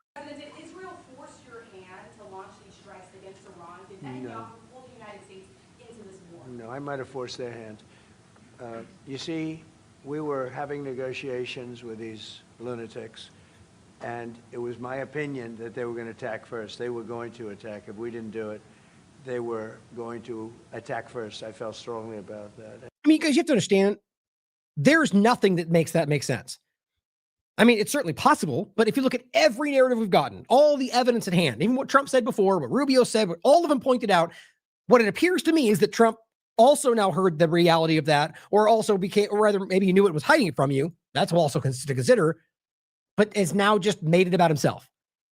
The narrative where it was, look, we had to do this because Israel's threatening us. We had to do the thing everyone's criticizing. But now Trump doubles down and says, no, I kind of forced them to do it because I thought this was going to happen. Well, Rubio said it's because Israel's going to attack first. Either way, guys, by what Trump just said, because we already went through it, he just made it the legal argument that what they did was a crime. Preemptive, right? There's no imminent threat. He just felt they might attack first. That's what he just said. So by that definition, you would require congressional approval. See how crazy? Why aren't the media all over this? Why isn't everybody going, oh my God, he just admitted it right there, put him in jail? Why isn't Congress beginning impeachment? Because none of them are actually against this, in my opinion. We have great negotiators, great people that do this very. That's the two people. That's Kushner and Witkoff. And they're not. I mean, I don't even think they present that well, to be honest. I mean, actually, Kushner is more like an Obama style, right? But in the sense of just like presenting calmly and whatever. But at the end of the day, it's clear where their allegiance lies, guys. Successfully, and have done it all their lives very successful. And based on the way the negotiation was going, I think they were going to attack first. And there's nothing that indicates that. So by what do you mean, Trump? Okay, here's two things to add to this. Here's how I know he's lying. It's been admitted they planned this a week ago, like a week before that happened. So if you thought they were going to attack, why did it take a week? Couldn't they have attacked you in that week time frame? But on top of that, it's also the reality. Hold on real quick. They were going to attack first, and I didn't want that to happen. So if any, one more thing I was going to say, so because there's contradictory points of what they're saying. One of the most obvious being what he laid out, but overall, that if you think they're going to attack first, but yet you planned it ahead of time, it doesn't really line up. But there was one other point. It'll come to me. Let me keep going. Based on the way the negotiation was going, I think they were going to attack first, and I didn't want that to happen. So if anything, I might have forced Israel's hand. That's so Israel wild. was ready, and we were ready, and we've had a very, very powerful impact because virtually everything they have has been knocked out now. Not really, as far as I can tell. We'll get to some of the follow-up actions. But either way, I mean, at the end of the day, he's basically taking the claim for the thing that the whole world is calling a crime. That's crazy. Now, again, that's either because he's all about hubris and narcissism, or he's being told to take the credit. That's what Israel wanted in the first place. They wanted them to take the first step so that they would be their responsibility, like they did last time, as Israel backs away and lets them bomb them. It's what they do. So as Aaron Mate says, Trump is directly contradicting his own Secretary of State and top congressional allies. On Monday, they all claimed that the U.S. had to strike Iran first because they knew Israel was about to strike. And that Iran, and by the way, that's what Israel said. Israel, Netanyahu just told you they bombed to protect the United States. It doesn't make any sense. They're all lying to you is the reality, if you actually understand the main point. And it says that they all claimed the U.S. had to strike Iran first because they knew that Israel was about to strike, and that Iran's retaliation would endanger U.S. troops. Now Trump is claiming he had to strike because Iran was going to attack first. Every which way you look at this, it proves to you they're not meeting the necessities of either the War Powers Act or congressional approval.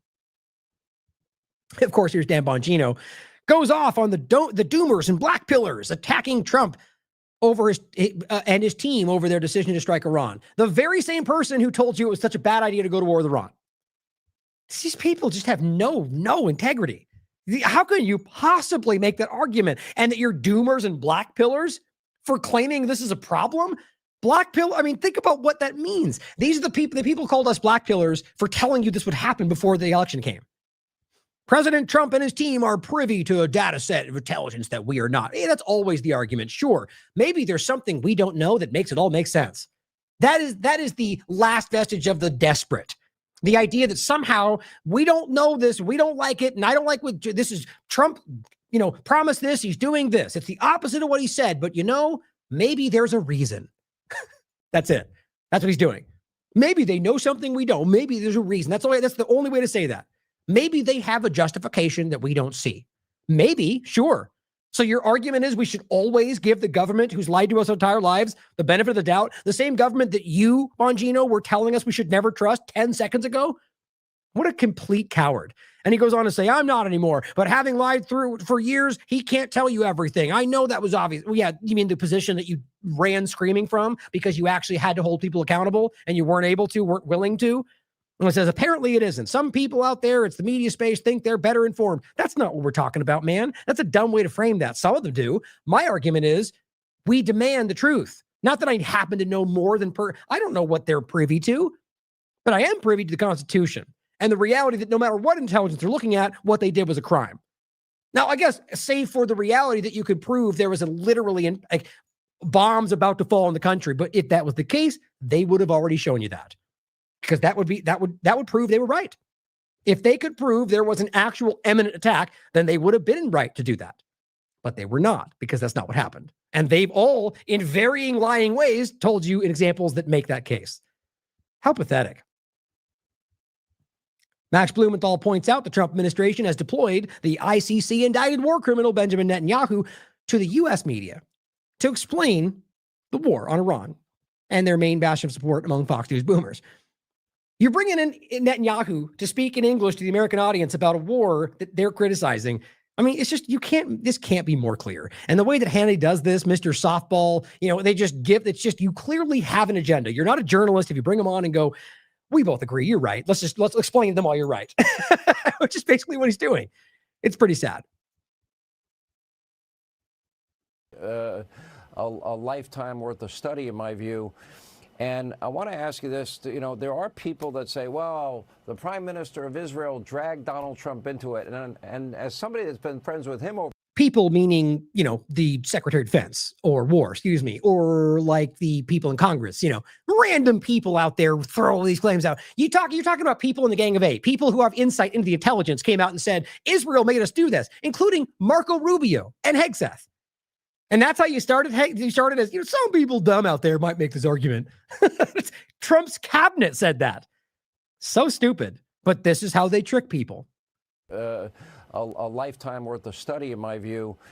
And I want to ask you this, there are people that say, well, the Prime Minister of Israel dragged Donald Trump into it. And as somebody that's been friends with him over 30 years, nobody drags Donald Trump into anything, number one. But I want to get your reaction to that.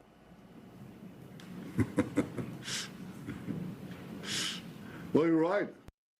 So as Steve pointed out, you could pause it right there, and it seems as if he's saying, that's correct, sir. That is what happened. And maybe he meant it that way, because there is quite a pause right there, but I'll play it through. And he basically says that you're right, Trump wouldn't be cowed. But guys, we've seen this happen. He's been cowed by Israel countless times. He's been cowed by plenty of examples, but so too can anybody in that position. So that's why it's a dishonest thing to say. That's why they're gaslighting you for Israel. And Hannity seems to be taking Israel's side in this, because you could easily side with the idea that Trump had to do what he had to do. And that would be you taking basically Trump's side of the argument, even because Trump is saying, I'm the one responsible. But instead, Hannity goes to Israel and says, we know you're probably correct. Think about what that shows you as somebody who's a diehard Trump supporter, which is Hannity. Nobody drags Donald Trump into anything, number one, but I want to get your reaction to that.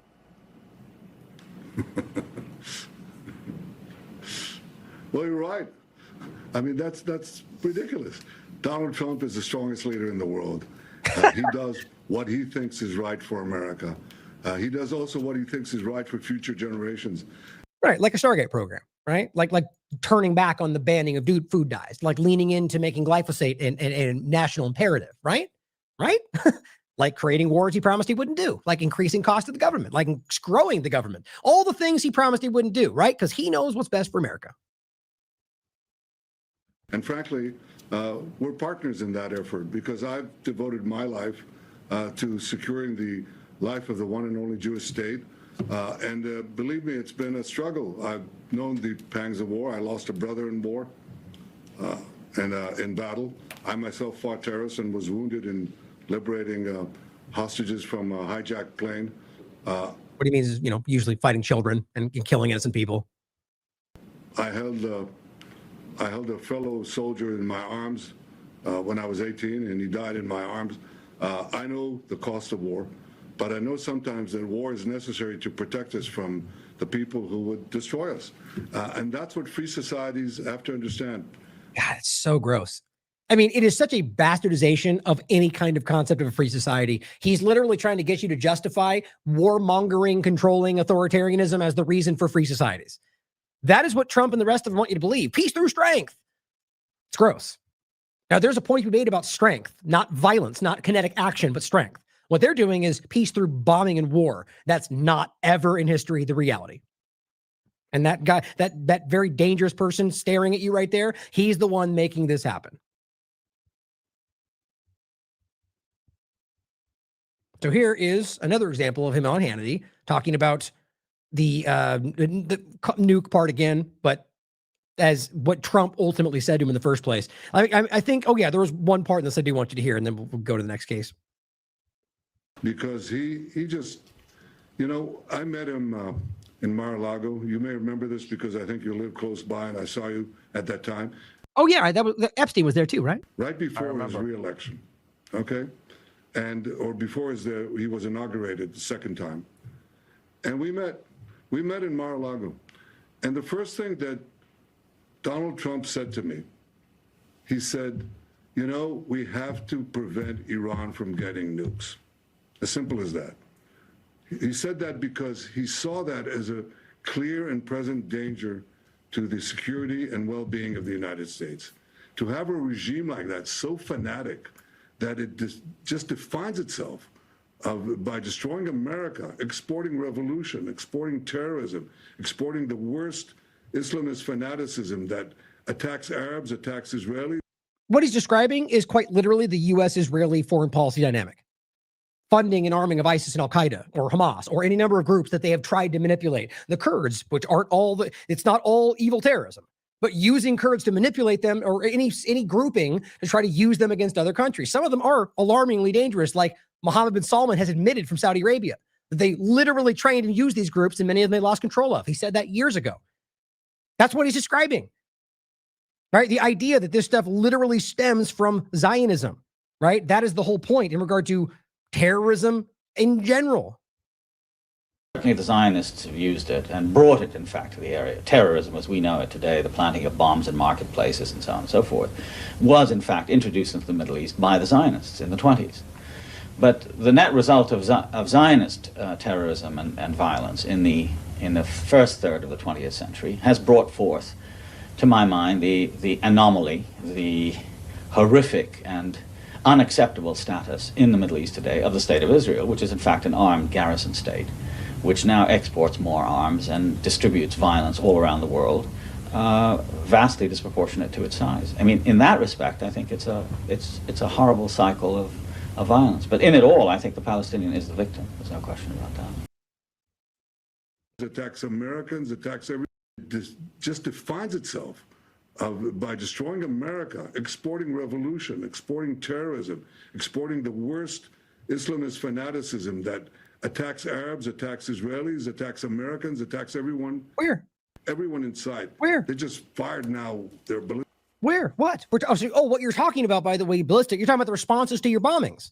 That's what they're doing. That's what they're bombing everybody, everywhere. Well, they're bombing the locations that you can quite literally prove are belligerent in the war. Locations that have helped them fuel and bomb and conduct, and you can prove it. There's been plenty of coverage of this now. Every location that Iran has been bombing, including Tel Aviv, which I'll get to in a second, it's even Kurkow backs up, is a legitimate target because of where their location is. And they do that on purpose. I'll play it in a second. But realize what he's saying. But let's get past all of that. Where other examples other than what you just framed as problems being hit, they're legally allowed responses to your unjustified actions? What other points are we making here? What other examples? Right? Show me where that's taking place in the world. A regime like that, so fanatic that it just defines itself by destroying America. Where? Where exactly has America been destroyed by Iran? Anybody? A single example. Exporting revolution. Where? Revolution? What are we talking about? Exporting revolution? Are you talking about the locations that have pushed back against their illegal governments? And on top of that, they're not Iranian. I mean, he's probably talking about the Houthis or the Hezbollah, because that's ultimately the point. These are groups, Houthis in Yemen were overtaken by Saudi Arabia. Hadi was an illegal dictator put there by the United States. I don't know where the guy is now. Last time I checked, he was living in Saudi Arabia, in Riyadh, and they claimed he was the rightful leader, like they said Guaido or anybody else they lie about. And those groups fight back. I just made the point about the Houthis in the war in regard to Gaza. How are you going to call them terrorists while they effectively stopped your ships without hurting anybody, without stealing anything? And you still called them terrorists. You see what I'm saying? Or Hezbollah, for example, is a very respected political organization in Lebanon in regard to Lebanese people. And that doesn't mean they don't do bad things. Every group, I think, especially when you're involved in politics and war, are clearly going to be involved in some things that I would disagree with. But the point is they are not exporting revolution. These are groups responding to your illegal cover. Like, well, how about Iraq or Syria? That's what they're talking about. You guys illegally occupy their countries, like Lebanon too, and they respond and you call them terrorists. That's what Iraq was. That was Iran. That was Soleimani. It's the same cycle everywhere. Then you could pivot and go, how about we look at Israel and the United States? How about we look at all the countries they're illegally bombing and occupying? And the countries say that. The world says that. And they're still killing people. Iraq and Syria. You could talk about Lebanon. You could talk about Bolivia. You could talk about every one of them they're bombing or occupying. But that's okay, apparently. And you compare the two and it's like 1,000 to 1. But yeah, but bad guy Iran. This is my point. Because we do this, because you follow up, because you share this, because other people are growing aware, it's not working anymore. Because they've always lied to you. Exporting terrorism, exporting the worst Islamist fanaticism that attacks Arabs, attacks Israelis, attacks Americans, attacks everyone in sight. They just fired now their ballistic missiles. Yep. In response legally to your illegal actions. So, talking about Iran, terrorism, right? Here is something that always comes up. Now, you could look up, I think there's New York Times articles. There's been endless coverage over the years. The lie that Iran was involved with 9/11, because that, remember, was the entire point. Israel pushed it immediately, and it fell apart even back then. They tried to make it about Iran. They said Iran was ultimately responsible, and it got called out. It got exposed. It's completely, it has no merit. And even the New York Times, like years later, followed up and said that why this had no merit and it wasn't true. So since that point, it very much tapered off. But you occasionally get the argument when it becomes necessary, I think because Israel drives that. And that's like right here. Steve Dane says the Iranian regime is the world's leading state sponsor of terrorism. See my point? Like, that's just such an embarrassing claim. You could argue they sponsor terrorism, but to continually, which I disagree with, just because I can't prove it, but to argue they're the leading state sponsor of terrorism with what we just discussed, and every group you can prove the U.S. is involved with, and the very few that you could point to Iran being associated with, and all of them being simply the Houthis, Hezbollah, and that's all they're pointing to. And now every day you talk about ISIS fighting them, around ISIS bombing them. I mean, watch. I'll type in ISIS, and one of them, if it pops up, I used to. Let's see. Let's do this. Just give you one example. And I've talked about this for so long over the years,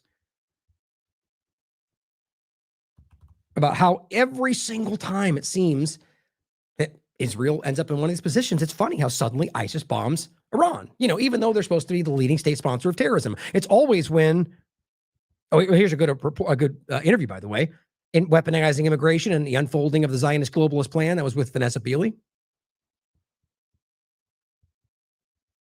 Let's see. Well, there's an example of them working with ISIS in Gaza, by the way. Oh, wait, now I just lost my, what were we looking for again? Oh, that's right. So ISIS and Israel, it might not pop up soon. They're in there. Because I've done a lot of shows over the last so many years with the point about ISIS being, oh, look at that. Now you can't even see the broadcast. Isn't that funny? Why is that, Twitter? Why are you blocking the broadcast? It's supposed to be there forever. Israel continues bombing Gaza. Aims to swap ISIS-linked gangs for Hamas. Gee, I wonder why. Oh, right here. No, again, the Syria point. I'll make that in a second, actually. Well, I'm taking too long. There was plenty of examples over the years where I make the case that every time it happens, when Israel gets in this position, you suddenly start to see ISIS bomb Iran. Doesn't make any sense. Here it is. Perfect. Finally got it. Oh, and I'll read this one too, since we're following up on something. Oh, yeah, of course, Emily Schrader, who's been caught lying repeatedly, and this was a lie too, by the way, comes out and says, if they're the world's biggest, or I said, if there's the world's biggest state sponsor of terrorism, how does it make sense that the U.S. Israel's most prominent terrorist group, ISIS, just attacked them? Tellingly, exactly when Israel needed them to. I know you won't respond since you're a coward. Here's what it said back in 2024. Same point, because it happened again later. How many times exactly do we need to see ISIS attack the enemies of Israel at the peak of hostile rhetoric before we truly understand what we're seeing? ISIS claims responsibility for the deadliest attack in Iran since 1979. That was 2024. So wait a minute. If ISIS is the leading terrorist group we talk about and they're fighting Iran, how can you ever argue that they're the leading state sponsor of terror? You see how dumb this gets? But it's always like this, guys. It's always like this. Meaning you can prove it. So they chant death to America and call Big Satan. Well, yeah, they're talking about the government, and they made it clear all over the place. If you take the time to actually look, you'll find that most Iranians have a weirdly positive view of most Americans. Now, the government's a different conversation. I've often wondered why that makes sense, but I think maybe because we're all starting to realize that our governments don't represent us. I'd hope so. But here's what Montana Libertarian Party says. Pop quiz, Steve Daines, who is the in the Senate, of course, because all the most misinformed and uninformed people seem to be in government. Who attacked the United States on 9/11? He asked. And because they're saying Iran's involved, it's the point. And it said, or rather that they're terrorists, but this is always the case that Iran was somehow involved in 9/11. And he says, who attacked us? Was it A, Sunni Islamist Al-Qaeda, a known enemy of the Shiites in Iran, which is easily provable? Same point with Hamas, by the way, in regard to ISIS. Or B, Shiite Islamists in Iran, Hezbollah, or the Houthis. Hint, the U.S. is now backing the group in Syria at Israel's request. Yep. And that is the terrorist regime that they're supporting in Syria that Trump just told you he was responsible for putting there, even though it was Israel, but he's doing the same thing he's doing today. All I can say is that the president of Syria, who I essentially put there, is doing a phenomenal job. He's a rough guy. Yeah, and meaning terrorist, by the way, because as you can see, they had a $10 million war bounty on him, and he's a bad guy. And they told you he was Jelani. He was killing children and beheading people, quite literally. Right? Here's Scott Norton telling you, don't forget, he killed troops. He killed U.S. troops in Iraq. Right? He pledged his allegiance to the butchers of the New York City. He involved with systematic kidnapping, rape, forced marriage. But he's against Hezbollah, so bad. We'll support him. That's how clear this is. Right? So the point, if you missed it, that Iran, they're ideologically enemies of Al-Qaeda and ISIS, both of which are funded and supported, Al-Qaeda and ISIS, by the U.S. government Israel.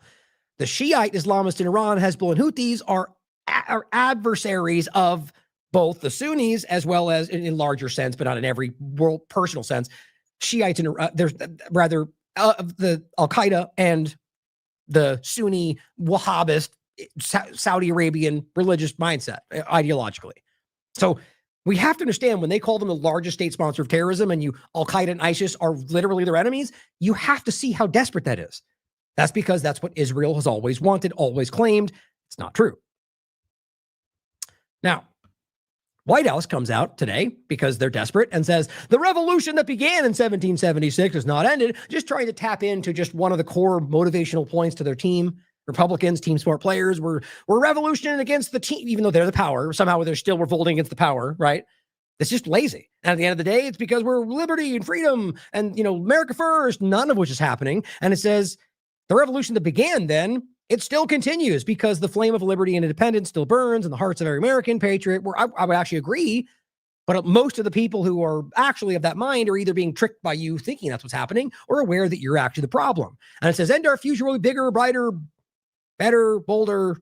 I guess it's a new chip flavor or something. It's a new soda flavor. At the end of the day, guys, the point is that that's right now, right? So you're telling me that the revolution for freedom and liberty is bombing Iran?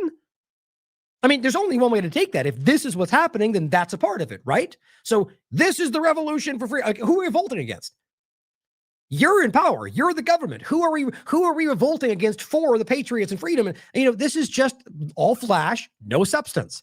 They just hope you blindly go, yay. And that's what the sorters of the world do. Red flashing man. Holy crap. Oh my God. He just changed the world. Okay. Well, comparing these 2 points.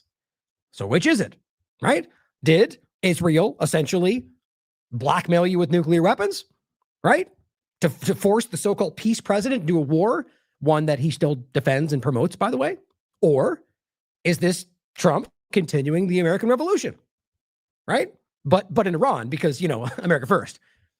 I mean, you can't look at those two things and make them make sense. If they are blackmailing you into action, then we're not in the midst of a revolution for freedom, clearly.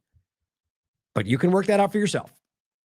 Now, of course, to what's actually happening post what we've covered, it's the same story every time, guys. Netanyahu comes out yesterday and says, you see the difference. The tyrants of Tehran target civilians. We target the tyrants of Tehran to protect civilians. It's the same exact kind of formulaic response they did with Hamas, they did with everybody else, and they've been caught lying constantly. They've been cheering the targeting of civilians. Their own people say they're all guilty. They're all terrorists. Amalek. That's what he says. And we'll get to that. We'll get to the reality where the U.S. government is quite literally telling their troops that they're in Armageddon, that they're fighting for the end times. That's what Israel's doing to this country. We'll come to that. Same formulaic lies over and over. But the difference about what he's pointing to, interestingly enough, is in Tel Aviv, right? Look at, they bombed this civilian area. Well, that's quite interesting. Let's actually go to that real quick and we'll come back to that. Oh, wait, is it all the way over here? Oh, really? Did I end with that? Well, let's see. Hold on. Let's just jump to that now. All right. So we're talking about, which one did I close?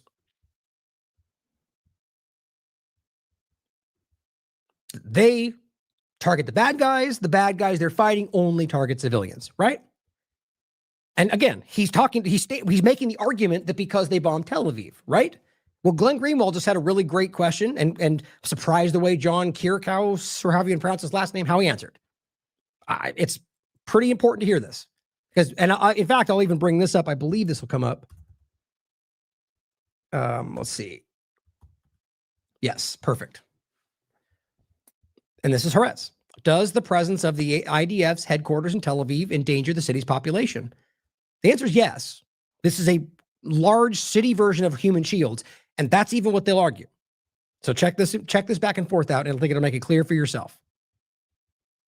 Astounding to me that somebody like Mike Pence or so many other people who lied to the public continuously, led our country into disastrous wars, one after the next, are now just speaking as though none of it ever happened. It would be like as if a journalist, I published 8 or 9 different fraudulent stories with fake quotes and fake sources, and then the next day I woke up and said, oh, I know I did those things in the past, but I think I should still have credibility for you to listen to my reporting today, even though I did all of that. Exactly. And that's happening all over the place. That's happening with every politician. It's happening on left and right of the paradigm. It's happening with the current administration. Trump, they just lie every day. Israel gets caught lying every day. And it just carries over as if that doesn't change from the media's perspective, both mainstream alternative and mainstream. And that shows you the larger game, all sides of it. He's right. The other point I want to make is I want to ask Jonathan, because honestly, it is very, very difficult. I have really quickly before he makes the keep an eye on I forget her name, the fake Iranian resistance person who literally gets paid by the U.S. government, right in the bottom right corner. She literally gets paid by the State Department. How dumb is that? Cheering on the Shah that nobody in Iran wants. Watch the way she responds when he asks this question.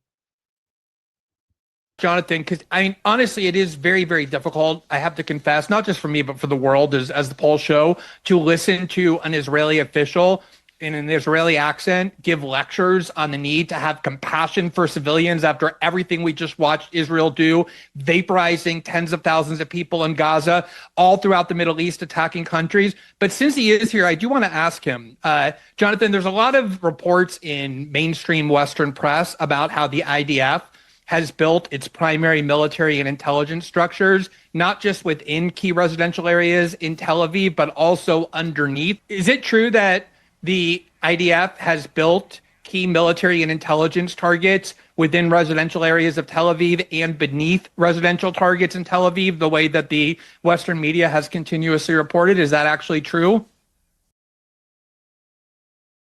Now, my opinion is that she in the bottom right, but the way this is my opinion, the way her face looks is that she's ready to go, you're such a dishonest liar, you're an anti-Semite, like the same response, because that's what people do in these situations on Piers Morgan and anywhere else. Because the argument is can't be, because that's not what they do. Well, it's the truth. which you're going to hear him acknowledge. But it's just funny to me. First of all, she responded like, oh my God, I can't believe he's saying that. And then look at her face, like getting ready for him to go, you're such a liar. Not what happens. Yeah, I can give a relatively short and plain answer to it. Surprising question. I've read some of your reporting and you seem like an informed guy. But yes, the IDF headquarters, referred to as the Kiryat, is indeed located in Tel Aviv. It is surrounded by civilian buildings, and inside the headquarters, not underneath civilians, but underneath the headquarters itself, is a bunker, which is not a revolutionary concept of militaries. And that bunker is a few stories below ground. Its name is indeed the Zion Citadel. And that is where some of the Israeli officers, generals conduct military operations from. I suppose some of the strikes, if not all of the strikes that are ongoing in Iran today, are managed from there. Okay, so literally just told you that what is happening, ongoing strikes are managed from that location, meaning they are literally the key military location, right? Because the headquarters, and on top of the fact that he just told you that everything they're doing is stemmed from that place. Well, I think it has an image, but if it doesn't, it's still the same point. I thought it did. Oh, here it is. So look, this is from the defense ministry. So this is in the center of their metropolis. And he tries to make it somehow different because it's like a couple layers down. Guys, the point is you built this underneath your center point of your civilian location. I mean, there's just, if you want to just be dishonest and go, it's not the same thing, you're ridiculous. And everyone's going to laugh at you, but they're going to do it. But this is Haaretz telling you that's the reality. And he just told you the same thing, literally cited the exact same point, built under that. So when Netanyahu stands there and goes, look at how they target civilians, you know they're lying, because the whole point is John just said, and he was moments ago, a representative of the Israeli government. He was in the IDF, said that is a justifiable target. He just told you that's a legal target because it is. So the only difference is they choose to build it inside of a location where residents. So how is that different than anything they're claiming on the other side? The only difference is you've never been able to prove that in regard to post-October 7th in Gaza. That's the reality. People claim that, but the facts have never been there. And in fact, what they keep claiming has shown to be false. Sort of like claiming they bombed a guy with a rocket launcher turned out to be a young kid with a bike. Over and over this happens. And they knew that when they lied about it. In fact, it was shown that they even altered the way the image looked to make it seem that way. But this is just how they operate, guys. I've covered all this. I don't expect you to blindly believe me about those last parts because I don't include the source. But it is the truth, and we've covered it relentlessly on this show. The bottom line is that they are dishonest, and they are using these people as a shield, and then using those people's deaths as the justification to blame Iran for being a bad guy. So Marcus Diocent points out, yes, Iran hit Israel many times. They did. And it's their right and duty to their citizens to defend their country and sovereignty. Now, whatever you think about it, they had the legal right to respond to them. Not to defend, because it's not defense, it's a response, but they had that legal right, as everyone's acknowledged. Or other than governments, by the way. But it says, however, they didn't do the following. They did not prevent ambulances from reaching injured people. They did not shoot the press. They did not burn children on purpose. In fact, I've not seen children burned at all. They did not shoot emergency medical workers. They did not shoot, bomb, or burn surrounding civilians. They did not snipe babies in their heads. They did not maim people indiscriminately for sport. They did not roll over anyone with a tank. They did not slaughter whole generations of civilians. They did not starve Israelis. They did not shut their electric, gas, or water off. They did not turn off communications. Now, remember, that you could argue they might have. And I made that point. But at the same time, there's examples of every past war, and I think you've seen a recent one where they attack their infrastructure and then blame them for why it went down. But even Iran has admitted in some cases they do restrict these things because we just showed you, and Israel's admitted they use them to propagandize, to announce what they need to be doing across the streets, to manipulate their information flow. I mean, Trump has done similar things. So has Biden or any before. You can see where they ultimately try to stop, like with Russia. Oh, they're trying to influence you with information. So they censor Russia or press TV. Same point, guys. They did not stop food supplies. They did not rape anyone. The point is, obviously, you've caught on. These are all things that Israel did and continues to do. They did not arrest Israeli children. They did not spit on anyone. They did not storm synagogues. They did not drop bombs intentionally on displaced people. They did not make jokes of hungry, injured, and murdered children on TikTok. And the list goes on. This was a just response. So here are more examples of what they're bombing. And this has only gotten worse because it seems that Trump has sort of authorized just relentless carpet bombing is what we're talking about. Trump has basically said this is going to continue to get worse. And as Max says, having failed on its original objectives, the Israeli-backed Trump administration is now waging a war of terror. Today, the 3rd, the United States carried out a series of strikes on airports in Iran. Guys, you can verify this stuff for yourself. You can look at the imagery. You can back up the fact. They're telling you this. The State Department put out a list of things that they bombed. In the first photo shared by the local journalist, a destroyed passenger plane is reportedly shown, possibly an Iran Air or Airbus A319 and this is the Bushehr airport we just talked about. The video captures the aftermath of the strikes at the Murfreesboro airport in Tehran. Point, they're targeting these things, guys. I mean, let's be real. We know they've actually targeted an Iranian civilian airliner in the past, and nothing ever happened. I think Reagan said, he'll never apologize for my country. Well, they murder those people. Mensch Osint points out the first 6 U.S. soldiers to die in the conflict between the U.S. and Iran dynamic were killed by a direct Iranian strike on a makeshift operations center at a civilian port in Kuwait. Remember all of them? I remember Israeli media reported this going, thank God it was only Americans that got killed. That's what they reported. Saying, don't worry, it was only Americans. Essentially, that's how that was framed. Think about the response in the United States when everything's about whether or not the Israelis are affected. But in Israeli media, it's like, whew, thank God it was only Americans. And so, but the point was in that location, it's a civilian. They're claiming they bomb civilians, but they're bombing your military groups that are there, or whether it's Tel Aviv, or in this case, it's now been shown that they had U.S. soldiers in a civilian location. So it's always, every accusation is an admission kind of a thing. And it says, yes, U.S. soldiers conducting military operations from a civilian port. It's not new. We've said this from the very beginning, but the point is that you can prove it right now.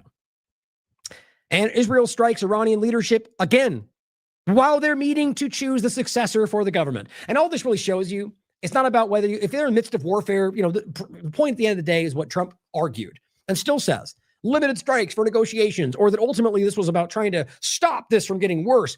Well, then why are you continually bombing them and making it more complicated? Why, in the sense of, if and on top of that, by the way, and I think I actually have this.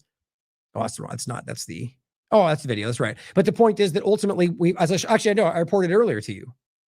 I did already. The point about I already reported it, that the CIA told them that if they bomb Khamenei or any of the leadership currently, that would only likely amount to more radicals making it in. So in every possible way, this is making it worse, and they were already told that.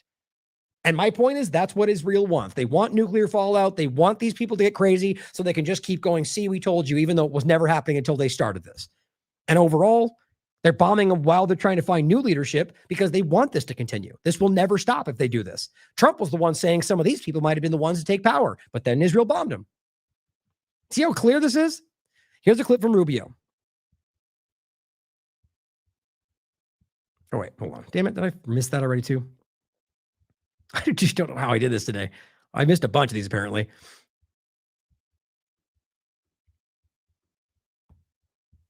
All right, here we go.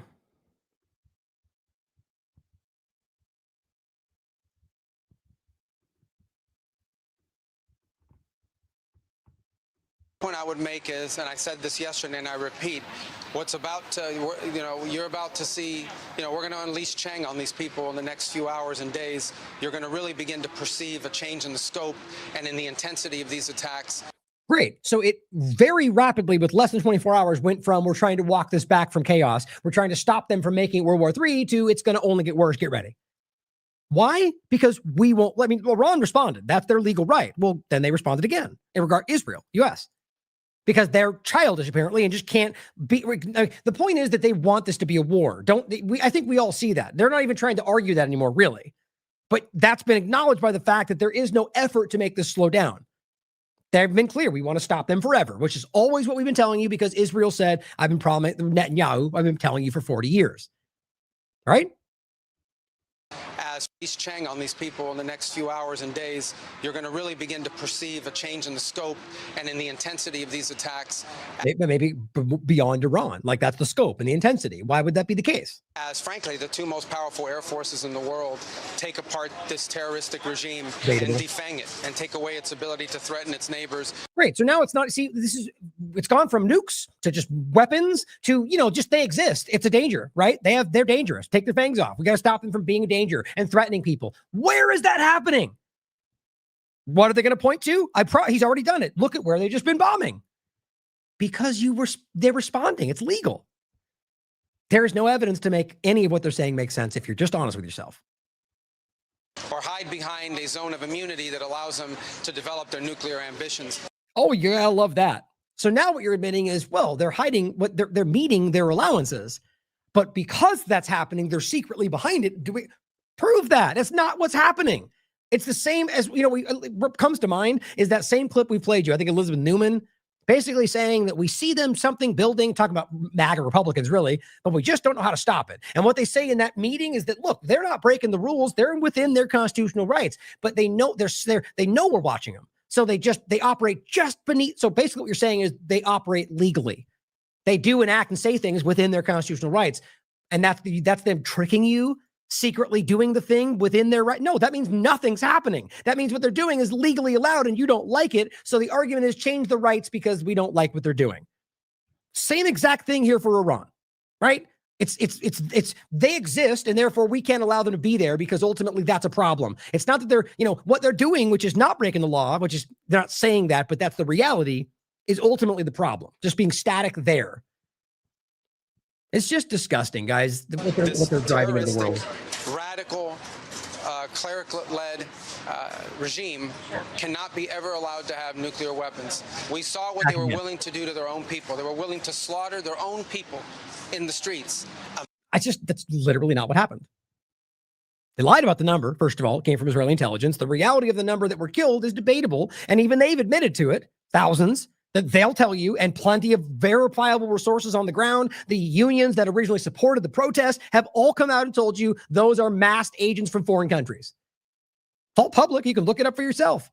And those people are the ones, as Max Blumenthal has shown you, burning police in the streets, breaking into government buildings and burning them down. What do you think Trump would do if that was happening? What do you think Trump would do? Somebody looks bad at an ICE agent, they shoot him. I mean, I shouldn't say it like that, but that's essentially where we are. But they look bad at them and they say, you saying mean words is enough for me to tackle you to the ground. You raise your voice, I erase your voice, right?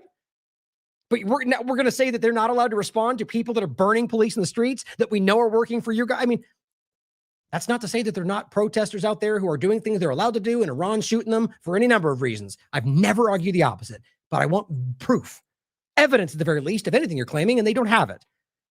And on top of that, what has the U.S. been doing my entire life to every possible thing moving in front of it? Controlling, suppressing, occupying. Afghanistan, Syria, Iraq, and on and on and on. And what are they doing right now in Gaza? They're murdering everybody. But yeah, let Rubio tell you why the bad guys are the ones that we're pointing to and not the ones that you're listening to. Imagine what they would do to us. Imagine what they would do to others. All right, just imagine. What's a hypothetical thing? Whatever makes you scared enough to listen to my stupidity, just imagine that. And that's what's happening. Under President Trump, that will never, ever happen. All right? God, it's just weird as hell, man. Last part, genuinely. Here is the alarmingly religious aspect of this, as Netanyahu, Branko writes, is very open about it, because he is. Most Americans have no idea they're being pulled into this war because of a random passage in the Bible that Israeli religious fanatics are obsessed with. It's a little bit more than that, but more to get into right now. But I've talked about it plenty of times. Most U.S. media dutifully don't report this. Now realize this is religious Zionism. And it's not just about Judaism, by the way. That's the whole point. But the reality is this is driving the Israeli government. And if you haven't caught on by now, the U.S. government. They're open about it. Ascent and Hegseth, and I mean, these are open religious Zionists. They tell you, as Hegseth was just talking about, I might have even grabbed it actually. Let's see. There it is. Oh, excuse me. This was in the past, but mentioned recently again, talking about the idea of potentially building a third Jewish temple on the Temple Mount, which is a huge discussion. That's what they argue will bring on the end times. There's a lot, again, if you don't understand that, look into it. There's much, I'm trying to make it quick. The point is there's a whole discussion about why that comes around. And the Al-Aqsa Mosque is what's there now. All of this swirls around this. The red calf they genetically manipulated into being real. They're creating this, even though the reality of the prophecy is that God creates this, not Netanyahu and his team. But here we are, and that's why it's a bastardization of Judaism while they're abusing people who think that. Chris says, Netanyahu on Iran war, we need to this week, or read this week's Torah portion. Remember what Amalek did to you. You realize how everyone points this out. They point to the beginning. They point to him saying that. Guys, the ICC and ICJ use that statement to be one of the main reasons what they're doing is justify. The intention is there. Genocide. Because that is a passage from the Bible that justifies killing everything. Donkeys, not a stone upon a stone is the term, is the phrase. And even though he knows we're calling that out, and even though he denies that that's the reality, here he comes out on the second, speaks to his people on camera, and says, remember what Amalek did to you. We remember and we act.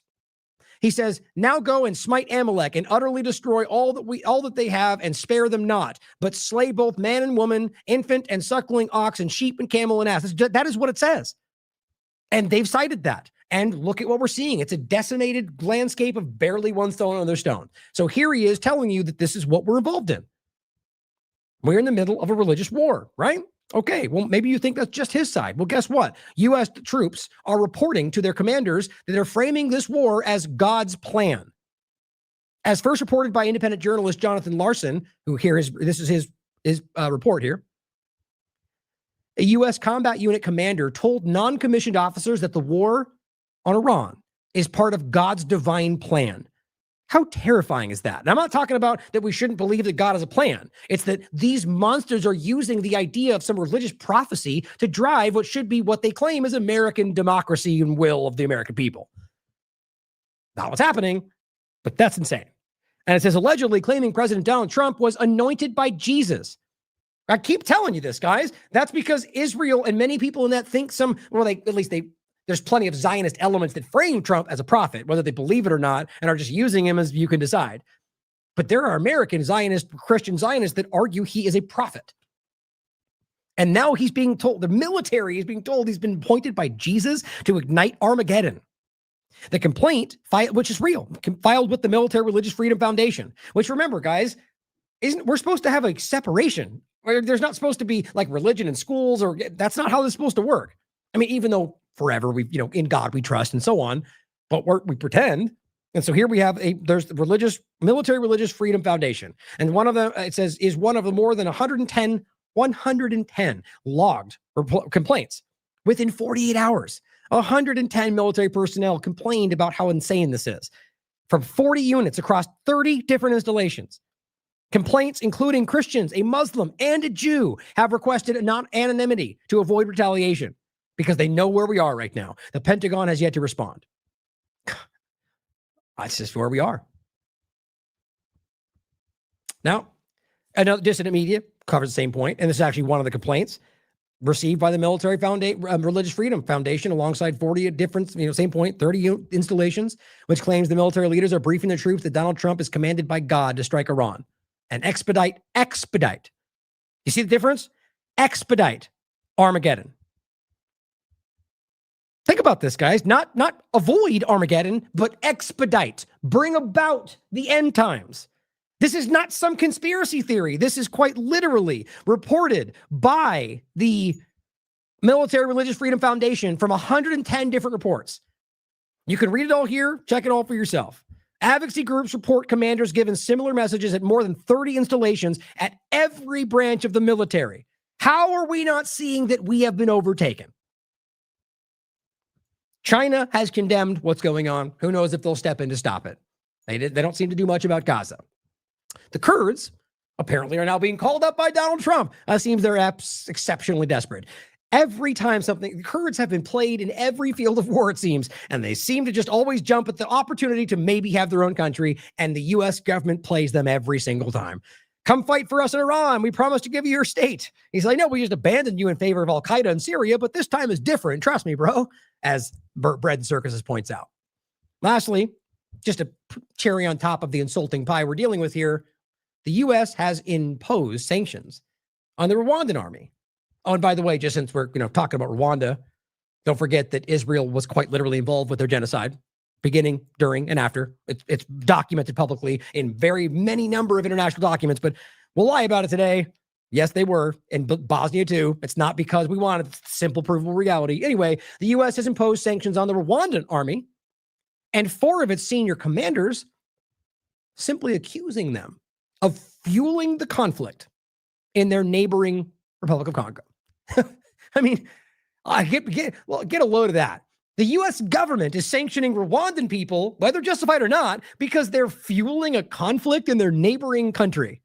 Well, wow, if that's not the most insane argument. You mean unlike your 75 examples of that all across the world, including your neighbors? But, I digress. It's ridiculous where we are, guys. It's absolutely insane. And it's not just because what they're doing is wrong. That's the leading part of it. It's because I've never seen this, not just obvious, but like self-evident. And we just keep goose stepping forward, apparently. Now, my opinion. What I'm doing is an effort to stop that, an effort to bring awareness so we can actually bring about some kind of positive change. I believe we're closer than ever, truly, to that because of how crazy this is. I just hope we can keep fighting for it, because whether or not, we should keep fighting for it, right? Because we believe in it, because that's what we care about. But at the end of the day, if we are close, if we're watching this kind of breakdown in front of us, we have an opportunity to make something real.